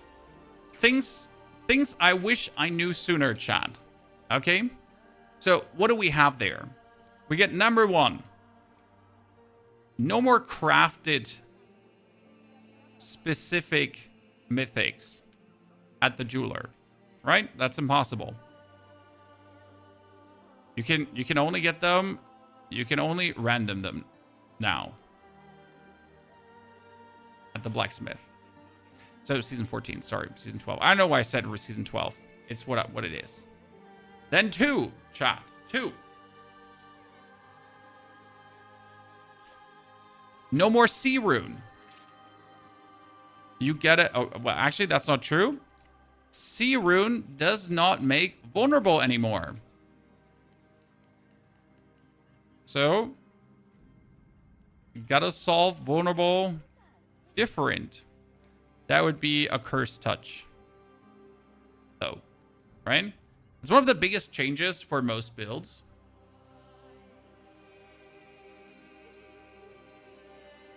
For someone that has bought everything now from D4 like expansion, what should I do to get a good start with the new season? You should finish the campaign. You should finish the campaign ASAP, Lemminger, because then you can skip the campaign. They removed targeted mythics. Yes, Iyuki. You can only get random at the blacksmith now. Okay, this is removed. No more targeted mythics, only random. Then Sea Rune again gone, so no more vulnerable like that.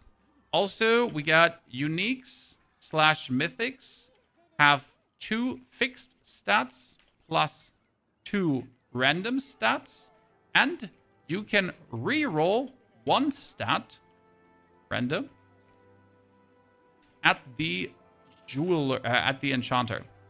Now let me double check because I'm not entirely sure. It was the enchanter, right? Yeah, it says here, unique mythics and iconic mythics can now have affixes altered via enchanting. Added affixes from enchantment, transfiguration, and tempering are always max rolls when added to a mythic unique. Right? Chaotic and focused reroll have been removed for unique and mythic items. The upgrade mythic also creates an item for the same gear slot. Yeah. So what I wonder is, though, can I reroll at the enchanter one of the fixed slots as well? It like, okay, like, because so Every unique. Here, all uniques now have 2 guaranteed affixes, right? But can I reroll the guaranteed ones too? Whatever I would do this. Okay, so the question is not like, don't ask why I want to do it, but can I do it? It says just 2 guaranteed affixes, right? It doesn't say fixed. So realistically, let's say I drop a Banished Lord's Talisman. It has a guaranteed affix critical damage multiplier, and it drops with vulnerable and all damage. And I say, fuck primary core stat. Could I reroll primary core stat?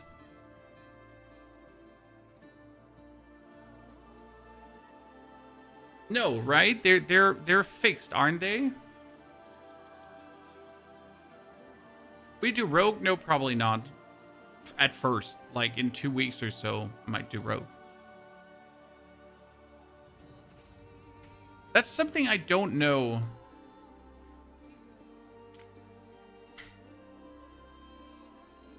When you say finish the campaign, does that include the campaign, the expansion? Yes, you should finish all the campaigns, Benny. All the campaigns. You should finish everything. So you can, when you make a new character,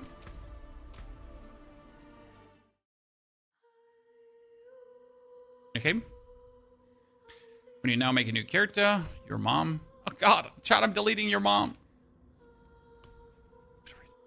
Create a new character. Then you can choose the option here. Campaign stats. So base campaign start, Vessel of Hatred campaign start, Lord of Hatred campaign start, or story completed.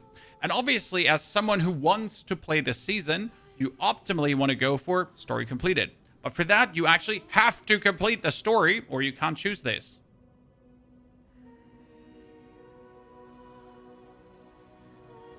Did they increase the drop of mythical seals? As far as I know, the mythic drop rate was increased wholesale. I'm not sure if that is in writing somewhere. By the way, let me actually ask quickly if we can...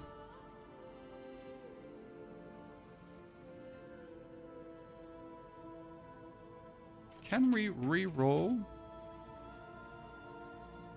the guaranteed affixes on uniques as well, or just the 2 random?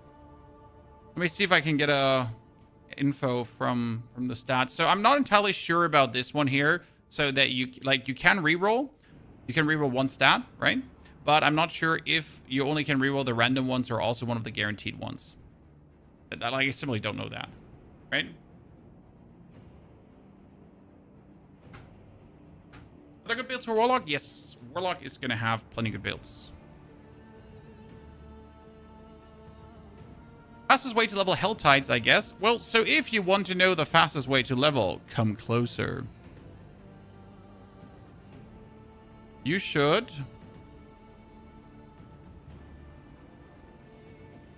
watch this video. About Season 14 level secrets created by this douche nozzle. Because level 70 in, you heard right.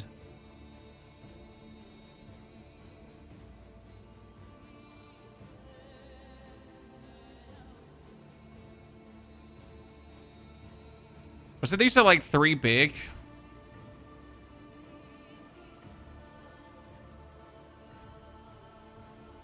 So yeah, generally speaking, due to that, every unique can now drop with a mythic. As far as I understood, you are getting more mythics in general.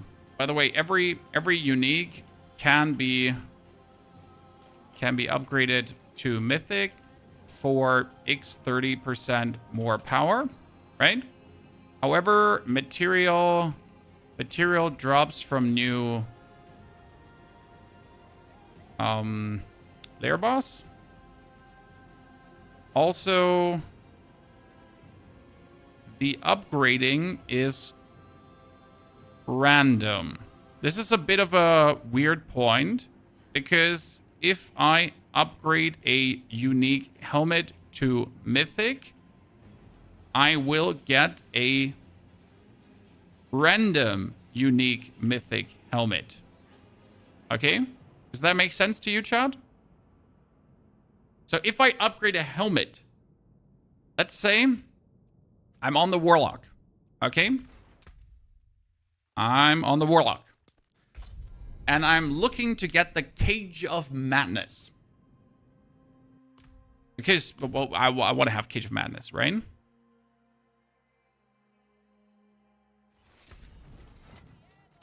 Because Cage of Madness is the one helmet to make this work. So I want this as a mythic item, okay? And I'm going to take a Cage of Madness and I'm going to upgrade it to mythic, okay? The problem is I'm not going to get a mythic Cage of Madness then. I'm going to get a Air of Petition. I could get a...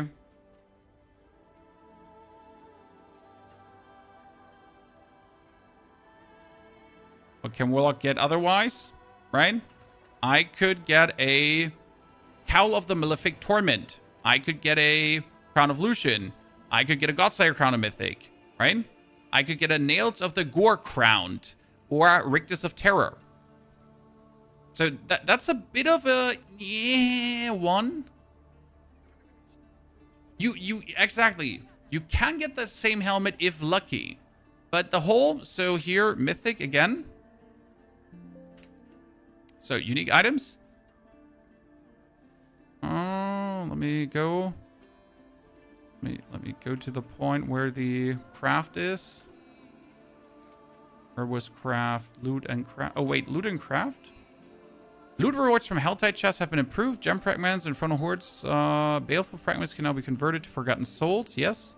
Escalation scissors can be salvaged. Adjust the gem conversion. Yeah, that was nothing interesting. I mean, you can have more obols now, but that was that.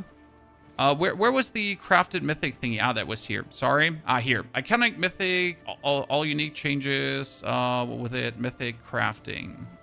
Let me read it to you so it makes sense. So mythic uniques 3.0, right? So you can upgrade to mythic as you see here. Transmute a unique equipment item with at least 850 item power into a random mythic of the same item slot. This is what it says, chat. Specifically. Random mythic of the same slot. Helmets, random helmet mythics. Swords, random sword mythics. Right? Oh, weapons, random weapon mythics. Gloves, random weapon gloves mythic. Right? And like, I find that a bit, yeah. Because we're going to get these Pandemonium fragments, right, from the new boss. But how many are we going to get? Right? So you want Pandemonium, right? Pandemonium. But how many are we getting? How many is it? How many? Am I getting 20? Am I getting 5? Am I getting 10? Right? Tops, if I really want my helmet in Mythics, I'll have to roll like 40.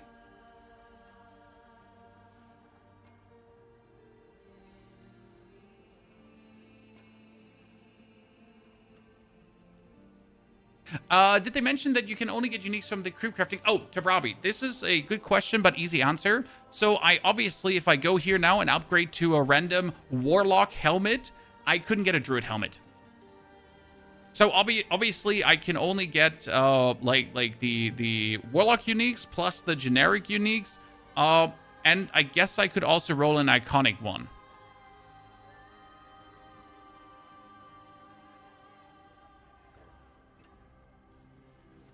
I mean, it would be pretty simple to farm a boss, get 20 unique helmets, then drop them in the cube and upgrade them all to mythics. You need the material first, Brian.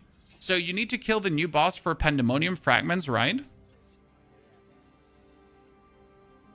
Here. The boss requires superior lair keys. Superior lair keys are the ones that you get from Belial. So the husks are now called superior lair keys. It will also give the best dark drop chance for both mythic uniques and mythic unique. Upgrade currency, Pandemonium fragments, then any other activity. So it seems like you can get the Pandemonium fragments in the world, right? But it also seems like that these fragments are here. Pandemonium fragments can be earned from the seasonal reputation board, resplendent caches, and from killing the seasonal lair boss. So if we actually get resplendent caches, these ones here, they will probably, no, mythic unique cache, resplendent caches are from here.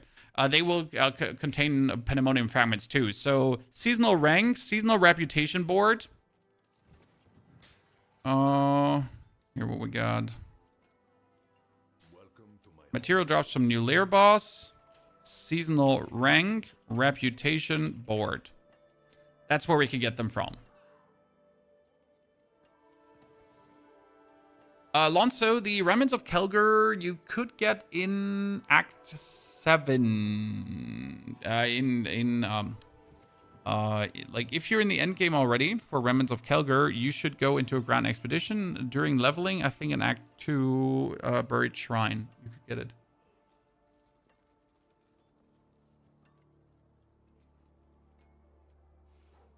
But not entirely sure right now.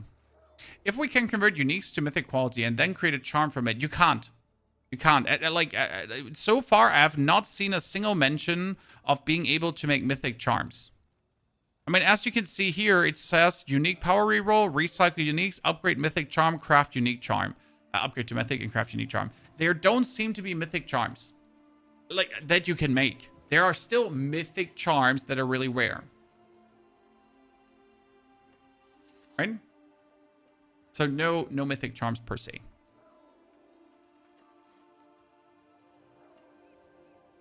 By the way, everything that we're writing down here, chat, we're going to make like a start of season 14 video. I'm going to call it things I wish I knew sooner. And it's going to be a refresher on the Horadric Cube. It's going to be a refresher on new things that like here, right? All the things you have missed, like that C is not working. So the stuff we're like talking about here, but also like a lot of refreshes in general, because some people still don't know, and I'll mention it, that you can right-click a waypoint to favorite it. Yes, chat, some people still don't, like, raise your hand if you didn't know this, right? You can right-click your waypoint, it favorites it, it's very important. So if I now press T, I always go back to Temis, right? So things like this are all going to end up in there. I didn't know that. See, there you go. Whatever. Or that when you're re-rolling something in the Horadric Cube, that instead of pressing the transmute button every single time, right? That you can actually just go on the item and then you hold F, and it actually does the thingy, so you don't have to go down and up and down and up and down and up and down and up. No, you just hold F, and it just re-rolls it. And on a controller, you can also just hold Y, because the controller is anyway smarter, right? So with a controller, you could anyways just hold Y and then get the chaotic reroll, right? But yeah, these are tiny things we'll put in that guide as a like a refresher, so you're starting the season without hammering your head against the wall, right? Do you think the Realm Walkers will be a permanent part of the game? I don't see why they would take them out again, but then I never saw why they would take them out again. I mean, technically, the Realm Walkers are a fun thing for the game. What are Realm Walkers, chat, in case you have never seen them? So Realm Walkers, they happen in Helltides. I think they're mainly going to happen in Helltides, right? And you will then have to chase them down, bring them to the ground, and then you can enter the portal on their back. And generally speaking, the Realm Walkers are a fine thing to have in the game as an overall mechanic, right? So here you can open these portals, right? You disrupt the rituals and you have to close the portholes. And then these Realm Walkers can come, right? And they pull themselves out of the earth. They summon minions. You pretty much have to kill the minions around the Realm Walker. And at some point, the Realm Walker will bury itself in the earth. And then you can go into the portal on his back, right? And I always liked that mechanic. I mean, the season itself with the Realm Walker was horrible because they made them too slow. But I feel like they should be something that's in the game. Because they're, again, I'm in the Helltide, right? I'm running around in the Helltide. I'm murdering monsters. Oh, a Realm Walker. That's cool, right? It's like, it's a break in the monotony again of, I just kill monsters. I get cinders. I open chests. Let me get out of the Helltide again. Realm Walkers, why not? Also, if you're getting Realm Walkers, like you could add Realm Walkers to the war plans, right? You could be something Realm Walker related here, right? Be a bit more experimental with these. I mean, these are very nice trees, but they're also very conservative trees. Ah, by the way, chat, the most important thing, don't forget to start stacking up on corrupted roots, okay? Chat, listen. Okay, your first point in the Tree of Whisper thingy, you will put onto corrupted roots, or I'm going to punch you in the throat. And I mean that with all the love of my heart, okay? Here, this one here. 5. First Tree of Whisper activity tree point goes into corrupted roots. Or I'm going to punch you in the throat. However you write throat, because I never knew. Corrupted roots are love, sir. Don't be mean to the corrupted roots. I don't think they actually nerfed anything about it, right? Let me double check the patch notes. Throat with 1 H too much. Roots. Fixed an issue where the corrupted roots node could bypass its cooldown under certain conditions. Whatever that means. Because corrupted roots were used for some nifty endgame farm. And what do corrupted roots do? Let me find that video quickly so I can actually show you and not...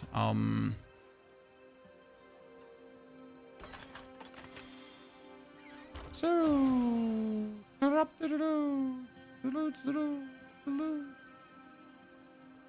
there we go. That was the video. So corrupted roots were used for some nifty endgame farm where you could spawn masses of monsters, like here, and then you could spawn them again, and then you could spawn them again, and then you could spawn them again, and then you could spawn them again, and then you could spawn them again, and you could spawn them again, and you'd like it was like a mass spawning event that was like really making like some juicy endgame farm, right? You needed a certain strength character for that and to make the most out of it. The thing is, in order for this to work, you need to have corrupted roots, right? And the thing is, in order to get corrupted roots, you need to do whispers. But corrupted roots are rare. However, if you don't put a node into corrupted roots, you will never get corrupted roots.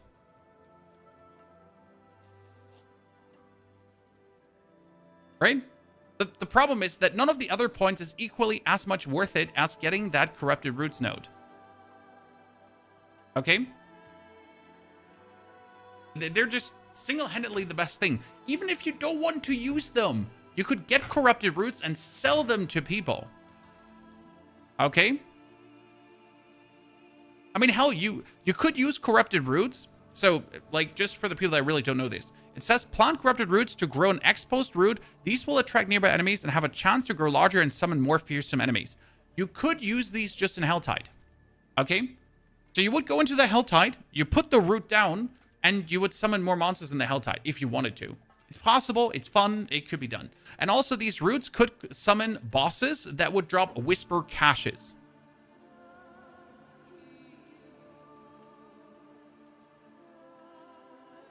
The cooldown fix is that you can't teleport to town to be able to plant a second faster. Well, I guess that's fine.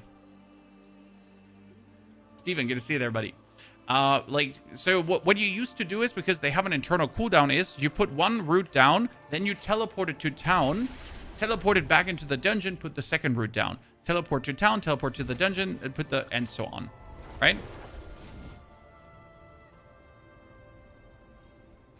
Yeah. 6, there is solo self-found. Which means no trading, no party. But own leaderboard. Which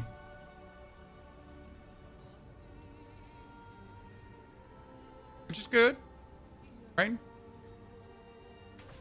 So those corrupted roots, I'm definitely gonna make I'm gonna make a point to point this out in the video, severe chat, so you don't miss on the corrupted roots.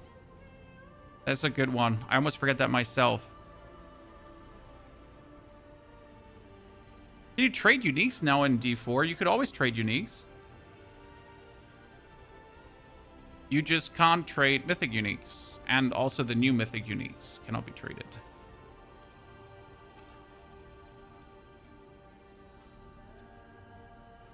You don't need to go to town to plant faster. All you had to do was be on your mount. The area people started to do the farm was like right side of the new area. Okay, that's good to know.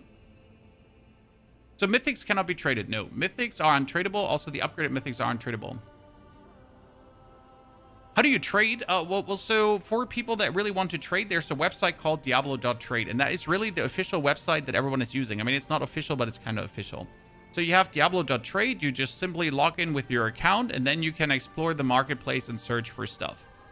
This is what everyone kind of uses for trade. Now, if you don't like using a website for trade, then just don't trade. Do you think the tower will be ever something worth doing? Not in terms of worth doing loot-wise or anything. Okay, so the tower will never be worth it from a gameplay standpoint. Like, I did the tower, I get great rewards from it.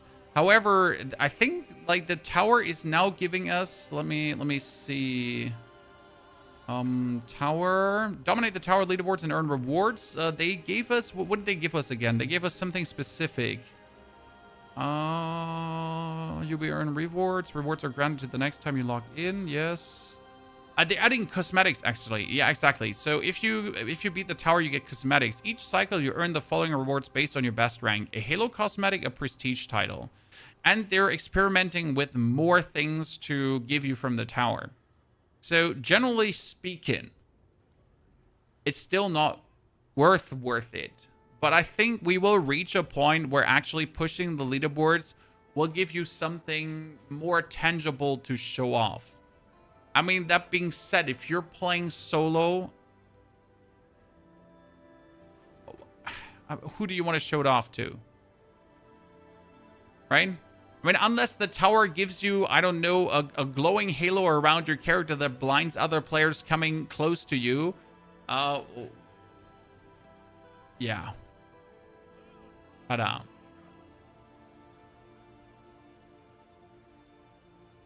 I do believe that now with solo self-found, it's definitely going to be more interesting to play because you have people working on their own resources, right? You have to consider the big implication about solo self-found. What is the big implication about solo self-found, chat?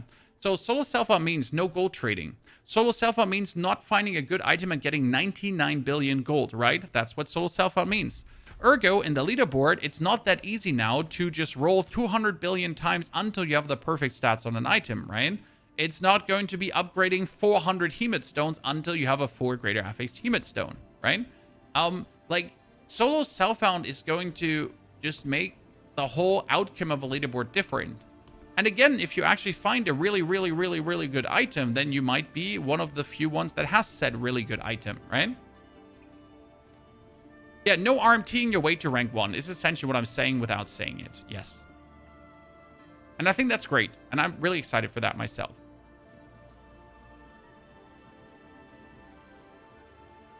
For world events, even in solo self-found, you're visible? Yes, sure, but who does world events? I mean, when is the last time I've been at a world boss? I actually, like, I think last season I was at 4 world bosses in the span of 4 weeks.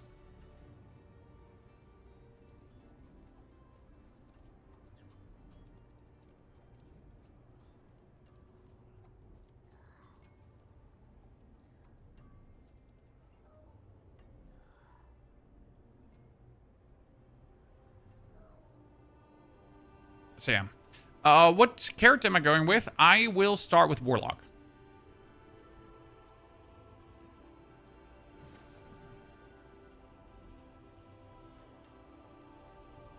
I'll start with Warlock. And then my second character will probably be Druid.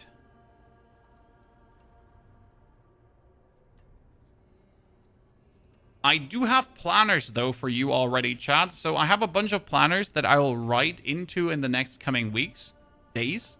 So, like, we have already the Druid ready. We have the Warlock ready. We have our Necro from last season that is working. We have the Barbarian already adapted to the changes because we put the Mythics out. And we're playing the Tuskhelm of Yards the Almighty. Plus, we got Ramaladin's Magnum's Opuses. So this one is already adapted to the new reality of things, right? Very good. Very fantastic. Working like a charm. And we'll obviously like have all of these guides updated properly so things are working, right? But what you're going to get tomorrow you're going to get a video about the top 3 starter builds. Where I'm going to go over my 1-70 setups for the Warlock, Druid, Barbarian, and Paladin. So you're going to get top 3 plus 1. Right? What are the 3 best Soul Self-Found builds to start with? Well, so Soul Self-Found in Diablo is not like Soul Self-Found in Path of Exile. You got to be clear about that. When I would look now, so what makes a good starter build for me? Ease of use and how fast it gets powerful. For example, the Necromancer. I will level with Dreadclaws. Okay, I level with Dreadclaws. And then I will use my Dreadclaws plus my Big Black Demon to instantly try to get a Cage of Madness. Now, a Cage of Madness, let me drop boss loot tables. Cage of Madness is dropping from Gregor the Galvanic Saint. So that one is a rather easy one to kill. Also, Gregor is dropping Hands of the Worldbreaker, and it's dropping Seed of Horizon. These are like 3 fucking fire items. Ergo, if I go for Grig, I have a chance to get like 3 of the best uniques for the Warlock. And that what makes like Warlock such an easy starter, because getting the items that you need for something, they're super simple to get, right? The same goes for Barbarian. What do you need for Barb? Actually nothing but the aspect of Apogeic Furor. That's the only thing you need for Barb. Which makes it technically a harsh starter, because what if you never get that aspect? Right? What if you never get that? Then you're cooked.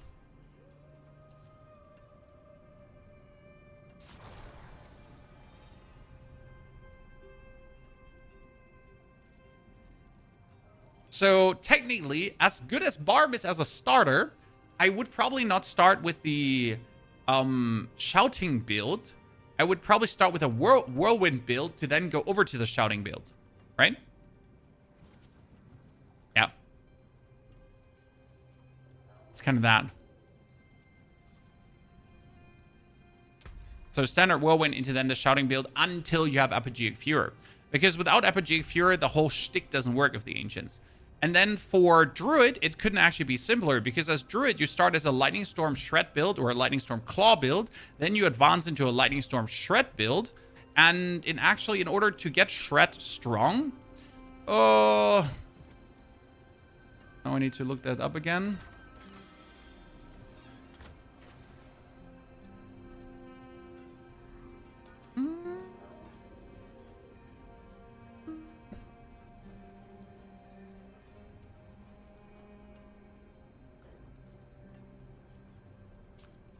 There we go. That was that. So in order to get that build, for example, cooking, you simply needed to get yourself T-Bolt's Will, which is to be a degree a problem. Gathlin's Birthright would be simple. The Dark Howl is your debilitating roar, makes it a werewolf skill, so you can actually use that. And the Malefic Crescent. Now, the Malefic Crescent is from Malefic Beast of Ice. Bit harder to get, because obviously getting the Beast of Ice materials requires you to do Nightmare Dungeons, but since you get Nightmare Dungeons nowadays from your war plans, it should also happen, right? The Druid has Lacerate as a core skill. I think there was a build about that, Ezekiel. Yeah, on Spiritborn, you gamble for Storm Rings and you're done. I wonder, did they fix the bug? So there was a bug, chat, where the Purveyor of Curiosities in Themis couldn't drop uniques. Yeah. Did they fix that?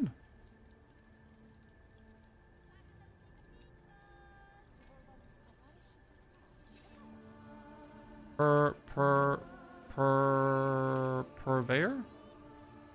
Fixed an issue where you could not gamble up unique items from the Purveyor of Curiosities in Themis. Oh! So, that's fixed, right? Here, 7. Let's put it on the list. 7. Purveyor in Themis can now drop uniques. Whoa.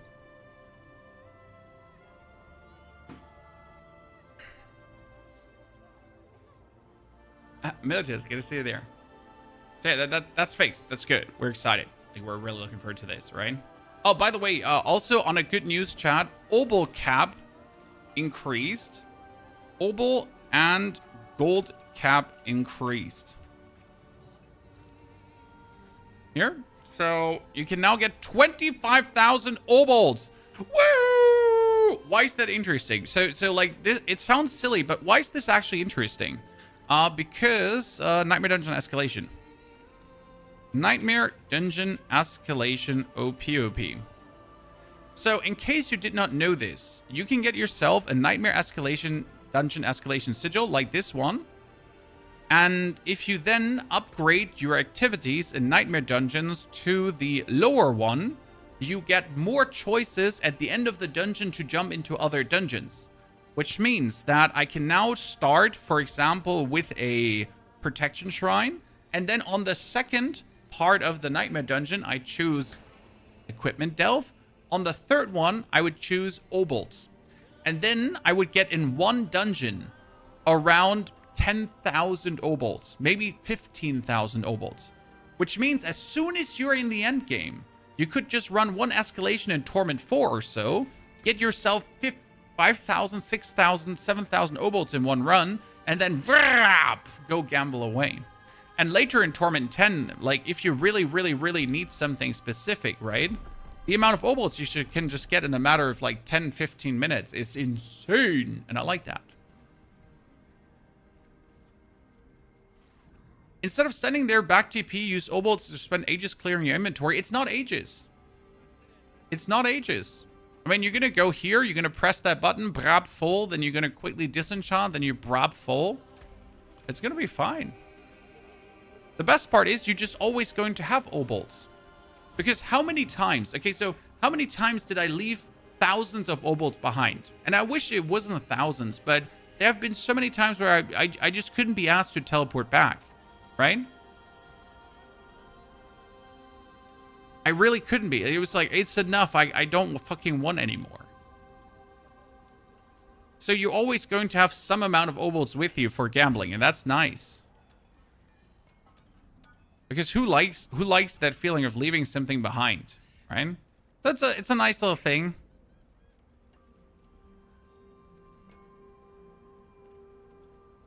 I'm really looking forward to.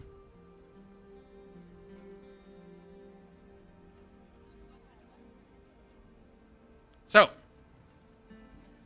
do you think about the gold farming method in Nightmare Dungeons with the 900? Oh, that's still possible, and you will have to do this in you will have to do that in Solo Self-Out 100%.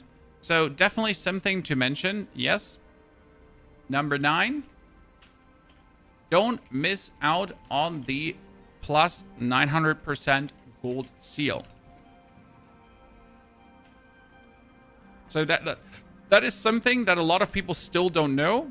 In case you don't know this, chat, so there are these seals, right? And these seals, they can drop as general mastery seals. I think I have one of those on my...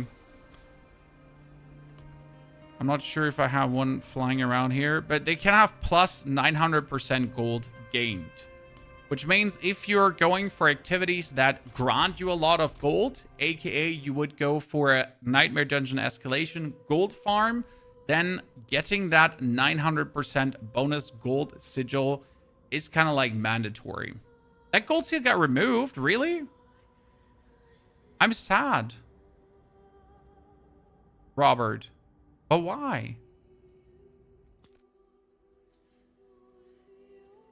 Part of the patch notes I missed. The pain.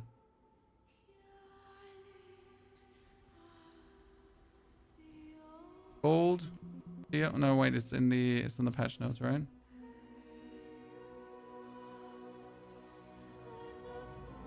Fixed an issue where the practice technique gold find seal affix granted more gold than intended. Oh no! I think it's still possible. You should still get it. It wasn't removed. It's still there. I mean, it's still there, but it's just got fixed. I mean, to have or not to have is the question. And the answer is probably to have, right? Realistically, if you think about it, like, should I have it? Should I not have it? You should probably have it.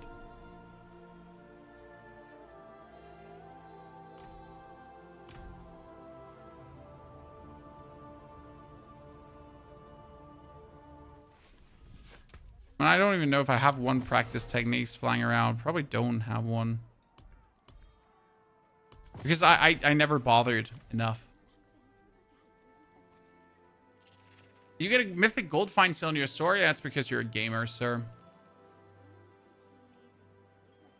Absolute gamer.